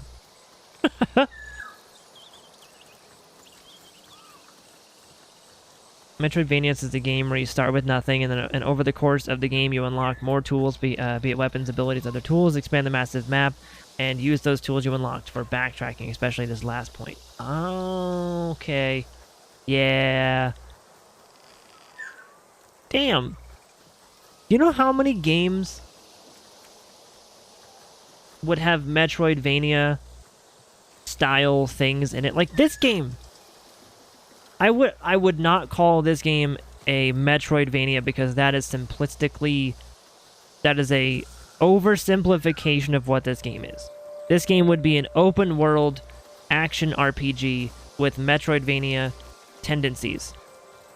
Strictly because I've found one thing that required me to go back and re-explore areas or opened up new pathways. I found one thing. So I would say it's an open world action RPG with Metroidvania tendencies. Now, Tomb Raider, though, you have like every time you find a new weapon, like you find the shotgun, you can break down doors. You find like a grappling hook. You find like a thing that can make you traverse the grappling hook even faster, whatever, you know? So those games would be more Metroidvanias. Technically, Zelda is a Metroidvania. Breath of the Wild is definitely a Metroidvania. Zelda feels more puzzle-heavy, though. I don't think one grappling hook in this game makes it a Metroidvania. That's what I was thinking. I was thinking, like, technically that would be the case, but because it does make you do backtracking, if that's, like, the most important thing. But I wouldn't really consider it Metroidvania.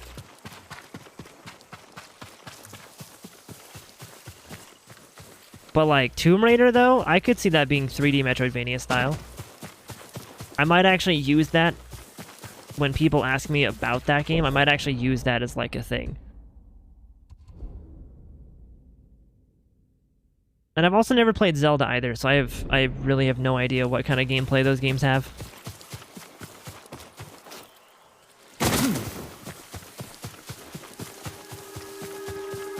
To your point about Zelda, but they feel different to you. I mean, I think, I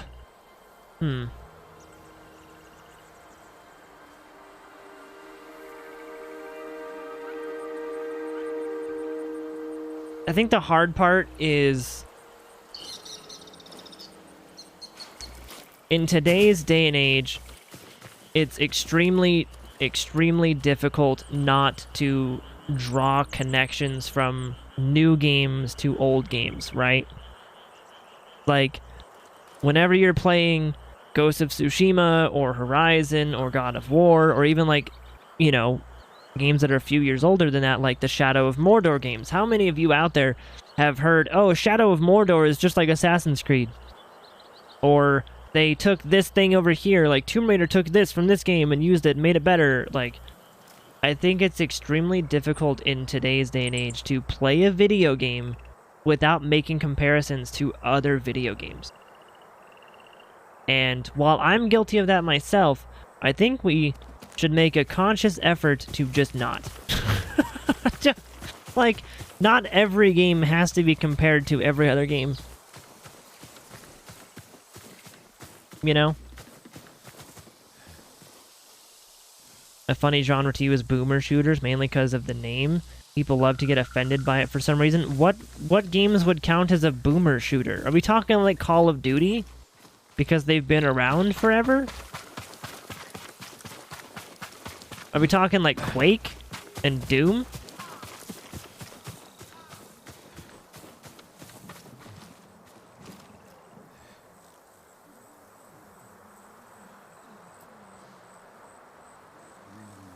Mordor's just Batman with the Assassin's Creed towers in it. Yeah, pretty much. Now, wait, would it be Assassin's Creed towers or Far Cry towers? Because I'm pretty sure... Well, actually, I don't know. Chat. Which game had the tower mechanic first? Far Cry or Assassin's Creed? Because 3 had that. Far Cry 3 had that. But Far Cry 3 was like 2010 or something. I'm pretty sure AC1 had towers, right? Like 07.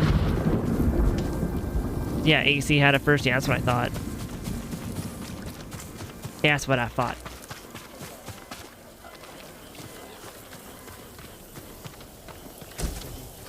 Despite trying to categorize things, metal genres have that same problem. Yes. Yes. And actually, same with EDM genres like dubstep or drumstep or rhythm or XYZ EDM genres here all have like you'll make a song that could fit like 4 genres at once because we have like 7 subgenres of one thing, right? Then you have like death step where it's like, how much metal sound do we have in this? Is it death step or is it just like hardcore dubstep? Is it like, you know, if you have, you know, kind of a faster pace, you have some drums in there, could it be like drum step? Is it like too fast and then it becomes drum and bass? God damn it.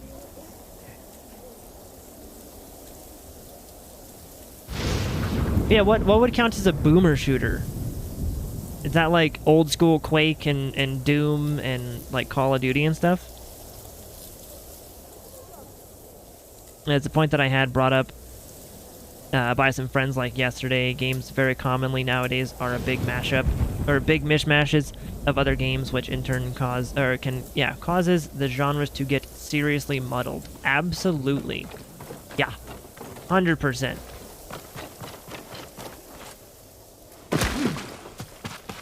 $1,000%, man. Music genres, even movie genres, like... I mean, I'm gonna anger some people when I say this, but fuck it. Like, somehow people want to consider Die Hard a Christmas movie just because, oh, they mention that it's in December. That automatically makes it a Christmas movie. And then it's like, no, it really, really does not. Like, no. No.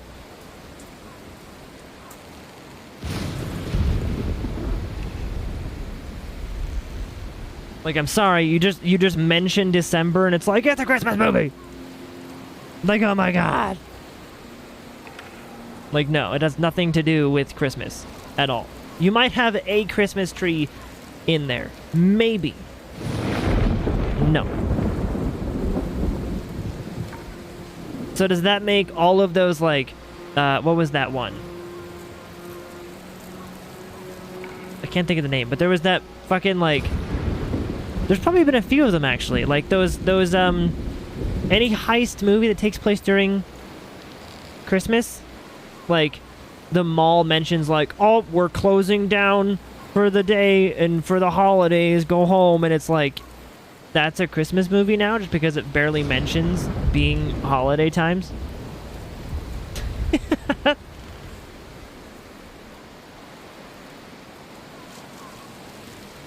Boomer shooters are just retro shooters. People generally say retro shooters, but they literally are the same thing. It's shooters that are stylized after old games like Doom, Quake, etc., while generally also sporting retro graphics like 2.5D enemies, like in Doom. Oh, gotcha. Okay. Gotcha. Die Hard is a Metroidvania movie? Oh my god.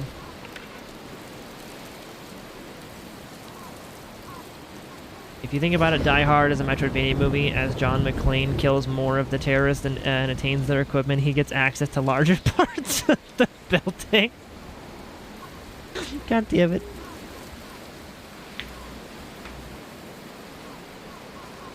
Gosh darn it.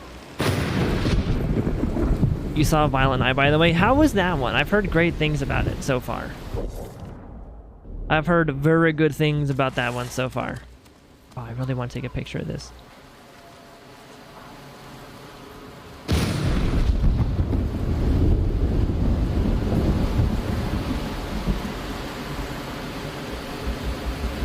Get this zoomed in.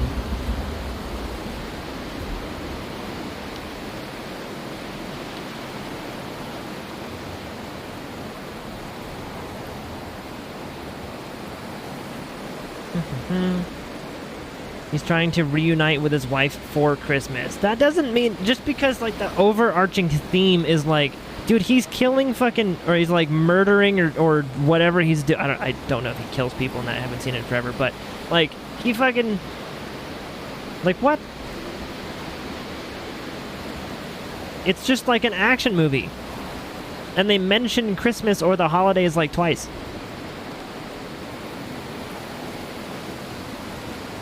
No.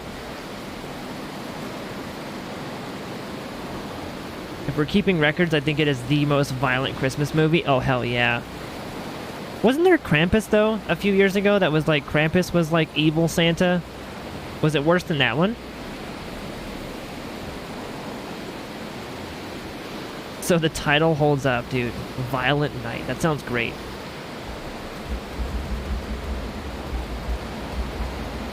I wanna see that now.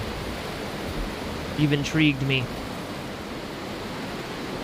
You didn't see Krampus? Neither did I! Neither did I!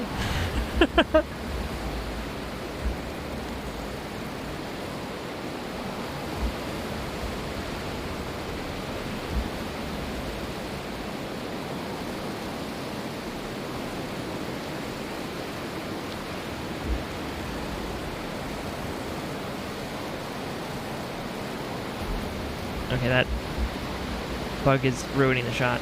It was gonna not ruin it, and then it ruined it.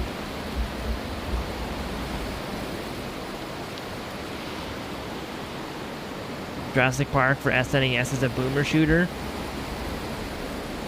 Possibly?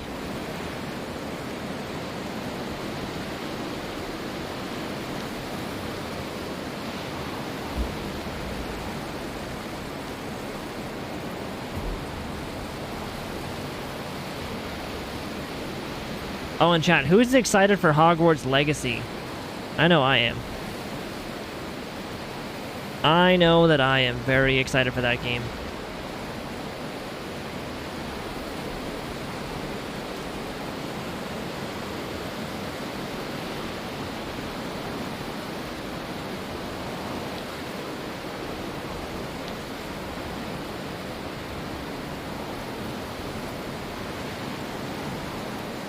I think that one's also coming out in February, right? Hogwarts Legacy as well?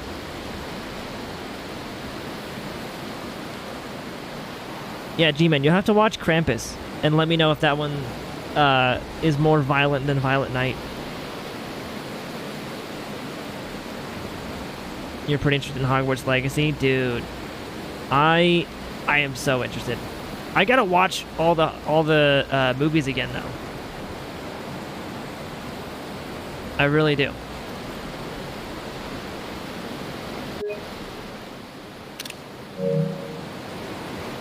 Cause, yeah. I haven't seen past, like, I think I've seen like 4 of the movies or something. And that's it. I haven't seen all of them. So, I've got to catch up on them.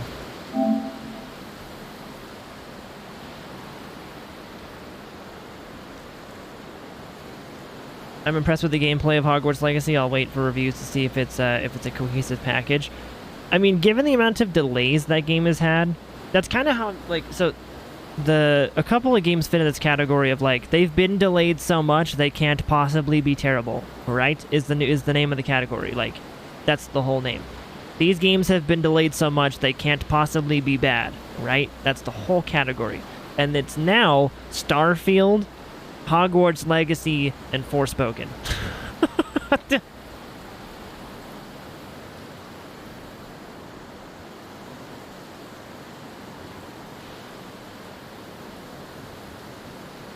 Oh, and by the way, as far as I know, she's not going to get any money from the game.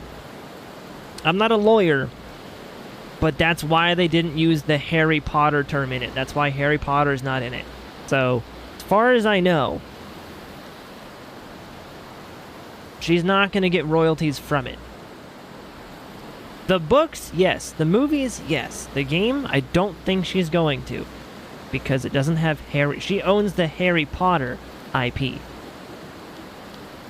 And it's Hogwarts Legacy. Without Harry Potter, there's nothing in that relating to her. So, if that helps, there you go.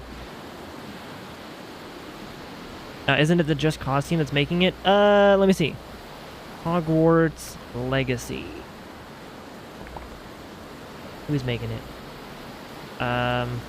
Ooh, it is! Yeah, it's Avalanche. That is, you are correct.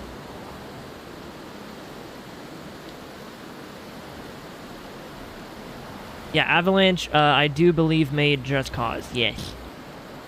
Yes. I didn't even realize that, honestly. I had kind of forgotten that it was made by Avalanche. So, yeah, they've got a decent reputation. They also made Rage, too, right? I think it was them with other people. It was them and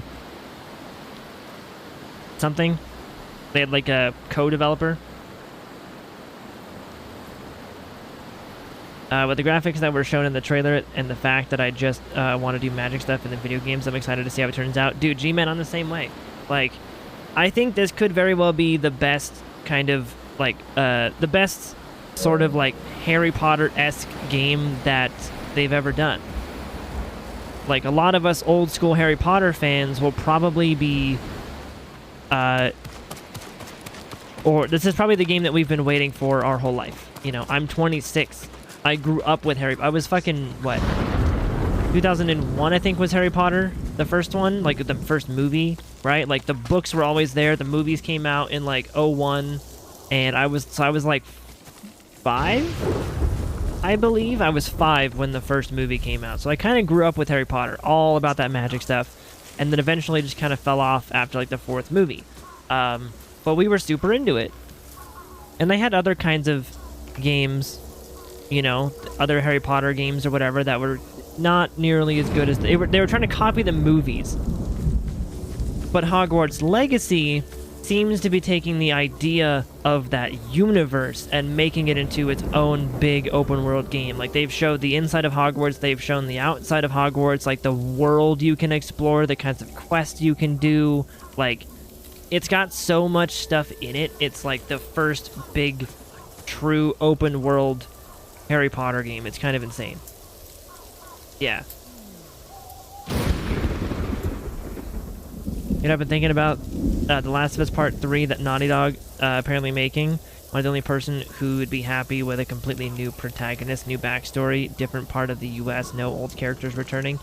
I would be down for that, but I also want to continue following the current protagonists. Yeah. Like I do. Personally, I would love to continue following the current characters. Because I love the Last of Us universe, so I would be down for that idea and for continuing the storyline that we already have. Like, if they wanted to do, like, a spin-off one of, like, new characters, but with, like, the same quality we have of, like, you know, do like a Last of Us New York or something, right? Or, like, a Last of Us Old York or whatever they want to call it. It's Avalanche Software, not Avalanche Studios. This is the Disney Infinity team, apparently. The fuck? Really? There's a cat in front of us. I just saw that, chat.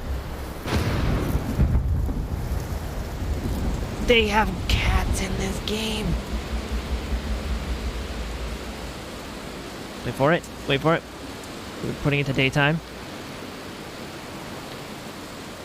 Oh my god. Okay, fuck it. Apparently daytime is just... Oh wait, because of the weather. And then... Fuck it. Overexpose the shit out of it. Yeah! Look at that cat!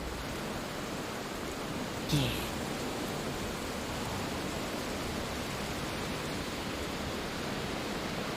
So... And devs of several other Disney games. Really? Hogwarts Legacy. Let me... Avalanche Software. Wow.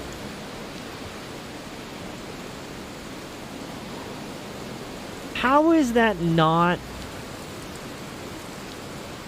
How is that not copyrighted?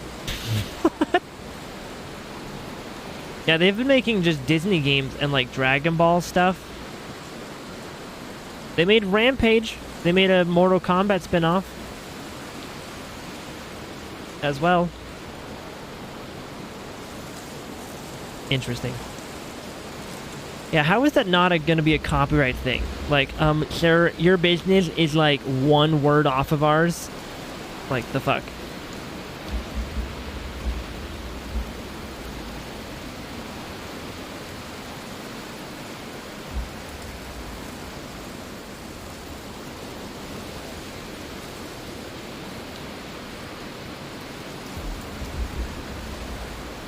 Look at this cute little guy.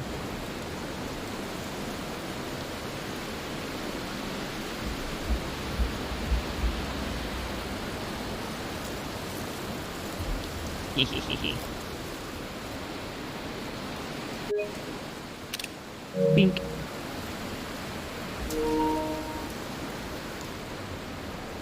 And then we can keep going. We can zoom all. Oh, God. Look at the detail. Look at him. I know. Look at his face. That detail is kind of insane, though.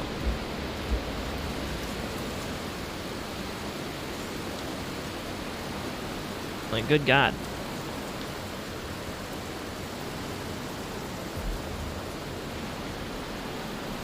Khajiit! Exactly.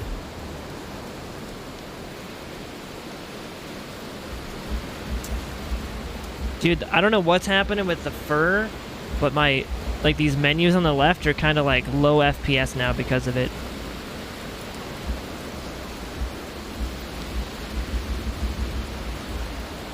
Oh, with the vivid in there too? Dude, we gotta get a vivid one. Right? Make them colors pop on his fur.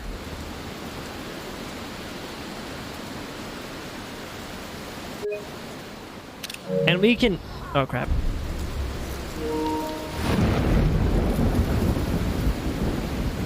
Look at this little guy. The fuck? Hold on, I want to get, like, really close to you. Bring your face. Push your face. Jesus.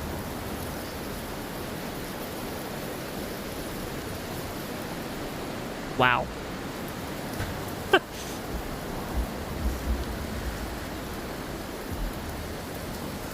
Oh yeah, my frame rate gets so much better when we're not zoomed in to like the individual strand of hair on him.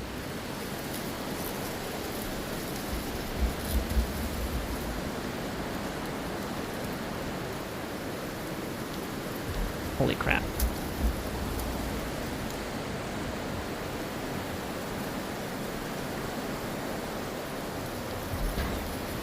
This is ridiculous.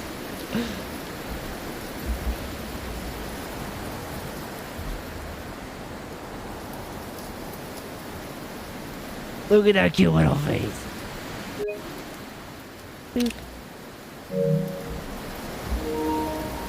We can unblur the background a bit. Oh no, we gotta re-blur the background a little bit because his fur looks weird.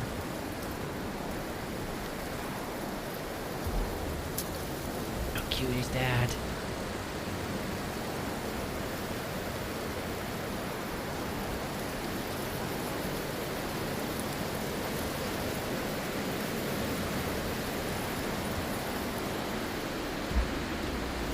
And if I did a roll this way, we could do a vertical of his cute little cat face.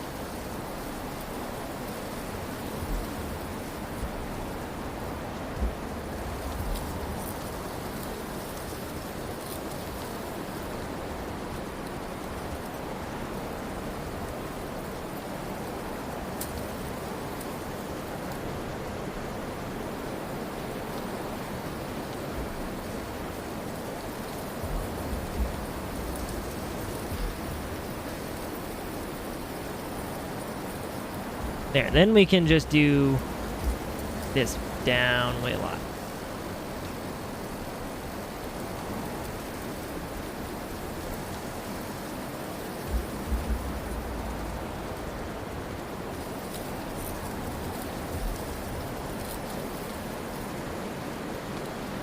That is adorable.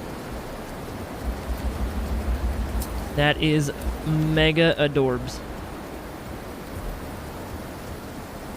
Whoa. That's what its fur looks like, wet? Yeah.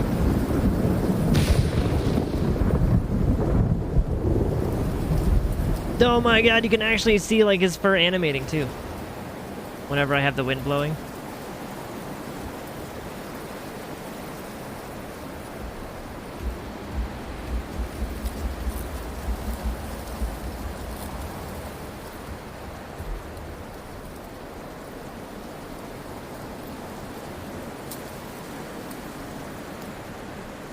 Here, we'll do one like this. And then we will flip it. What are video games anymore? Dude, they are this. They are life.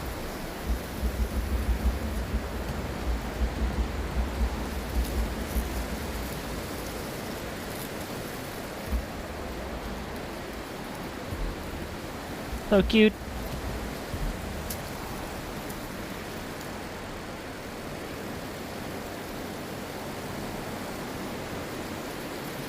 Look at this cute little just everything.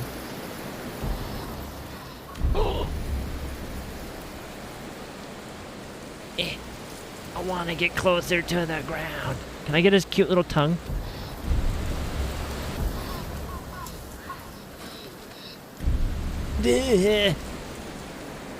Oh, I got it. Look at his cute little fucking tongue. Yeah. Okay. Okay. Now I just gotta get the angle. Yeah. I want to get lower to the ground. If only, I want him to be like up on the little containers over there. Would be the best.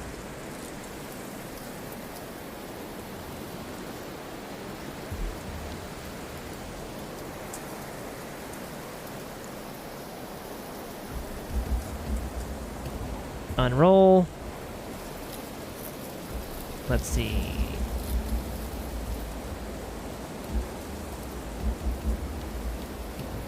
Oh yeah, I've had to like overexpose the crap out of it, huh?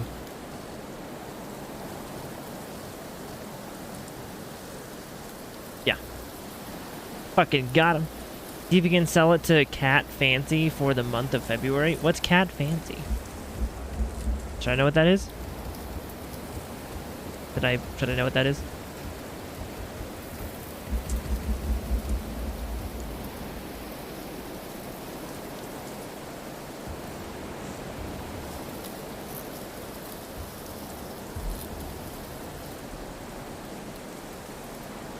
Right now, there's a cat animator that has no idea what his work means. Dude, this is great.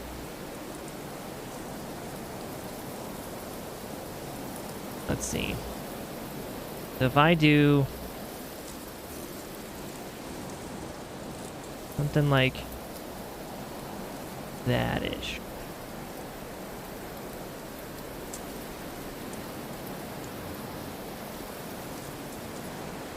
Maybe we can make this work. Yeah. Okay, I have to get up to like there.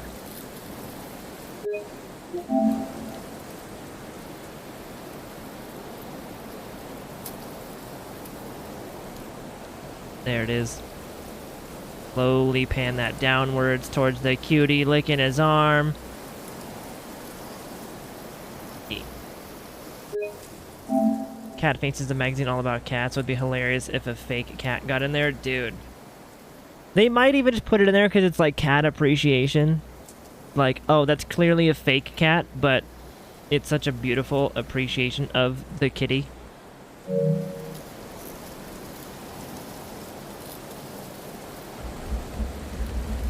Like, I'd put that in there.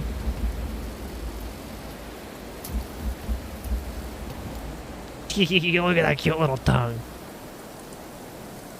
I like how when I get closer to him, the shadows disappear, but when I get farther away, the shadows appear. Like, that's like the second game to do that, and I don't know why they do that. It's like backwards of how it should work. Shadows should not be there at distance, but should be there close.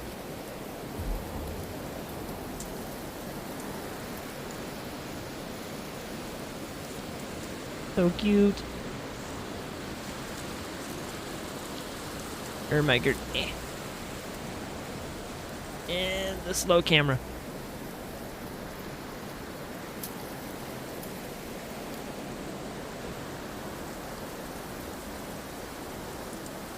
Man, if only he was up on like a higher perch, I could get all close to his cute little tongue and face.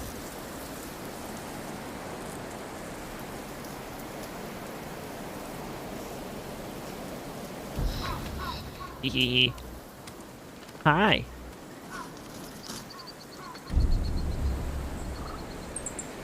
Wait, just look at that little face.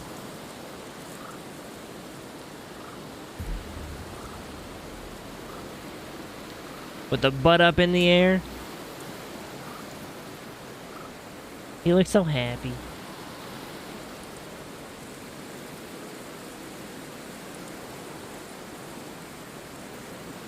I mean, look at that detail, too, on the tongue. That's insane. Alright.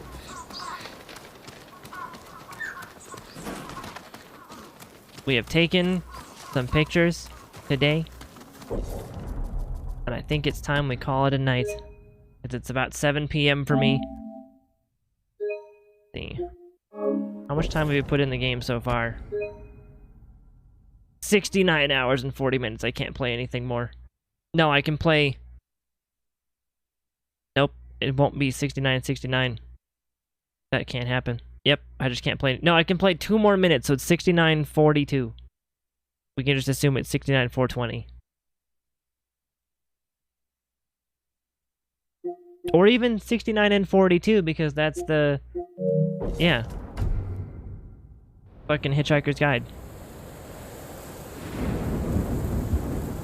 Man. We actually made somewhat of good progress today, but, I mean, out of well, okay, we streamed almost 8 hours today, but only played the game for like 5.5, 6 hours, so not too bad of progress for 5.5 or 6 hours. We got some quests done, we got some map exploration done. We can come back in like tomorrow or something. If I stream tomorrow, then we'll do that, but if I don't, then I'll see you guys back here probably Friday-ish, maybe? We'll see how things go, but yeah, not too bad at all. Once again, guys, thanks for hanging out today. I greatly appreciate you guys stopping by and keeping me company and all that fun stuff. I will be back, if not tomorrow, then like Friday or something, and I'll keep you guys updated on Discord on all the stuff and things. And if you guys are new here, by the way, where's my mouse? There's my mouse.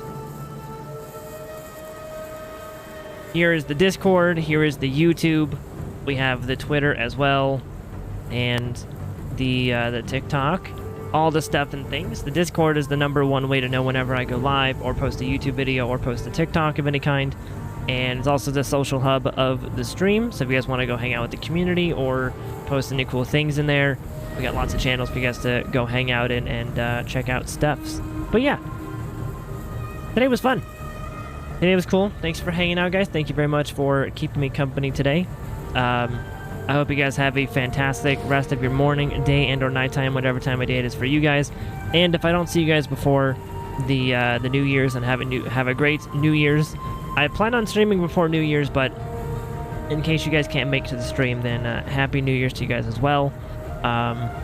And we will see how next year goes. Because, yeah, 2022 had some ups and it had some downs. But it had more ups than downs, which is great. That's what you can always... That's the best you can hope for, is a year that has more ups than downs.